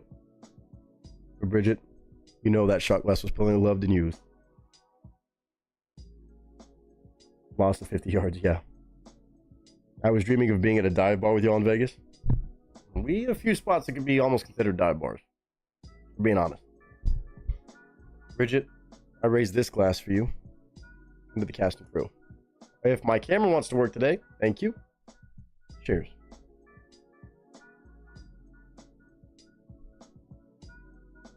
Man, oh man. Yeah. I had to let you know of the unfortunate loss of that one. And,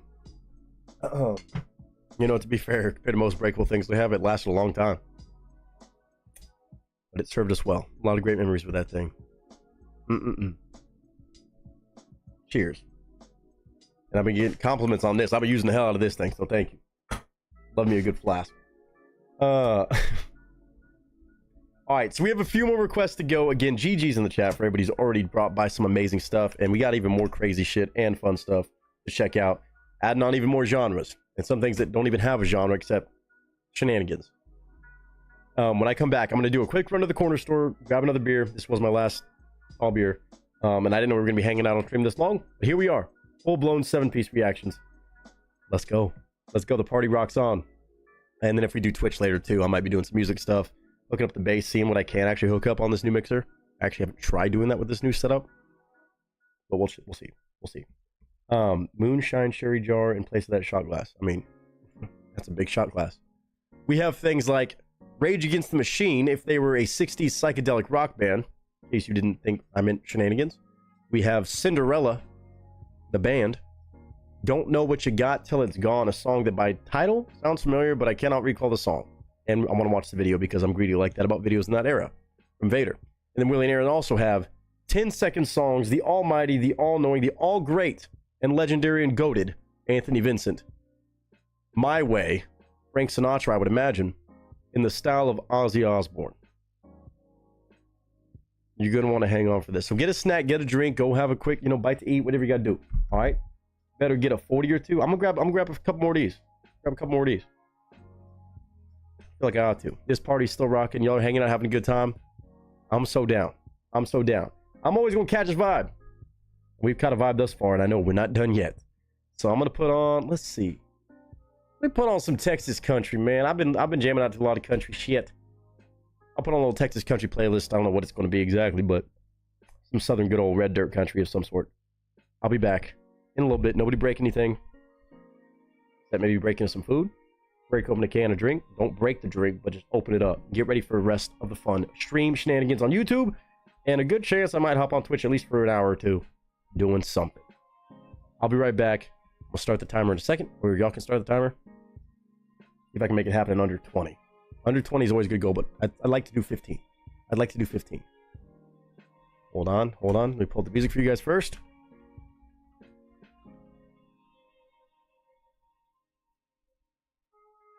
No, I don't want AI shit. Give me the real deal. Give me the real McCoy. That looks like my playlist. Yeah. I know some of y'all are sick of hearing these same songs. Let me scroll down a little bit. Let's go down here. Ooh, good song. Good songs. Who this? Yeah, a little Casey Donahue. Yeah, we'll do this. All right. There's a 12-gauge shotgun line on the floor. God, I forget how good this band is too. All right, I'll be right back. Ready? 3, Corner of the 2. bed in a room, sirens blaring, they'll be there soon. Now she's crying with her head in her hands, talking so fast that they don't understand. Said he hit her that morning, he hit her that night, and all she remembers was a flashing light. But he's never gonna hit her again. He's never gonna hit her again. You can be real sure of a one thing, friend, he'll never ever hit her again.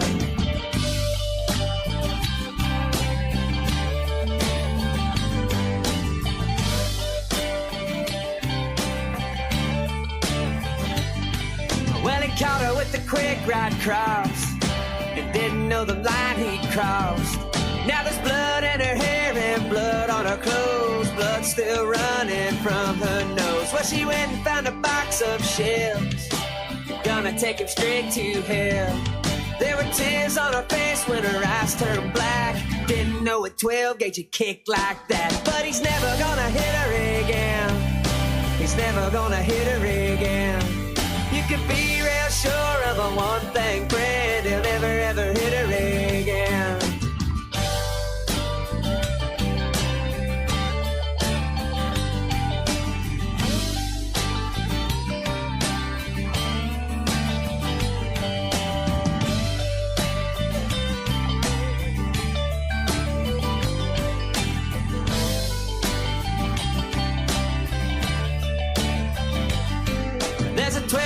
shotgun lying on the floor. She's not sure that he's breathing anymore. Well, they put her in the cop car, took her downtown. All of the neighbors standing around, and now she's crying with her head in her hands and talking so fast that they don't understand. Said he hit her in the morning, he hit her that night. All she remembers was a flashing light. But he's never gonna hit her again. He's never gonna hit her again. You can be real sure of a one thing, Fred, he'll never ever hit her again. No, he's never gonna hit her again. He'll never ever hit her again. You can be real sure of a one thing, Fred, he'll never ever hit her again.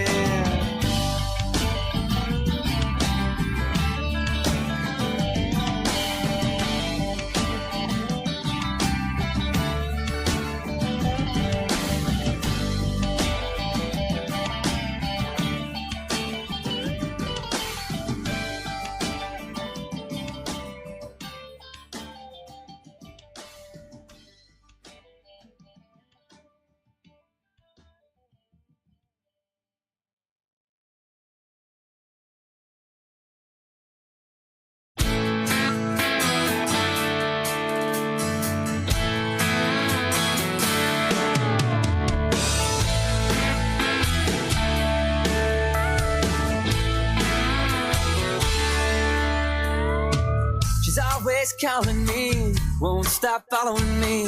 She'll never leave me alone. Shows up everywhere, I pretend like I don't care, but she's so hard to ignore. Buys me expensive things, she's been upset since spring. That night we met by the liquor. I think that she's crazy, out of her mind. Maybe she's lonely, looking for a good time. She's strange, probably deranged. Her eyes seem hazy. Oh, I think that she's crazy.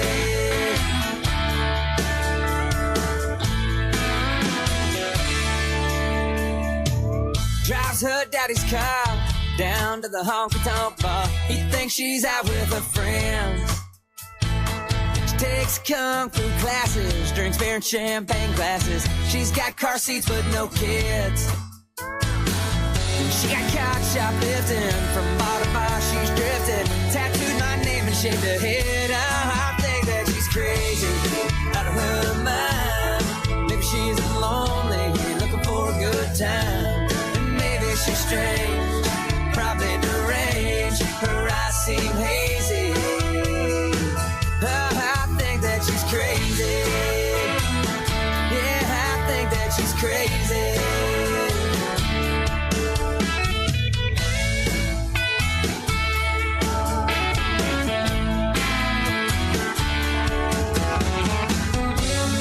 Driving around and I don't see how this girl gets to me.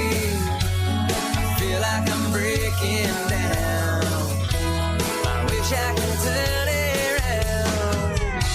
I think that I'm crazy, out of my mind. Maybe I'm lonely, looking for a good time. And maybe I'm strange, probably deranged. Do my eyes seem hazy? Well, I think that I'm crazy, out of my mind. Maybe I'm lonely, looking for a good time. And maybe I'm strange, probably deranged. Do my eyes seem hazy? Oh, I think that I'm crazy. Oh, she's making me crazy. That girl, she's driving me crazy.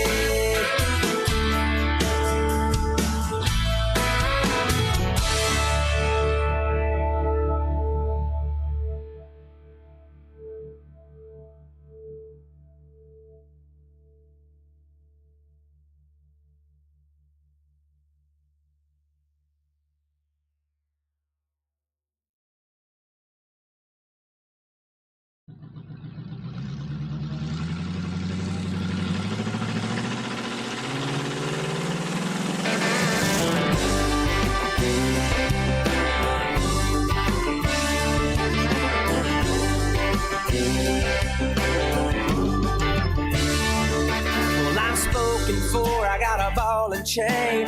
I even gave her my last name. She's my anchor. She takes the wind out of my sails. Can't move our trailer cause she sold the wheel. She's my plus one, you can do the math. Top to bottom, there's no better half. And I love that pretty little country girl. She's rocking this redneck's world. She's the welcome mat to my home, sweet home. She takes me as I am and loves me like she wants to. Twist my heart up just like a corkscrew. It makes me smile as I make her scream. Just a couple of kids living the double wide dream.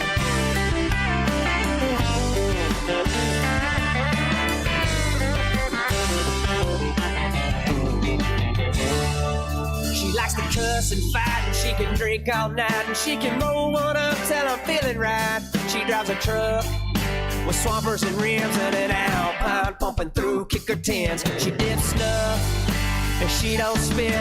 Never owned a bra and her shirts don't fit. And I love that pretty little country girl. She's rocking this redneck's world. She's the welcome back to my home, sweet home.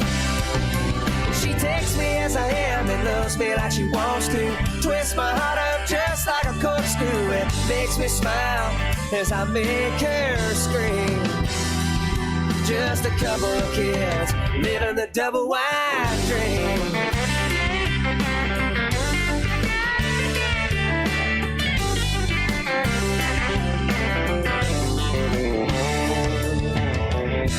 Guns and dirt roads, cowboy boots and no blue jeans.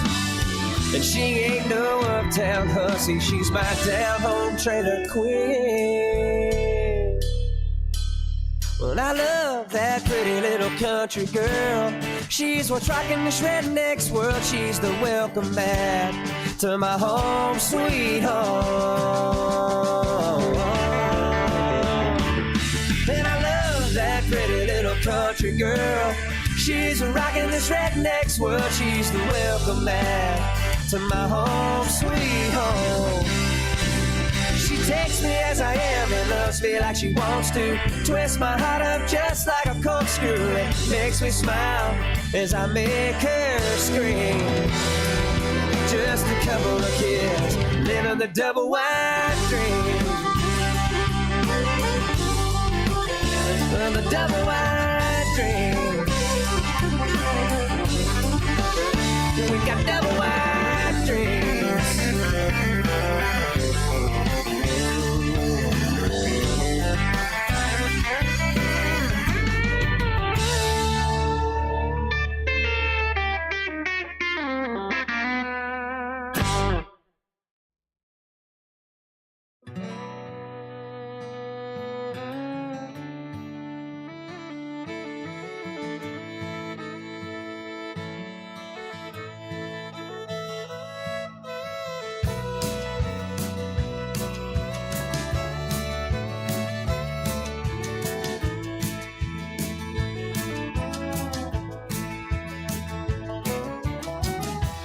All the leaves have turned to rust. The air's getting thin. I can see my breath. The night is rolling in. The sky's gray. It's cold as a stone. It's just the kind of day I can't stand to be alone. You've been on my mind, and I wish you were here beside me tonight, lying in this bed, 'cause I'm just not the same. I walk down these streets, I swear I hear your name, but it's just in my head. Oh, 10 minutes. Oh, did I say 15 minutes? I'm fast as fuck, boy. I wasn't thinking about you. I'm fast as fuck, boy. I saw your car. Can't escape you. I hustle. For Oh, wait. long. You know I never get too far. You're everywhere I go. 'cause you're everywhere I've been. You're everything. All right, let me turn that off. As much as I want to jam out to that. Welcome back. Thank you. Thank you. I appreciate that. That was good timing. Not too bad. Not too bad. I hustled. You know, I never seen somebody fucking speed walk and fucking flip flops like me. Lightning McQueen, baby. Good job. Good job. Miss Pamela also said going to bed. I'm gonna tap out. Hope you all have a great rest of the stream. Love you all night. Pamela, lots of love to you as always. Have a great rest of your week. Hopefully it treats you nicely. Hopefully we'll see you Thursday too. We will be here on Thursday. Noon start. Okay, let me read back what you were saying because I saw Batman make the joke about whatever's moving. Garrett, have to apologize for what you're going to have to help Nick with. Is it that serious? It's not something I can get by myself? Didn't take into account Nick having to get it home into his room. I mean, there is 2 flights of stairs and then the actual stairs in the apartment, but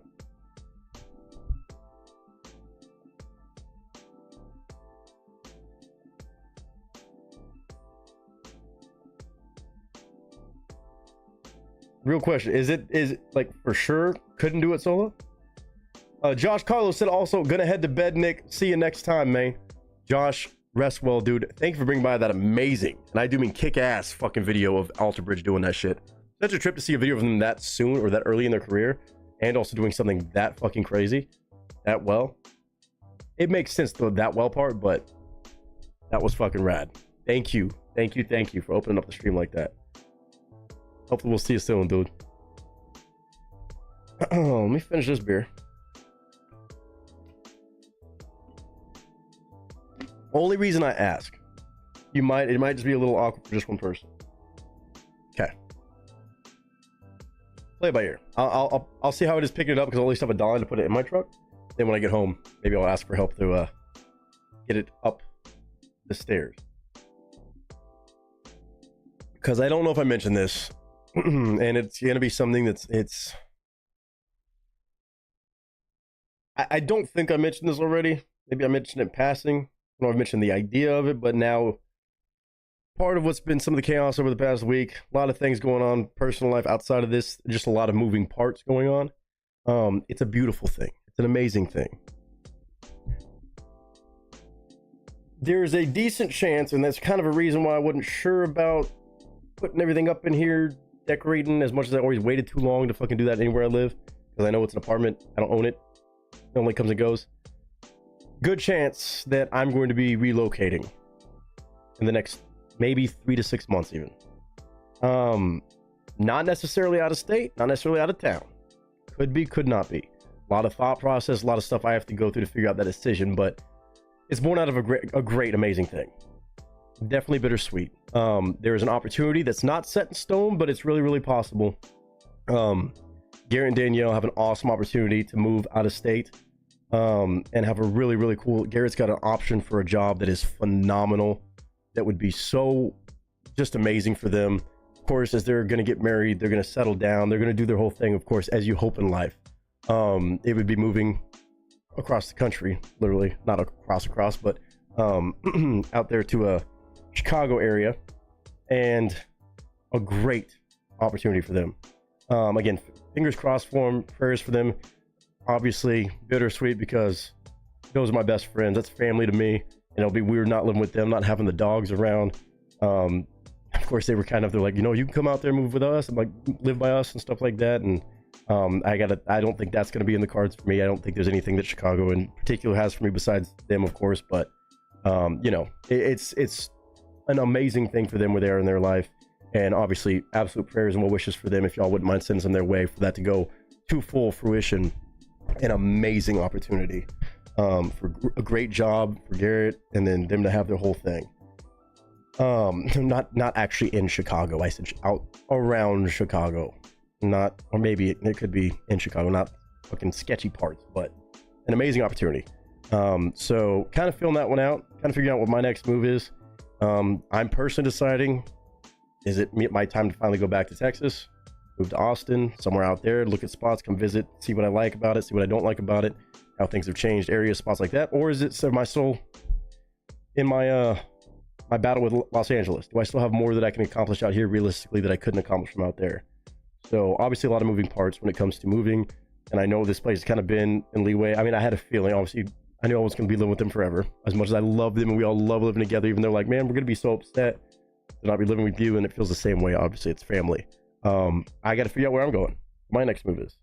I got to figure out what's feasible, what's not, what makes sense, what doesn't. So I'll unfold more of those things. Again, obviously, I got to make decisions based off entertainment, where that stuff happens, where it's cost effective remotely for what I'm getting on the other side of it, and whether that means Austin, where obviously things are a lot cheaper, even compared to LA, although it's damn expensive for Texas. Things like that, obviously a lot cheaper. Could get a lot more space, could have a whole studio room, or do I just find another spot in Los Angeles and try to make it work, because I can get a lot more benefit and a lot more day of opportunities and stuff I wouldn't want to miss out on if I was in Austin or somewhere like that. But albeit other places could be close to an airport. If I have to fly out here for work, I could and still be saving money in some instances. Just depends on the consistency and obviously all those thoughts that anybody goes through when you're trying to make life decisions like that. So that's something I'm clocking, and just keep that in the back of y'all's minds. I'm going to work through that. I have not decided either way. At some point, I'm going to do a trip to Austin just to go kind of get a vibe and see if I really love it that much, if it really seems like that much of a breath of fresh air compared to here, and if it makes logical sense right now with a lot of opportunities and things that are presenting themselves, or if I need to spend a little bit more time out here. And I don't say that one easy, but if I'm saying that, if I'm even weighing that as an option, y'all know that it makes sense. So I'm going to make the decision based off that. That's what I was asking, is to make sure it wasn't something that's permanently got to be brought up here that would be a pain in the ass to get moved for now, just because it could be happening in the next few months, 6 months, not sure yet. But whatever it is, I'll make sure I grab it. There's no question about that. Just letting y'all know, kind of giving y'all some insight. Kind of been not talking about it yet, but it seems like it's going to be happening, and I hope it does. I hope it does for them. Again, bittersweet, but 16 by 9, 16 by 3, 18.3 height, 33 pounds. We'll see. I'll see if I can grab it, but whatever it is, I'll grab it. I'll grab it. We'll make it work. Let's see. Vader said I'm happy for them. San Angelo is a nice, quiet little town for you to relax in. If I was in relax mode, I would definitely be moving out in spots like that, or somewhere West Texas, or some boony. You know, not that San Angelo is the boonies, but you know what I'm saying. I have to be by somewhere where entertainment is still a thing, close to a major airport, where it's easy to get across. If I was to even leave this city yet, I know I'm not staying out here for a whole lot longer, but still a lot of good opportunities just now starting to present themselves after all these years I've spent out here. Too bad the timing is off. I could have sold them my house. Oh, I know. That's what I was laughing about, you leaving, and they're talking about all that stuff, but we'll see. We'll see. So just things in movements, as life does. As life does. Gonna miss the doggo? Oh, I would too. I kept joking that I'll come up to them, and we'll just use them for Paws and Stripes charity streams. I'll come bring a little packable PC up there, have a setup over at their place, and then I'll just come stay for a couple days and do my charity stream with them. Pimp them bitches out. Let's see. What I miss? Hold on, chat's not refreshing. You will miss them, Nick, but it's a new chapter for you. Well, of course, for me, for them, all that stuff. And again, I've never lived by the idea of being too comfortable. You know, it's part of what goes with life, and especially when you do what I do in a variety of worlds. Always changing. Gotta always adapt and figure it the fuck out. Oh, I know I'll see them again. I'm not worried about that. There's no question. They're stuck with me for life. Oh, a breast of fresh ass. Okay. I like that. I like that, I guess. I don't know the context, but... Anyway, cheers to all y'all. I appreciate that. Again, it ain't that serious, ain't that major. I was like a little bit of time to sort that out, figure it out, but... anyways, continuously, I know I've been talking about it lately, recently wanting to fucking, move in and get settled in and stuff like that. But then, of course, in the namesake of all this stuff, well... doesn't make sense for me to do at this point, especially with things in the air. So, no, I'll make sure I get that. I was just making sure it wasn't nothing huge and major that it's like, I'm going to have to be moving it in a few months anyway. But that's not that big of a deal. I'm not worried about that. Again, thank you for whatever it is you're sending me. My God. But just kind of giving you all a little update. Who's in the movie Wild Wild West with Will Smith? Ew. I have to rewatch that. I'm definitely going to rewatch that. I haven't thought about that one in a long time. Okay. Hold on. That I just kicked and unplugged. I'm killing it today.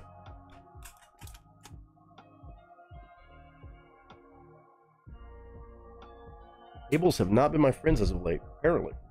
Apparently. Okay. So we got a few more requests to do today. What to do to request today? A minute or two till 2. A minute or two till 7:25. Again, everybody's already killed it thus far. Now we got Willie and Aaron up next on their first choice of their 2-piece.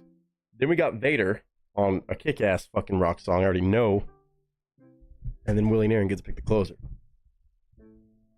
On today's stream, Nick destroys the streaming setup. Yeah, exactly what it was. Fuck it, I'm leaving here anyway. Fuck this shit. No, absolutely not.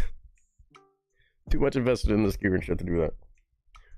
Fuck this monitor. Wow. I'll get a new one. Wow. Yeah, no.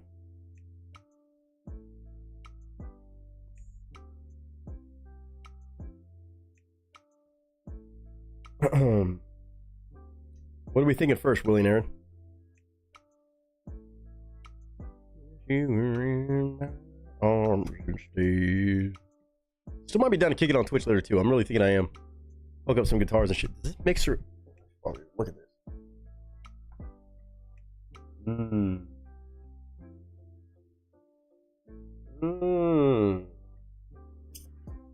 That's interesting.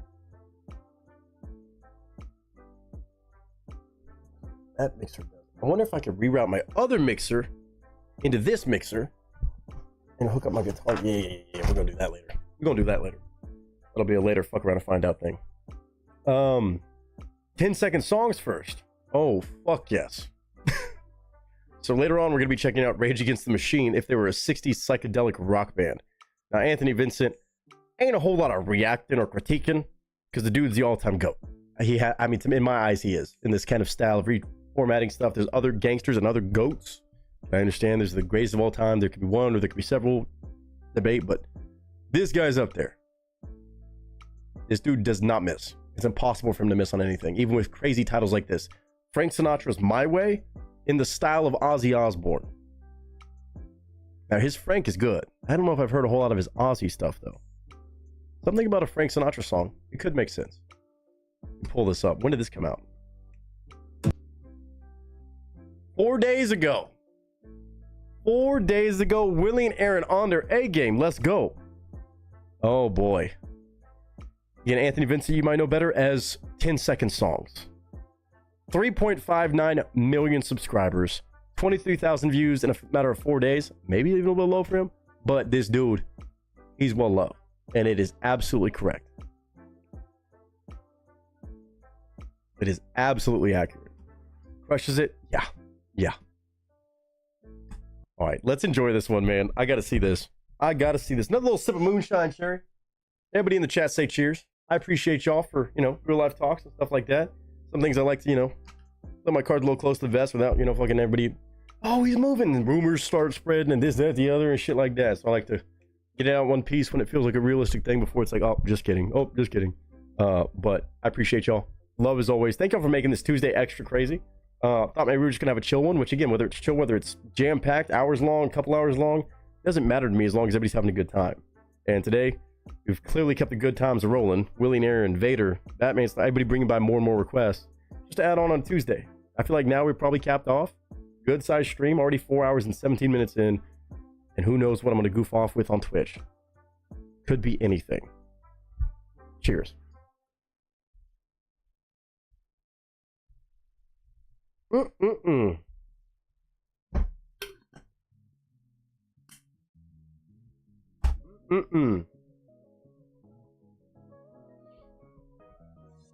watched Highlander Endgame. I never watched the Highlander. I need to watch. Highlander's one I need to fucking watch, bro. I remember watching it a long time ago, but I don't remember any of it. I realize you look a lot like Adrian Paul and could be the next MacLeod. I don't know how to say it. It's been that fucking long. But yes, that's a bet. I appreciate it. I'm taking it as a compliment. I really enjoy when streams like this happen. Thank you all so much. Yeah, Christmas Goose. I love the fact you understand. It's everybody. Everybody else brings in the love, brings in the support, and brings in the good stuff. I'm just glad to be able to turn the camera on. Hoss, cheers. Cheers to all y'all. Tired of the BS. Saying, hey, Nick, cast and crew. Howdy. Happy Tuesday. Let me get this right real quick. There can only be one. May it be Duncan MacLeod. See, I don't even catch the references. It's my fault.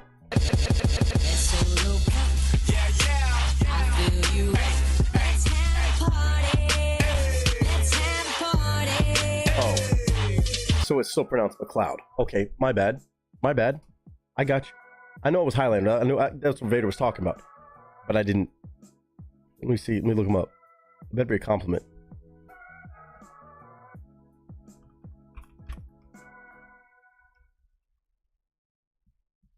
I'll fucking take it.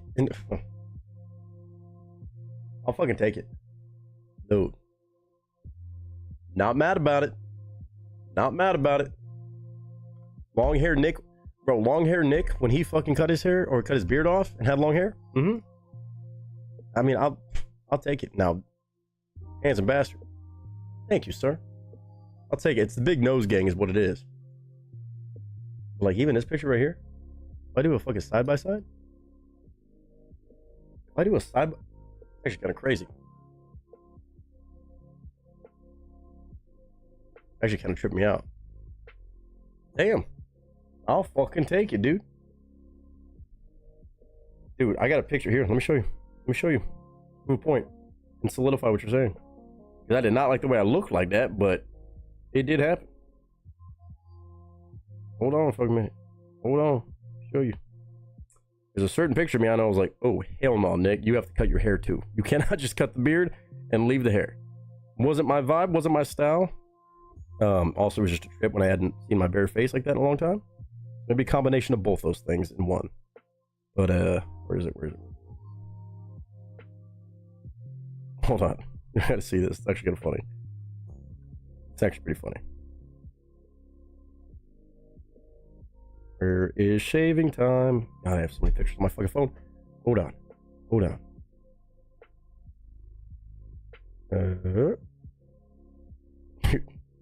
Fucking trippy to see myself with my long hair and beard. That side by side is Connor and the big bag of Ingame. Ah. Interesting. A big bad of Ingame. Jacob Kell. See? I just don't know enough. Oh, there it is. I think. Yep. That's pretty fucking funny. I mean, I would look like a younger version if they did a reboot and I had my long hair still. Maybe. I was fucking pale as shit in this too, but that's fucking funny.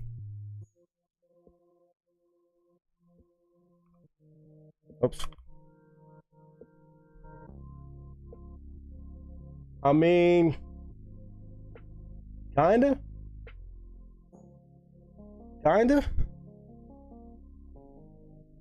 Someone with long hair.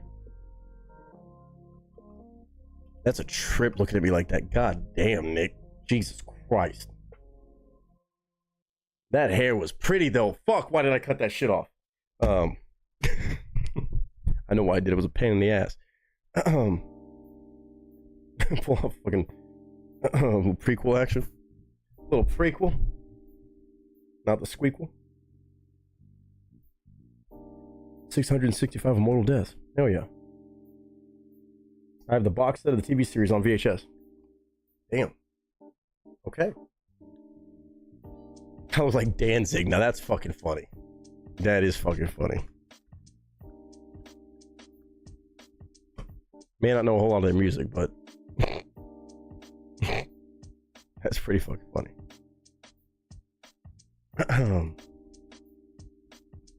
Anywho.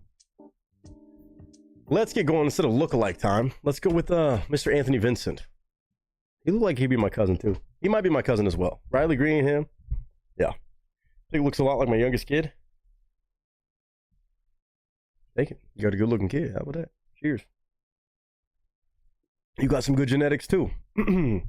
Also, it's weird looking at that picture and realizing that was shit. Oh, 6 years ago? 7 years ago? God bless. Shit. A lot more gray now. A lot more gray in my hair. Let's do it. Old pictures aside. Shit like that. Shit like that. All right.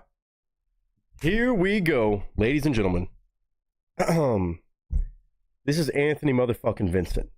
I want everybody to lock in. Give this man his flowers. This came out 4 days ago because the man, some way, somehow, has not done it all yet. Never done. Always making more content. Doing insane stuff originally and also as crazy renditions. As original as you can make a rendition, pretty much. My Way, Frank Sinatra. In the style of Ozzy Osbourne. Without further ado, thanks to Willie and Aaron. Their first of two to sprinkle on top of this Tuesday fun day. Pictures up, sound speeds, and marker. Fun fact, Danielle actually took that picture because she was the one to take me to get my hair cut 7 years ago, whenever that was. Fun fact. Motherfucking action for Anthony motherfucking Vincent. You damn straight. What up, y'all? It's your boy Nick Nieto, aka Nick the Actor, aka Nick the Reactor, aka whatever the hell you want to call me today. Ladies and gentlemen, just go for it, because today we are checking out one of the greatest to ever make content on the internet in my eyes. Somebody who's done it at a high level for so long, has not let up, not hit the fucking brakes. Original music. Insane, what I could call covers, but mainly original, creative remixes of music. Not AI, all one man who could be considered walking AI. Anthony Vincent, otherwise known very well on his channel as 10-Second Songs. One of the OGs when it comes to content creation on YouTube at a high level in this world of music. And today, as of 4 days ago, May 30th, not March, May 30th, 2025, he posted yet again another new video, as he does every damn week, I think. 23,000 views later in 4 days, titled My Way, in the style of Ozzy Osbourne. Still, every time I see one of this man's titles, it never gets old because I know exactly he's going to match every bit of what that title says. My Way, I would imagine Frank Sinatra, in the style of Ozzy Osbourne, he will be performing this. And not just performing it vocally, musically, production-wise, everything about it.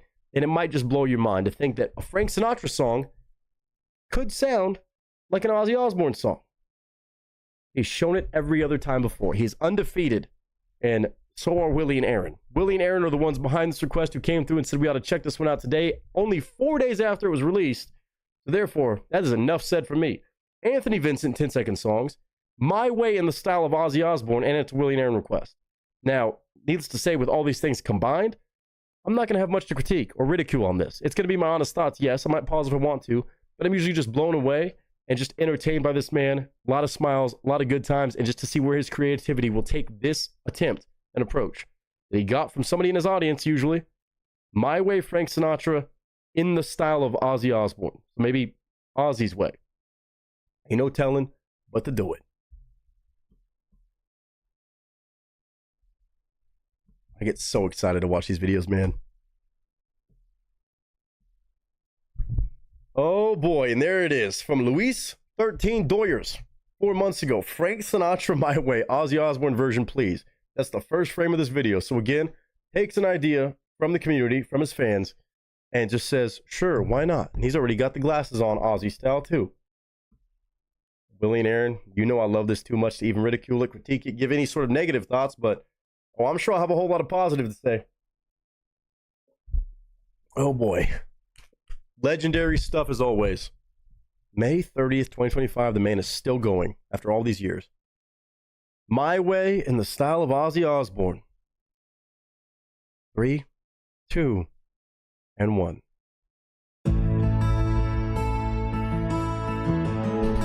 The music, dude! Oh my God. And now the end is near, and so I face the final curtain. Okay, we are 23 seconds in. I'm just saying, if this would have been like ghost written from Frank to Ozzy, nobody would have thought about it. 23 seconds in, he has me bought and sold. He usually always does, but oh my God, this interpretation is exactly like a fucking Ozzy song. It is recipe for recipe. Every Ozzy song you've heard, this could have usually he has to fucking really, really crank a song over. This sounds truly, not because he's doing it, but How do you think of it? Shout out to fucking Luis Doyers for the idea, and then Anthony for doing it so accurately, it's terrifying. Everything about the lead-in, the guitar, the restructure, yes. But the core, the lyrics. Oh, fuck. And so I face the final curtain, my friend. What? I stay clear, I stay my case, of which I am certain. He sounds like him, bro. A life that's full, I traveled each. Okay, real quick pause. I just want to enjoy this one because this is spot on. Anthony Vincent vocally can do just all these interpretations of different artists and impressions in a sense, but production-wise, I'm losing my shit. The guitar work, the little reverb, the way he's just locked in onto the fucking camera. And bro, the vibe that I'm getting from this is that maybe Ozzy missed out. This feels like the equivalent of Johnny Cash doing Hurt by Trent Reznor. Now, albeit that was a rock song turned into that, but the same kind of mentality, my final curtain, right? But I did it well. Johnny Cash, you can wear this crown of thorns upon my last chair. This feels like it could have been Ozzy's Hurt. Like almost like, damn, Ozzy, you should do this. But now he can't because Anthony Vincent's already done it just as good, if not better than what Ozzy could probably manage these days, unfortunately. Holy shit, that's a trip. That's full, I traveled each and every highway and more, much more than this. I did it my way.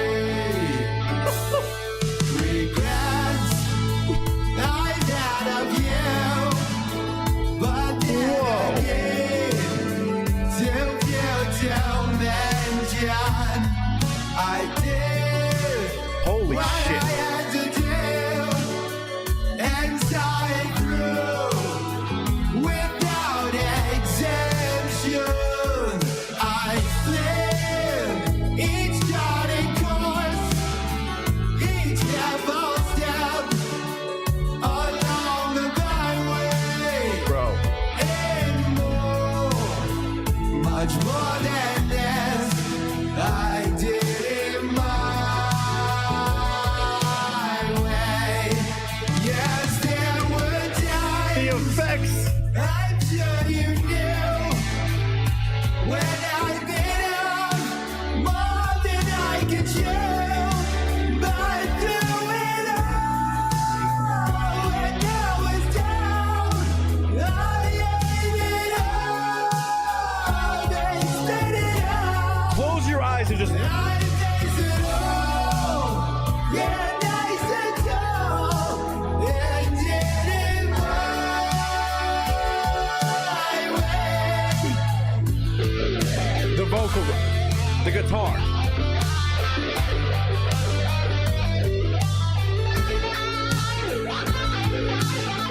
I love this. That Zach Wild-esque.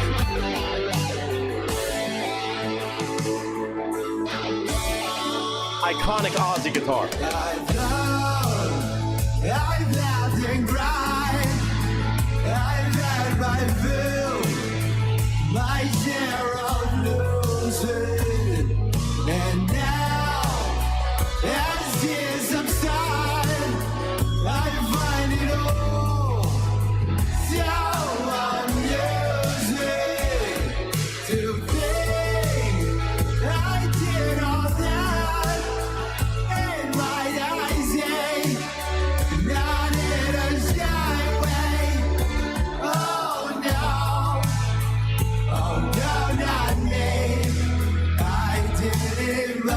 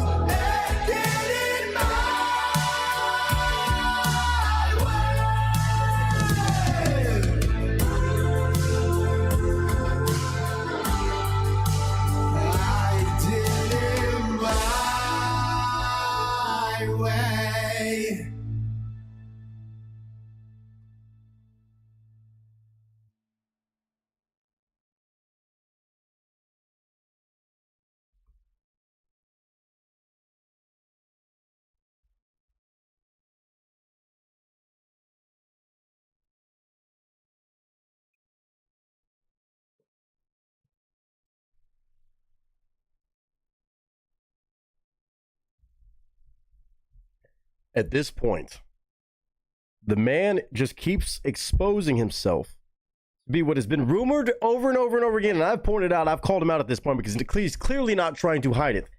Alien. AI. Somehow integrated into somebody who seems like a real physical human being. AI couldn't even do that good. So no, he's got to be, he's alien. He's one of the OG alien of most alien people to ever make content. To do it every time, not just in the style of Ozzy, in a million different artists, different songs translated in different artists, the most unlikely of scenarios to make something work again and again and again, making you question everything you know about music.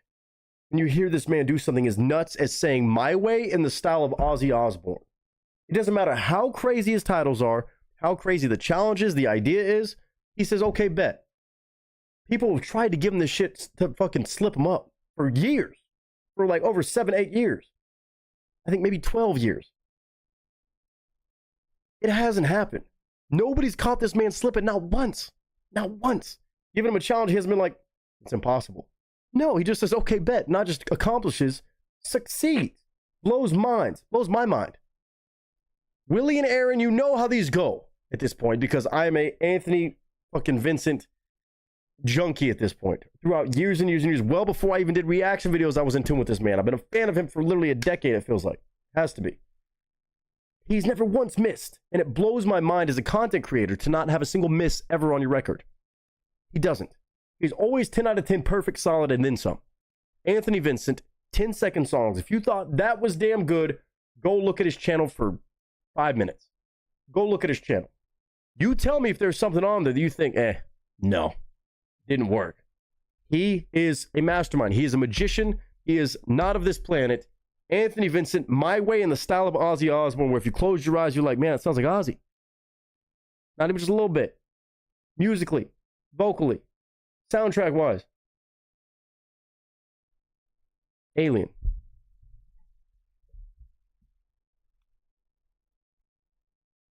And every time also, not just between being, a talented vocalist and musician and producer, even taking on the challenge, the arrangement, the whole setup here, making the video, having a good time with that too. But then you somehow turn this into a version, unironically yet again, that I'm going to want to listen to.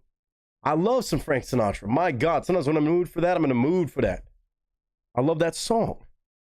But now, you've made it to where it's a song that I want to hear sung by Ozzy. And now I have that to listen to. You've blessed the world with this. In a way that nobody would have been like, oh man, I really wish Ozzy Osbourne would do a Frank Sinatra song. Not something that ever clocked. But lyrically, pacing-wise, the way he restructured some things, you can't fucking beat it, bro. You can't fucking beat it. He's undefeated. Willie and Aaron, also undefeated. Thank you. For more brand new Anthony Vincent, came out 4 days ago. The man is still locked the fuck in. One of these days, he's gonna fucking not be able to pull it off. I say that, but I know that's a damn lie. He's that damn good. Y'all tell me what you think. Frank Sinatra fans, Ozzy Osbourne fans, tell me if you think I missed the mark, and I'm gonna call you crazy, but respectful. Respectful. I hope all of you are doing well. I hope you're having a good day, a good week, a good month, whatever you're having right now. And until next time, ladies and gentlemen, kudos to Anthony Vincent for ruining what could have been an amazing Ozzy song for him to do and, summarize his life and his journey through music and just the world. Can't do it now. Anthony's already beat you to it, and that's a crazy thing to say. Hope you're having a good day, a good week, a good month, whatever you're having. And until next time, ladies and gentlemen, that is a wrap. It doesn't get much more straightforward than that, bro.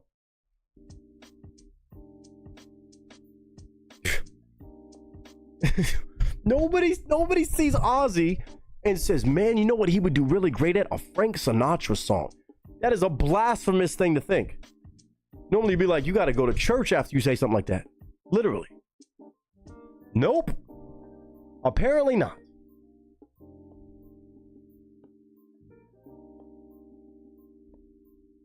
The man is cracked out. The man is cracked out.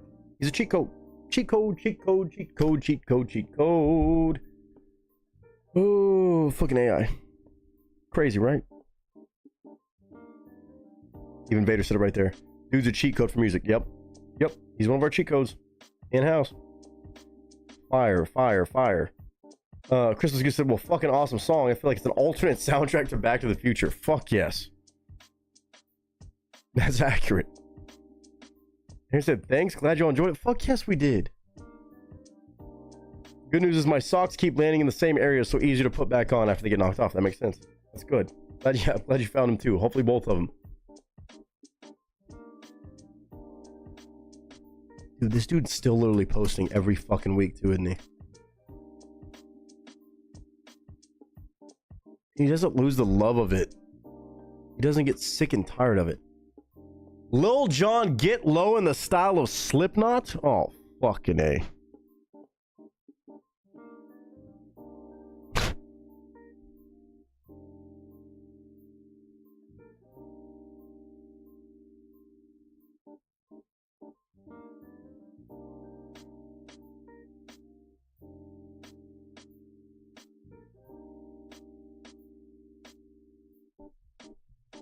Never thought Aussie crooning would be something I needed to hear. I mean, he already has a very interesting, you know, vocal approach, but not a Frank Sinatra tune. You'd be like, no, Aussie, just stay away from Frank. Just stay away from Sinatra. That's not meant for like a voice like yours, a style like yours. But then you're like, okay, never mind. I take back everything that I was immediately thinking. Knee-jerk reaction, perhaps. Which you wouldn't think would be a inappropriate thought to have. Like, hey, you know what? That's not meant for other singers, maybe. Aussie? No, that's just, you know, don't do that. Don't do that. But then when you hear it from somebody who's skilled and talented all the way around like Anthony Vincent, you're like, fucking A, never mind. I take it back. I take it all back. It's unreal, bro. It's unbelievable. Ugh. Okay. Let's leave it alone. Leave it alone. Willie and Aaron, bravo for bringing that by today. Just continuously blow my mind. That man will never not blow my mind. Jesus. For the years. This is how I expect Nick to start Thursday's stream. What is this for?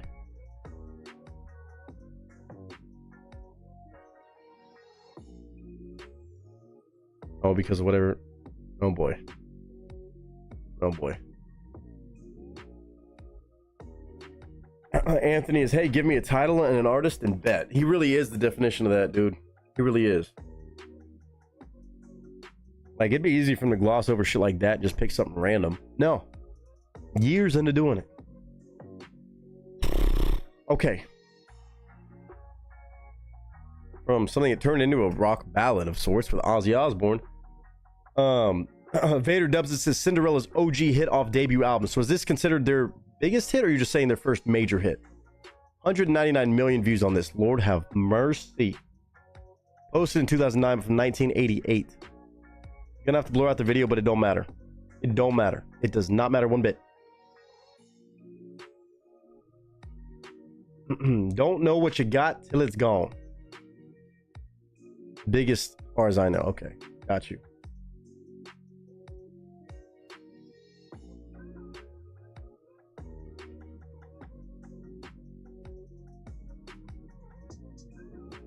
I feel like this is gonna be one of those like instant, oh, I get the song, but I never paid attention. So, even though the title's pretty self-explanatory, enjoy what you have before it's gone. But I gotta hear more about this.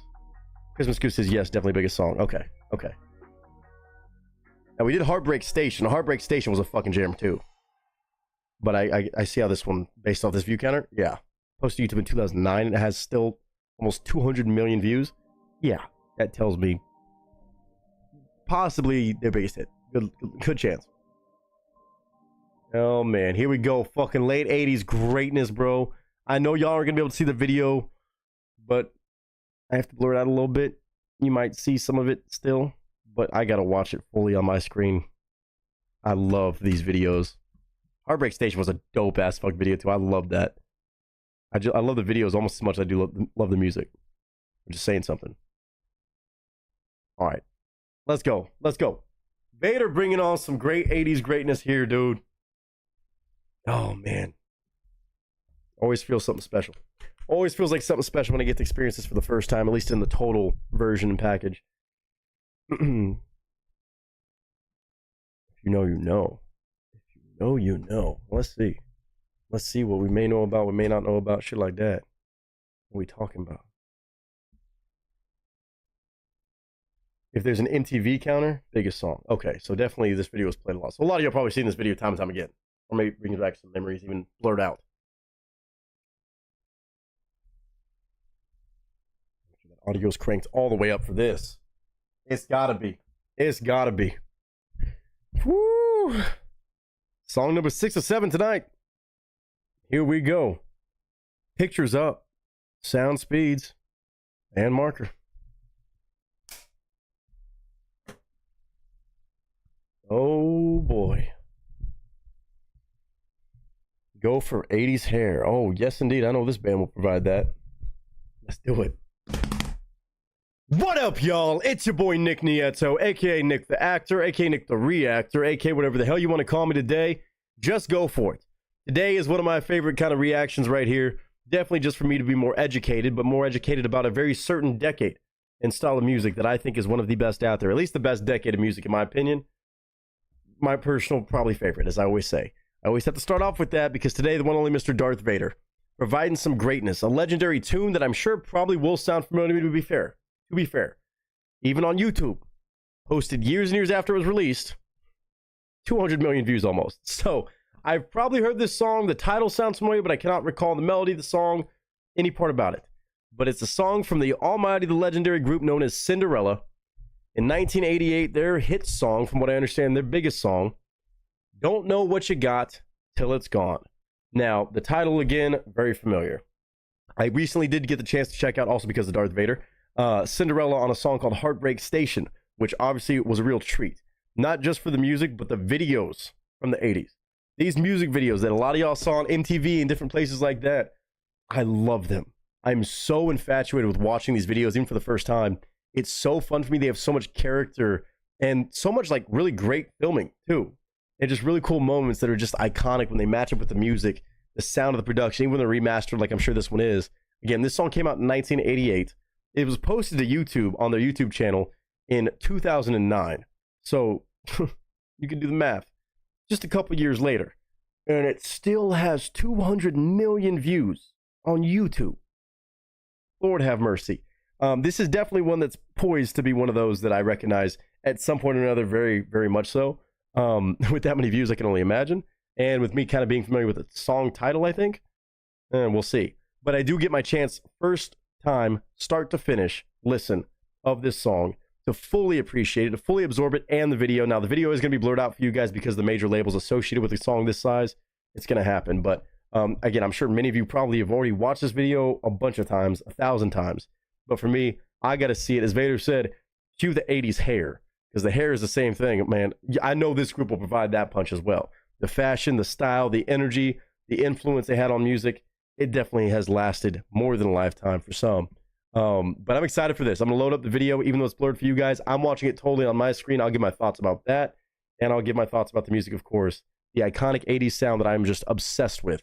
Cinderella, Don't Know What You Got Till It's Gone.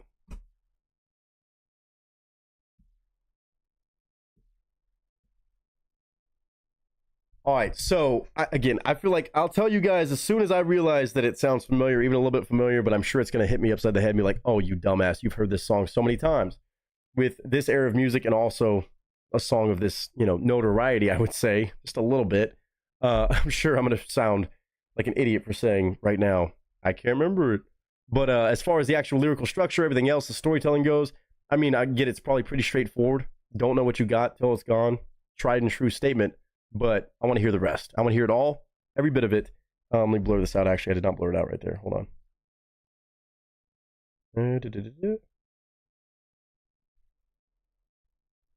All right. As you see, it does have to be a little bit transparent right there, just so I don't get completely banned from YouTube. But Cinderella, kudos goes to them. I'm going to give my honest thoughts and commentary about anything I see for my first time watching and listening to this song.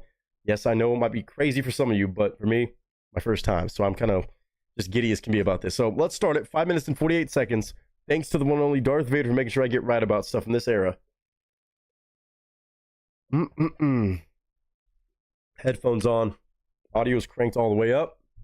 Ladies and gentlemen, Cinderella back on the channel. Don't know what you got till it's gone. From what I understand, what everybody seems to say, their biggest hit ever. Let's go.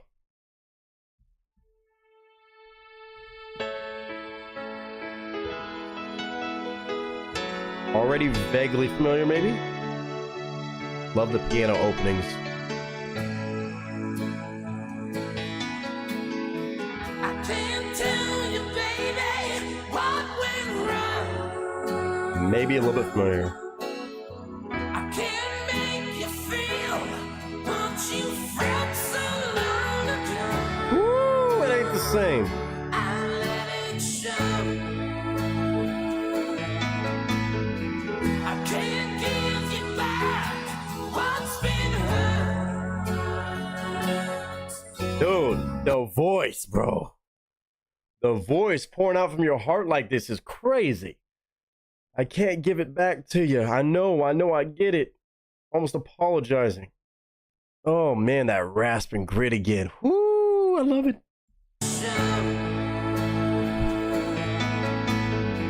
I can't give you back what's been hurt. Heartaches come and go, and all that's left are the ones I can't let go. If we take some time thinking over, baby. I've heard this. I definitely think. If you really wanna go, don't know what you got till it's gone. Yes, yes. Don't know what it is I did so wrong. Now I know what I've got. It's just this song. And it ain't easy to get back. Takes so long.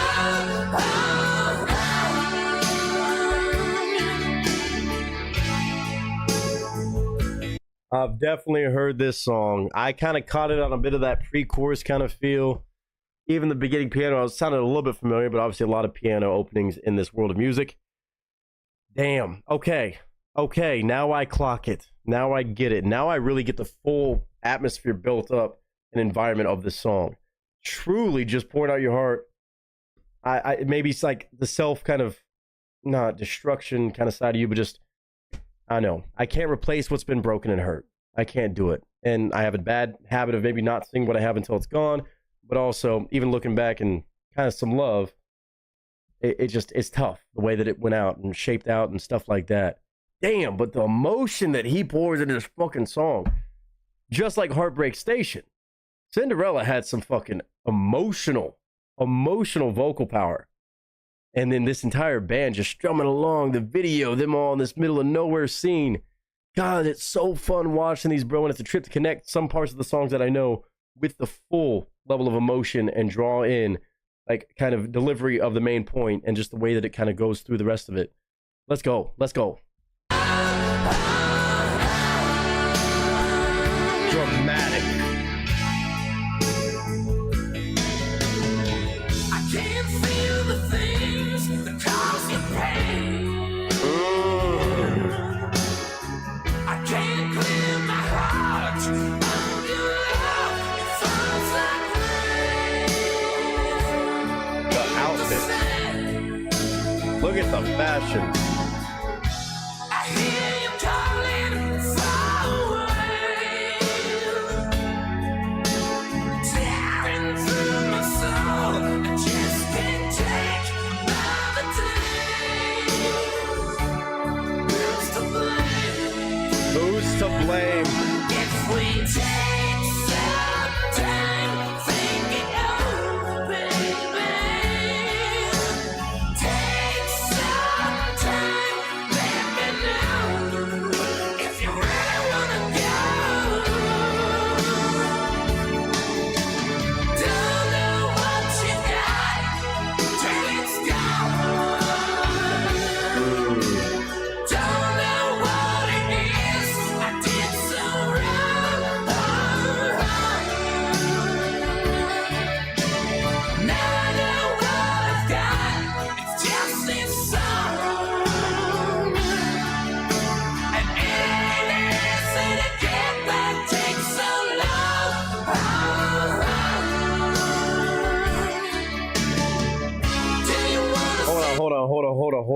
time out. So a different perspective right there at that part. Maybe it's the same way it was worded at the very beginning, but now saying, now we'll take some time, you think it over. I don't really know what I did all wrong, but I apologize, and this, that, the other, or where this went wrong. But take some time, mull it over, think about it, and this, that, the other, and then, man, kind of that like outwardly saying, you know, from the other perspective, where it's just shit sometimes does not. Wow. Damn, this is fucking powerful shit. It's so great to hear songs with such crazy vocalists that add so much because of the natural character of their voice, like truly letting it rip and pure ballads. I mean, the rock ballads in this era are fucking phenomenal. It's second to none. You can't beat those like fucking 70s, 80s rock ballads. I have a hard time. I feel anything as much as like when I hear those, and it just hits you to the core because of like the grittiness in the voice. It feels like the emotion wrapped up in it in such a different level, and just the simple sometimes musicianship, yes, but everything is there for a reason. It has the timing, it has the pacing, and then you have these dramatic videos that just pour out the emotion and larger than life, singing to the heavens. It's so cool, man. What a fucking group right here. Cinderella, absolutely amazing. Vader, I love this. I love this.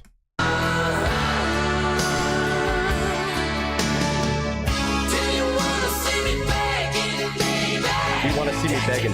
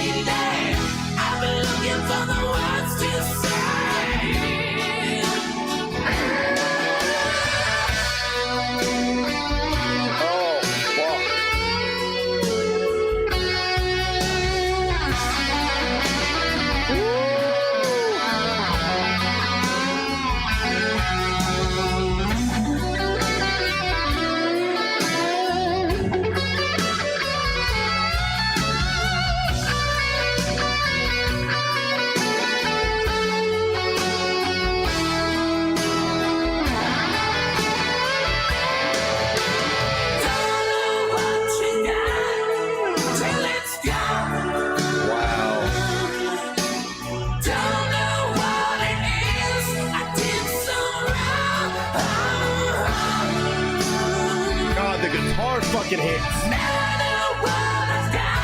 It's just this song, and it ain't easy to get back. Takes so long. Don't know what you got till it's gone. Don't know what it is. I did so wrong.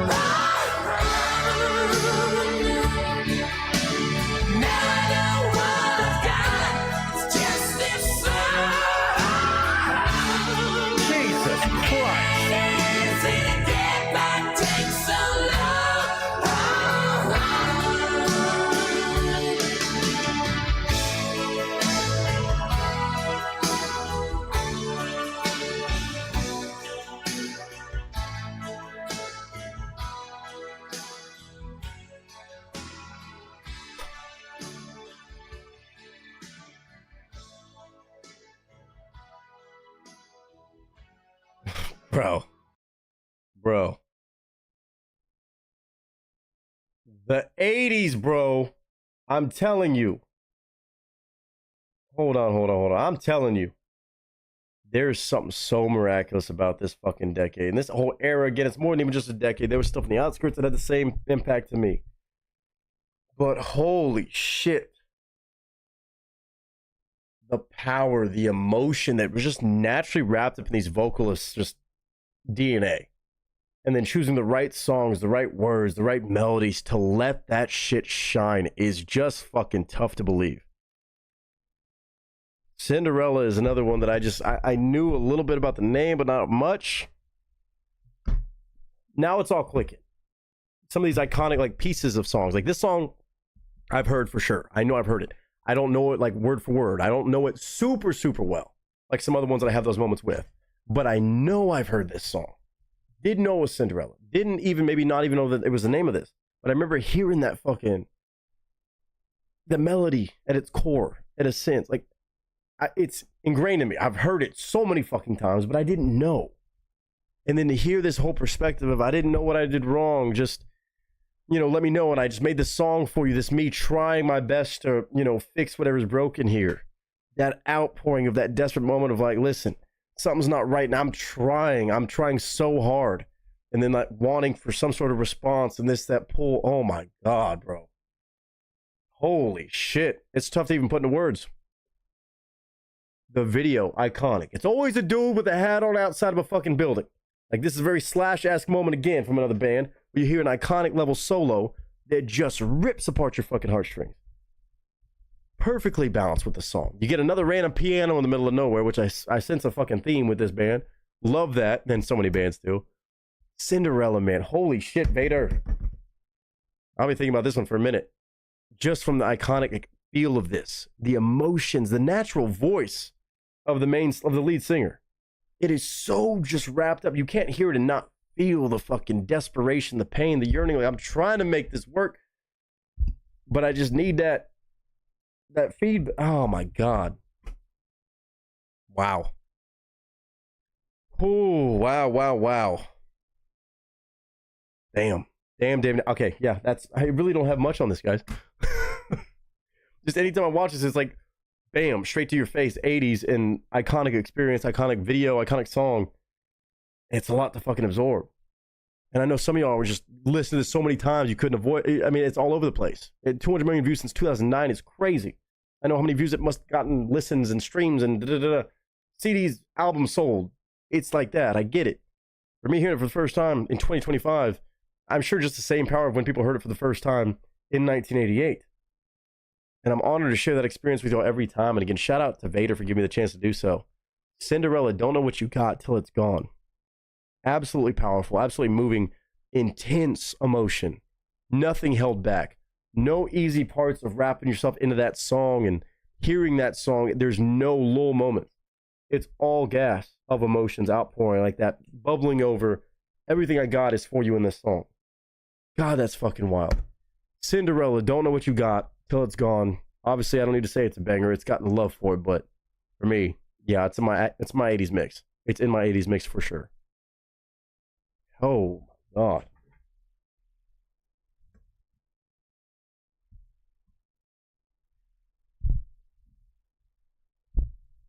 As is the case with most 80s style videos and songs, and not style, I mean 80s actual videos and songs that I get to check out for the first time or get a better understanding about.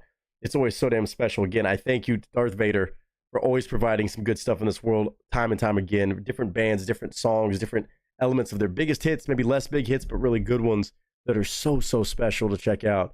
And just as a piece of like music history that's impacted so much since then. And just a timeless sound, timeless masterpieces like this. Thank you, Vader. Thank you to everybody else who took the time to watch, whether you knew this song or not. Maybe you're young and like me, maybe you weren't familiar. And man, you got to give your kudos. Go do a deep dive into this world, man. I promise you will not be disappointed.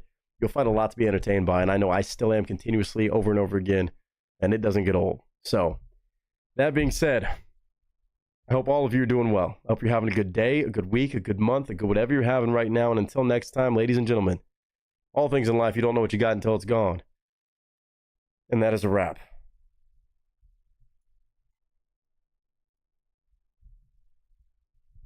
I broke my camera when I did that.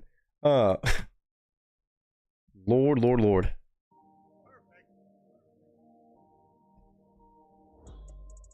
That's a fucking doozy. That is a fucking doozy if I've ever heard one. Go back through and see what y'all were saying about this. You know, most of y'all know the song, man. This is an awesome song / video. It's one of my faves in the 80s. His voice is wonderful. His voice is fucking ridiculous. It's ridiculous. That rasp, but still range and control and power. Non-stop, too. The whole song. Amanda said, I think this is the song I'm thinking of. I guess I'll find out. Saying howdy.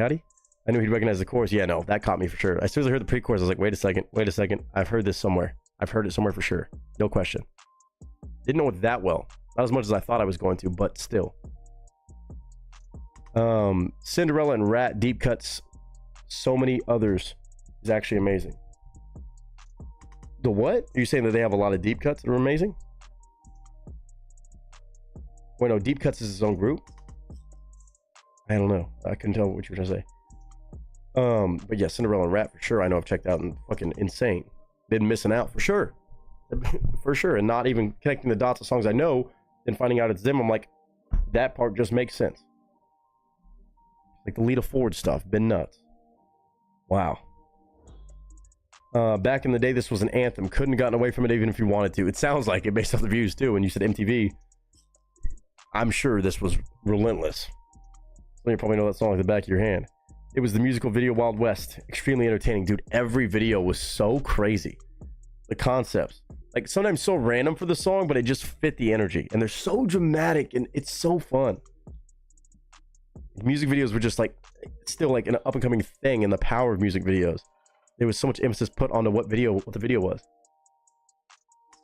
Such a key element. Very glad y'all liked it. Rats, 80s ballads, or deep cuts. Oh yeah, really amazingly good stuff.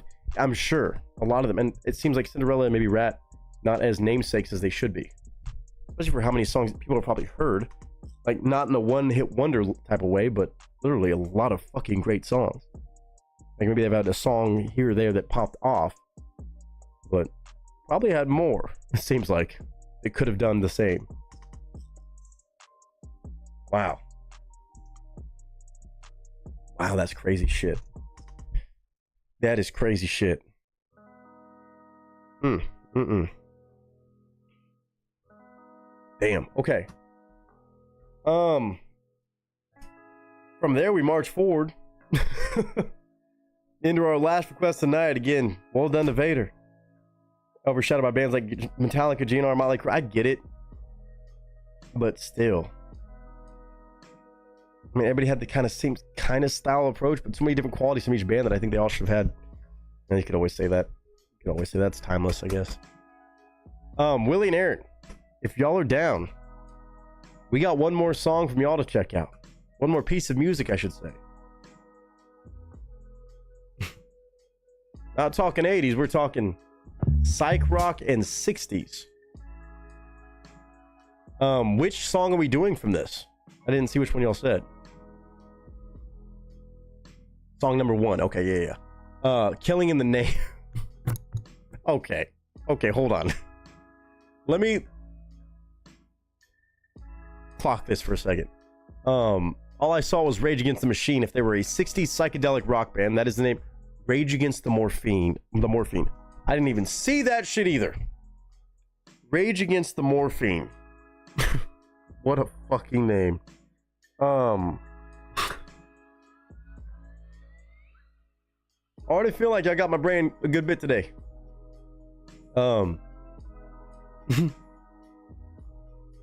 It says music generated with AI and love. So AI created this, I'm not going to say monstrosity, but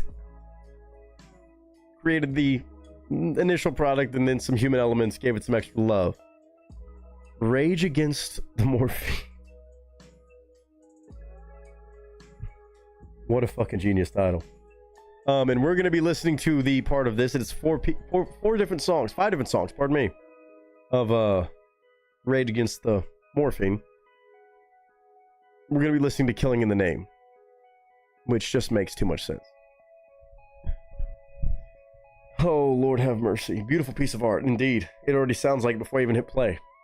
If this song was in the style of a 60s psychedelic rock band. More shit you never thought you knew you needed. Oh, man. I mean, do I need to fucking smoke some weed before this? What do I need to do?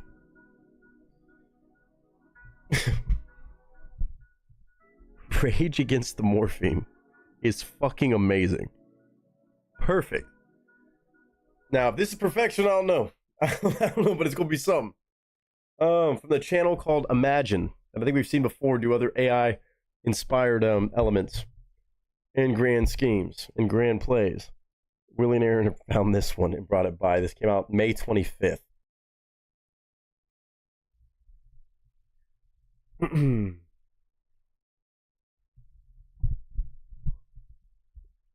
Ladies and gents, to wrap up our stream, 15 of y'all still hanging out strong. Let's do it. You may not need shrooms to get the vibe. It'll be a vibe for sure. Close down their 2-piece. to round out an amazing stream where all these amazing folks brought my music today. Started off with just a couple we were going to check out. Turned out into a whole magical number 7 requests. Josh Carlos, Amanda, Steve, Batman Snuggles, Vader, and of course Willie and Aaron. Bringing by the whole variety on a Tuesday, making sure it was more than just a 2-piece or a 4-piece. Leveled up from the Happy Meal to a whole lucky number 7. Ladies and gents, let's go. Lurking, but if I was to draw you and Tom Selleck, I would map your faces the same. I remember years ago, that was the first comparison I made. What was? Oh, me to Tom Selleck? Yeah. It's been I'm glad it's been a thing for years. It's crazy. I'm honored. And honored to check this out. From Willie and Aaron to close down this portion of the stream before we hop over to Twitch and goof off for at least a little bit, because why the fuck not? Pictures up, sound speeds, and marker.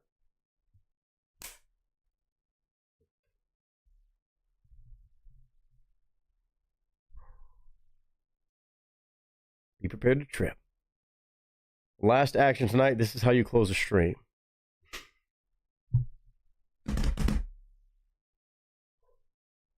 What up, y'all? It's your boy Nick Nieto, aka Nick the Actor, aka Nick the Reactor, aka whatever the hell you want to call me today.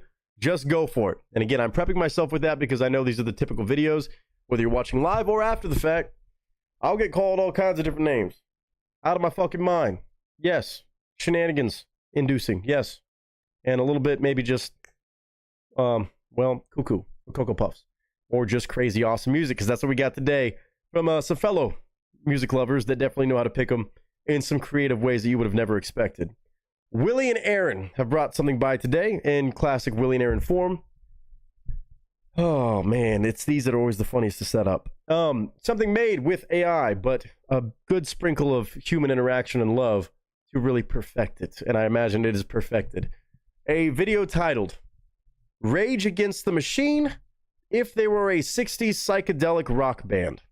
And it says Rage Against the Morphine would be the alternate name for this exact style of Rage Against the Machine, but 60s psych rock. It is a whole video on a channel by the name of Imagine. Again, AI created, full disclosure, but some human interaction to get it to whatever level we're about to see. We've seen stuff from this channel before, been pretty impressive. This one should be quite the treat. Now, there are 5 different songs on this one video, and the one that Willie and Aaron have chosen for us to react to and give our honest thoughts about, and we'll know if we really feel like we're starting to trip without even the, inclusion of mushrooms or any other psychiatric adjusting drugs, items, tools for some back in this day. We're going to be checking out Killing in the Name. Iconic Rage Against the Machine song. But again, if they were a 60s psychedelic rock band, I'll know it's got me good when it feels like I'm just tripping out. And I am not tripping out anything. Only thing I have is beer. And there's no psychedelics in this beer, I don't believe, but we're about to find out if that's the case. Killing in the Name from Rage Against the Machine, but now turned into a 60s psych rock band, Rage Against the Morphine. Perfect name. Perfect execution on the setup here. Willie and Aaron, I thank you for it. I will give my thoughts and commentary. Mainly just want to see, is it certified that Rage Against the Machine could be Rage Against the Morphine? I got a good feeling about this. Just came out May 25th, again on a channel just simply named Imagine. We won't have to imagine it anymore. And here it is. Let's go.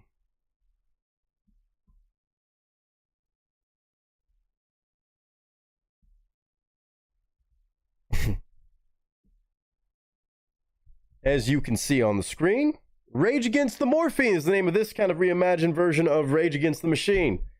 The song we're checking out, straight at the zeros. Killing in the Name.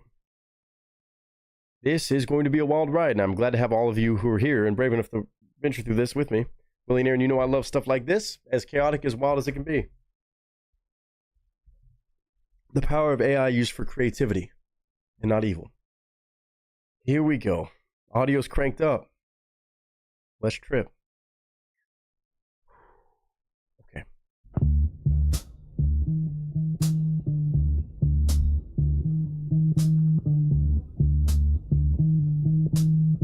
Already sounding right.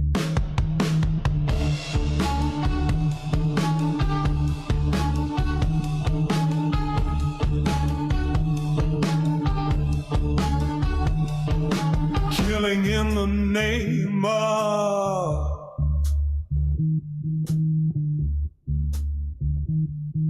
Oh yeah, it's Some done. of those that work forces are the same that burn crosses.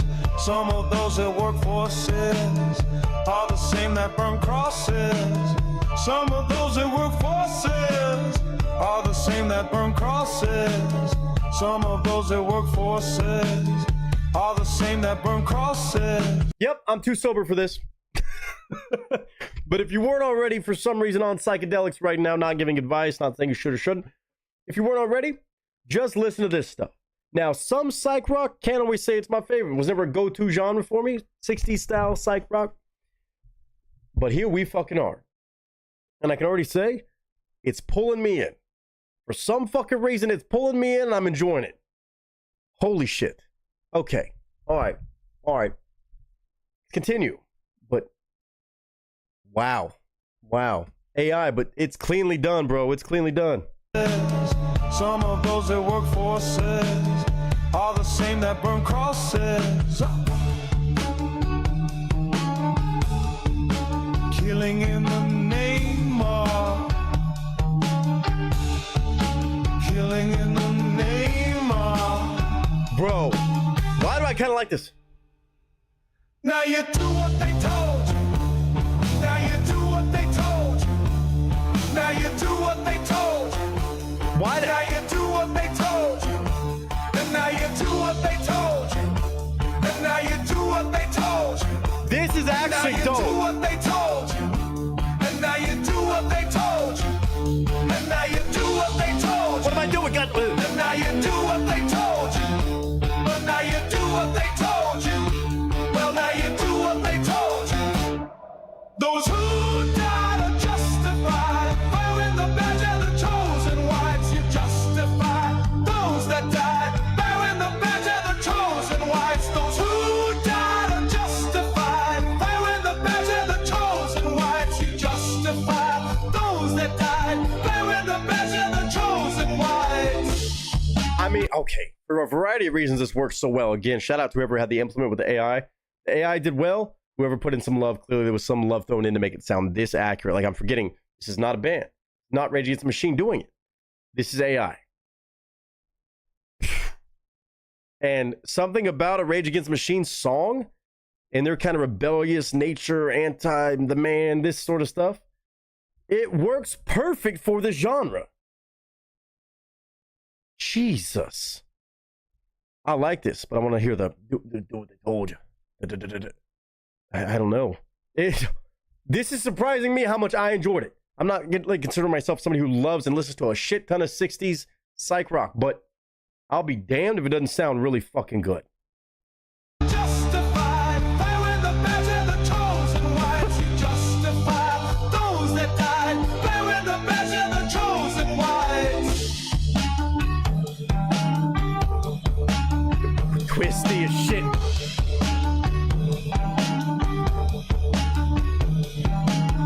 Some of those that work forces are the same that burn crosses.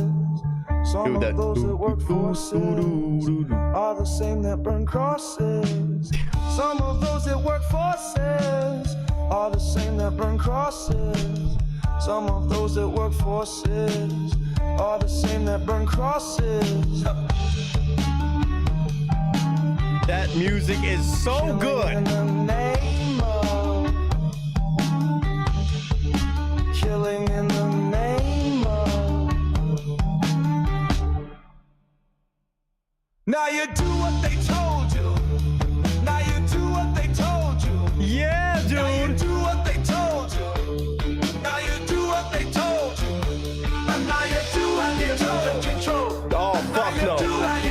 Oh, fuck no. They're doing all the echoing vocals too and shit. This is some trippy shit. Everybody's watching right now and you on some crazy shit. Woo! I know you feeling it. I'm feeling like I am, and I'm not even on that stuff. Now you do what they told you.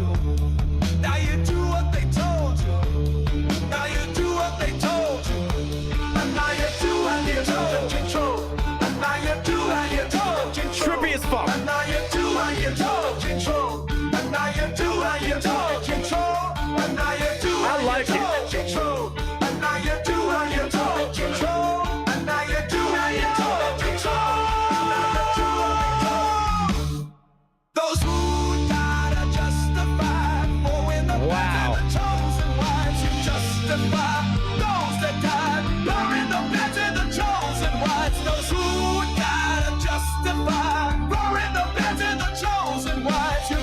justify those that died. Lowering the beds and the trolls and whites. Come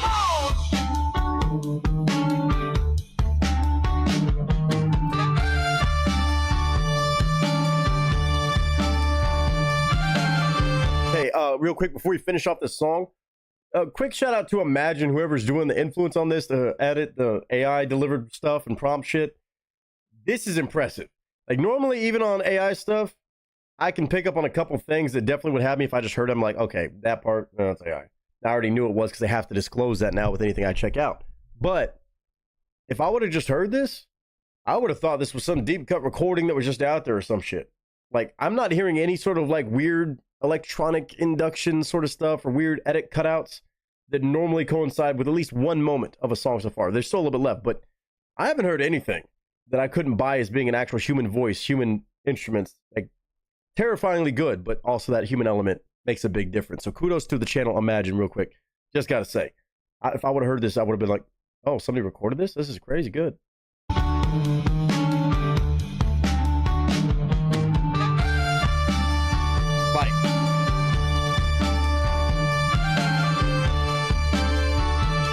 I'm catching a vibe right now.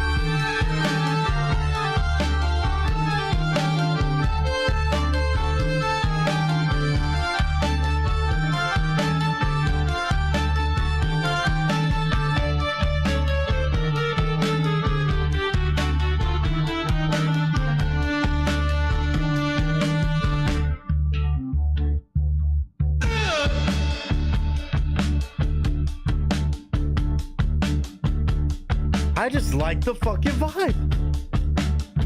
Yeah.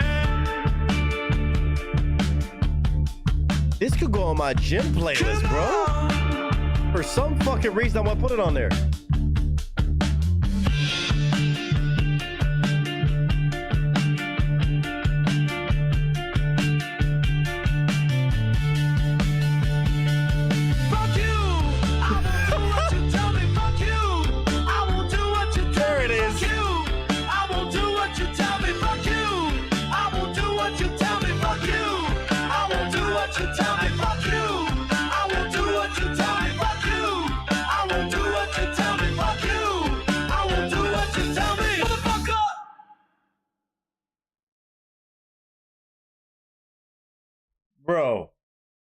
Bro, leave it to Willie and Aaron, AI or not, anything with this fucking crazy ass title.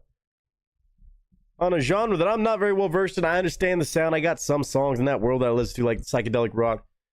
But Rage Against the Machine, if it was turned into a 60s psychedelic rock band, killing in the name. I mean, I'll listen to some Rage Against the Machine every once in a while. I don't know a lot of their fucking songs. Like, I'm about to have to listen to a little snippet. We're not listening to all the songs. There's 5 different songs on this, and I'm sure they're all worthy of a fucking listen when it's this clean of AI work and shit. Not typically a sound I would ever choose to listen to, like, go on my way to listen to.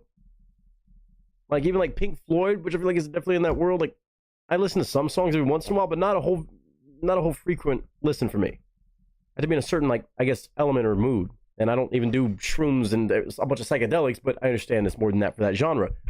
But to have that groove and somehow still, the same way that Rage Against the Machine would definitely usually, if I'm listening to one of their songs, it's on my workout playlist. Something about this, that ominous, twisted, intense, locked in. Like I was just fucking sitting here absorbing it. Listening to lyrics a lot more than even on a Rage Against the Machine version. That shit's fucking kick-ass, bro. And again, you can't tell me that any part of that really sounded like AI if I hadn't told you. Do what the told. That's wild. Like my brain's a little messed up in the head now. Or my brain is, I'm a little messed up in the head. My brain's head is messed up. I mean, damn. Kudos to this. Imagine is the name of the channel. Shout out to whoever's like adjusting shit for real. Cause that's, I mean, that takes some skill. But also the cleanliness of this is wild to me. AI is fucking nuts, but some people are out there twisting it, making it even better and making it super creative because you're not going to get a Rage Against the morphine. Wow. Just wow. Okay. I got to hear just a snippet. Bulls on Parade is one of my favorites from Rage Against the Machine. Maybe my favorite song from them. And a gym playlist all the time song. I just want to hear a few seconds of this. I'm not listening to all of them, but let me just listen.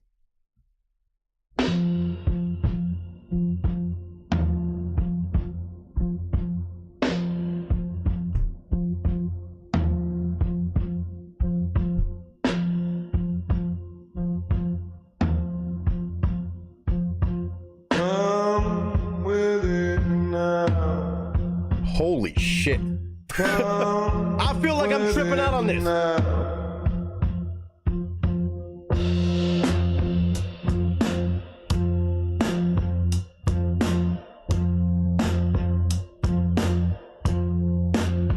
The microphone explodes, shattering the mold. Either drop the heat like they owe, or get the fuck off the commode with the sure shot, sure to make the bodies drop. Oh my God. Copy, yo, don't call this a co-op. Terror reigns, drenching, quenching the thirst of the power dawns at five-sided fist of gun. The rotten sore on the face of Mother Earth gets bigger. The trigger's cold, empty your purse. Rally around the family. Damn. With a pocket full of shells. That's so fucking They dope. rally around the family with a pocket full of shells. They rally around the family Hold on. with a pocket full of shells. That shit's a trip. That shit is a fucking trip. As much as I always have to say AI scares the absolute fuck out of me as an artist, as a creative, as the da-da-da, it takes a creative mind to adjust it already. Now, there's going to come a day where AI is just naturally that good and we really got to be scared. For me, for shit like this, I'll fucking love it.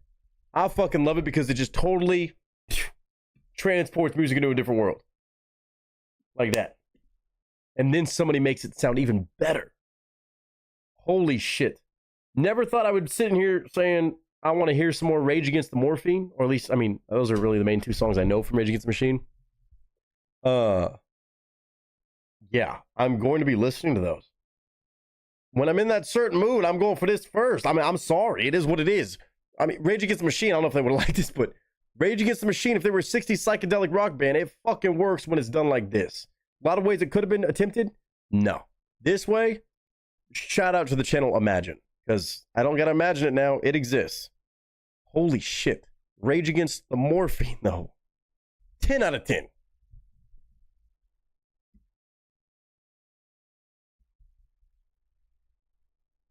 If any of you, as I imagine some do, know the original songs, you understand why my brain is not functioning right now, because it feels like I just did something, you know, took something, maybe a few things at the same time when I'm hearing those. If anybody out there is on psychedelics, again, I gave a warning. Listen at your own risk, reward, demise, betterment. I don't know. I don't know what that would do for you. But Willie and Aaron, for me, it's definitely going to be like a weird, like, soundtrack walk-up level song set up and gym playlist song when I'm just, like, chilling and trying to get something. I don't fucking know. It's Rage Against the Morphine, though. Not Rage Against the Machine. Rage Against the Morphine. Wow. The channel Imagine. Again, 12,000 subscribers for an AI channel. That's one to actually go check out and maybe go see what they're doing, because they're doing it real well. And if you want more Rage Against the Morphine, there's a few more songs in that exact video you can go find. Just came out May 25th of 2025. That shit is wild. And it is trippy. It is certified to be accurate to the title, Rage Against the Machine, if they were 60s psychedelic rock band, without a fucking doubt. Willie and Aaron know I love requests like this that are fucking out of left field. Outside of left field, like outside the fucking stadium, maybe down the street a little bit. Makes a good time for me. Makes some creative shit happen. Makes for one hell of an adventure. And I hope all of you enjoyed this adventure. Especially if you were on some sort of psychedelics. I hope you really enjoyed that adventure, not a bad way. But more than anything, I hope you all are doing well. I hope you're having a good day, a good week, a good month, a good whatever you're having right now. And until next time, ladies and gentlemen, that is a wrap.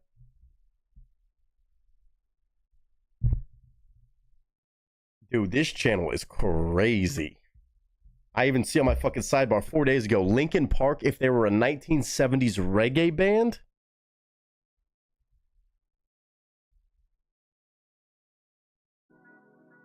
Like that song we just heard. Like, for the, just so, in case some of you don't listen to Rage Against the Machine, right? Like, this song is normally on my gym playlist. Now, I know it sounds crazy if you've never heard of them, and you're just like, okay, this song would be? Okay. Not that version. This one. This Japan. What?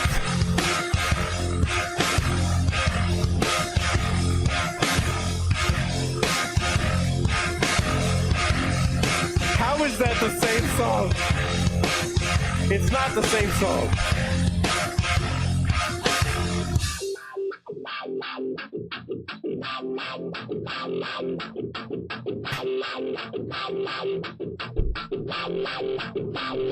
Who with it now?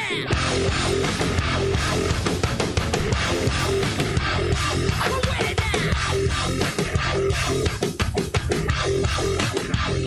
The microphone explode, shattering the mold. Need a drop of hits like De La O. Get the fuck out the commode with the short shot. Sure to make the body drop, dropping no copy, yo. No corners of co-op. Terror raised. God, the rotten sore on the face of Mother Earth gets bigger. The trigger's cold, empty a purse. Rally around the family. Quenching it. That rotten sore on the face of Mother Earth gets bigger. The trigger's cold, empty a purse. Rally around the family. With a pocket full of shells. With a pocket full of shells.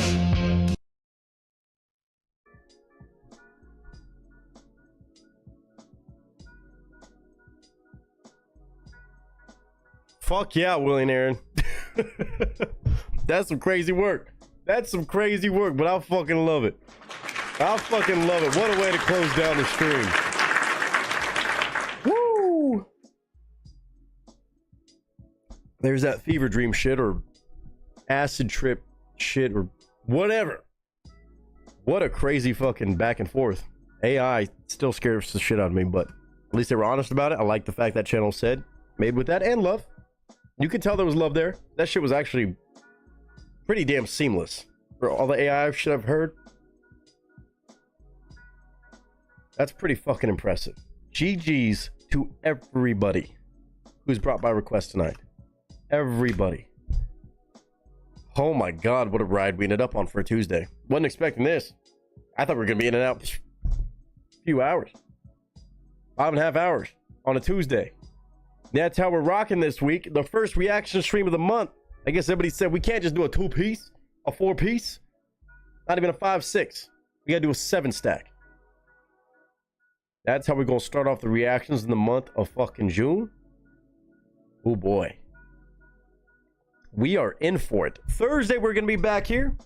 I imagine it's going to be a full-length stream, not a short stream or something like that on Thursday. So come on by, starting at noon Pacific Standard Time if anybody wants to just catch some cool vibes, catch some music, or just catch some good hangs with the cast and crew. Damn. I'm going to go eat something real quick, then I'm going to hop on the I'm going to hop on Twitch. I'm going to hop on Twitch for a little bit. I really just want to kind of dial in and see if it can work, because this new mixer, obviously the new nice Go XLR, it is great for everything else. I'm curious how I can sync up my ability to use my bass or my acoustic guitar with that without getting a new adapter. Because I have my old mixer still somewhere.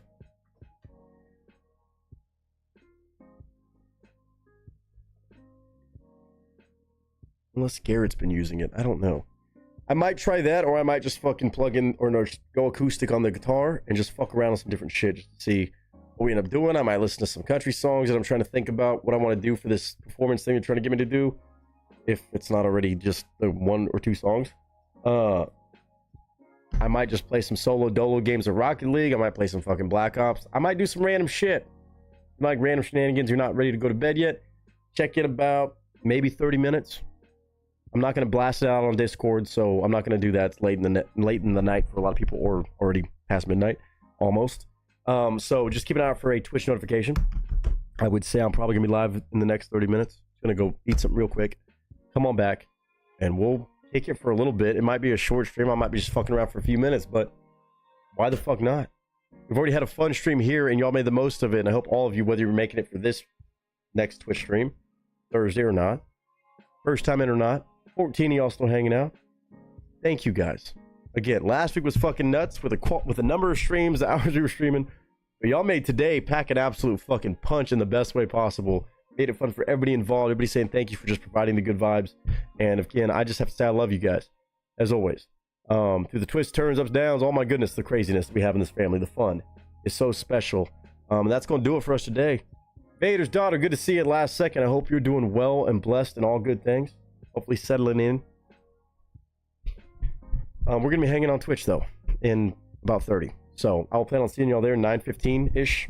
If not, maybe starting a little bit earlier. We'll see. ODV said, brother, you're definitely one of the best reactors putting in all full energy. I appreciate that, sir. I definitely give all I got for it. So I appreciate that. I love all y'all, whether anybody's told you those words lately, recently, or ever. And, man, what do I play on the way out of here? Goodness gracious. I might just finish that shit. Keep it hype going into Twitch shenanigans. Everyone have a blessed night and amazing Wednesday. For those not going to Twitch in a few, absolutely agree. Thank you again to everybody who brought requests by. Holy shit, Willie and Aaron, what a fucking way to close it. Amanda, thank you. Vader, thank you. Steve, huge shout out. Batman Snuggles, Josh, y'all are nuts. Thank you, Nick, for another freaking amazing reaction night. Dude, it turned out to be amazing because y'all brought the goods. Y'all showed insane love to support the channel as always. And it means more than you know for you just to spend your time here, much less all that other stuff that is unbelievable every damn time. Every damn time, bro. Mind-blowing. I appreciate the love through all the different life changes stuff I mentioned today. But I love y'all. I will see you in a little bit. Been so busy building them calf muscles and biceps. Well, let's fucking go, huh? Let's go, then, Vader's daughter. Feel free to hop over on the Twitch in a little while, too. Vader, rest well, sir, if you're not hanging out with us. All good. Anybody who wants to lurk, just catch a vibe. We'll be over there for a little bit. Might be trying to tool with different shit. I don't know. It's going to be a little bit of fuck around and find out stream. We may not even playing again. I don't know. But I'll see y'all there. Streaming addiction, it continues. What's better than one stream in one day? 2. I love y'all. I will see y'all soon. I'm just going to play the rest of the regular Rage Against the Machine on the way out. And I'll see y'all soon. Some of y'all in a little bit. Some of y'all Thursday. That's a bet. Bet. Night, y'all.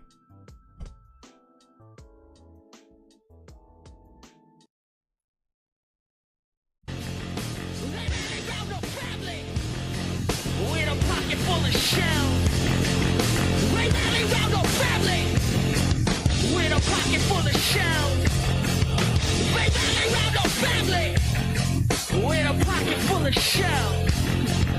Weapons, not food, not home, not shoes, not need, just feed the war cannibal. I lied. We got to do this version. We'll close out with this version.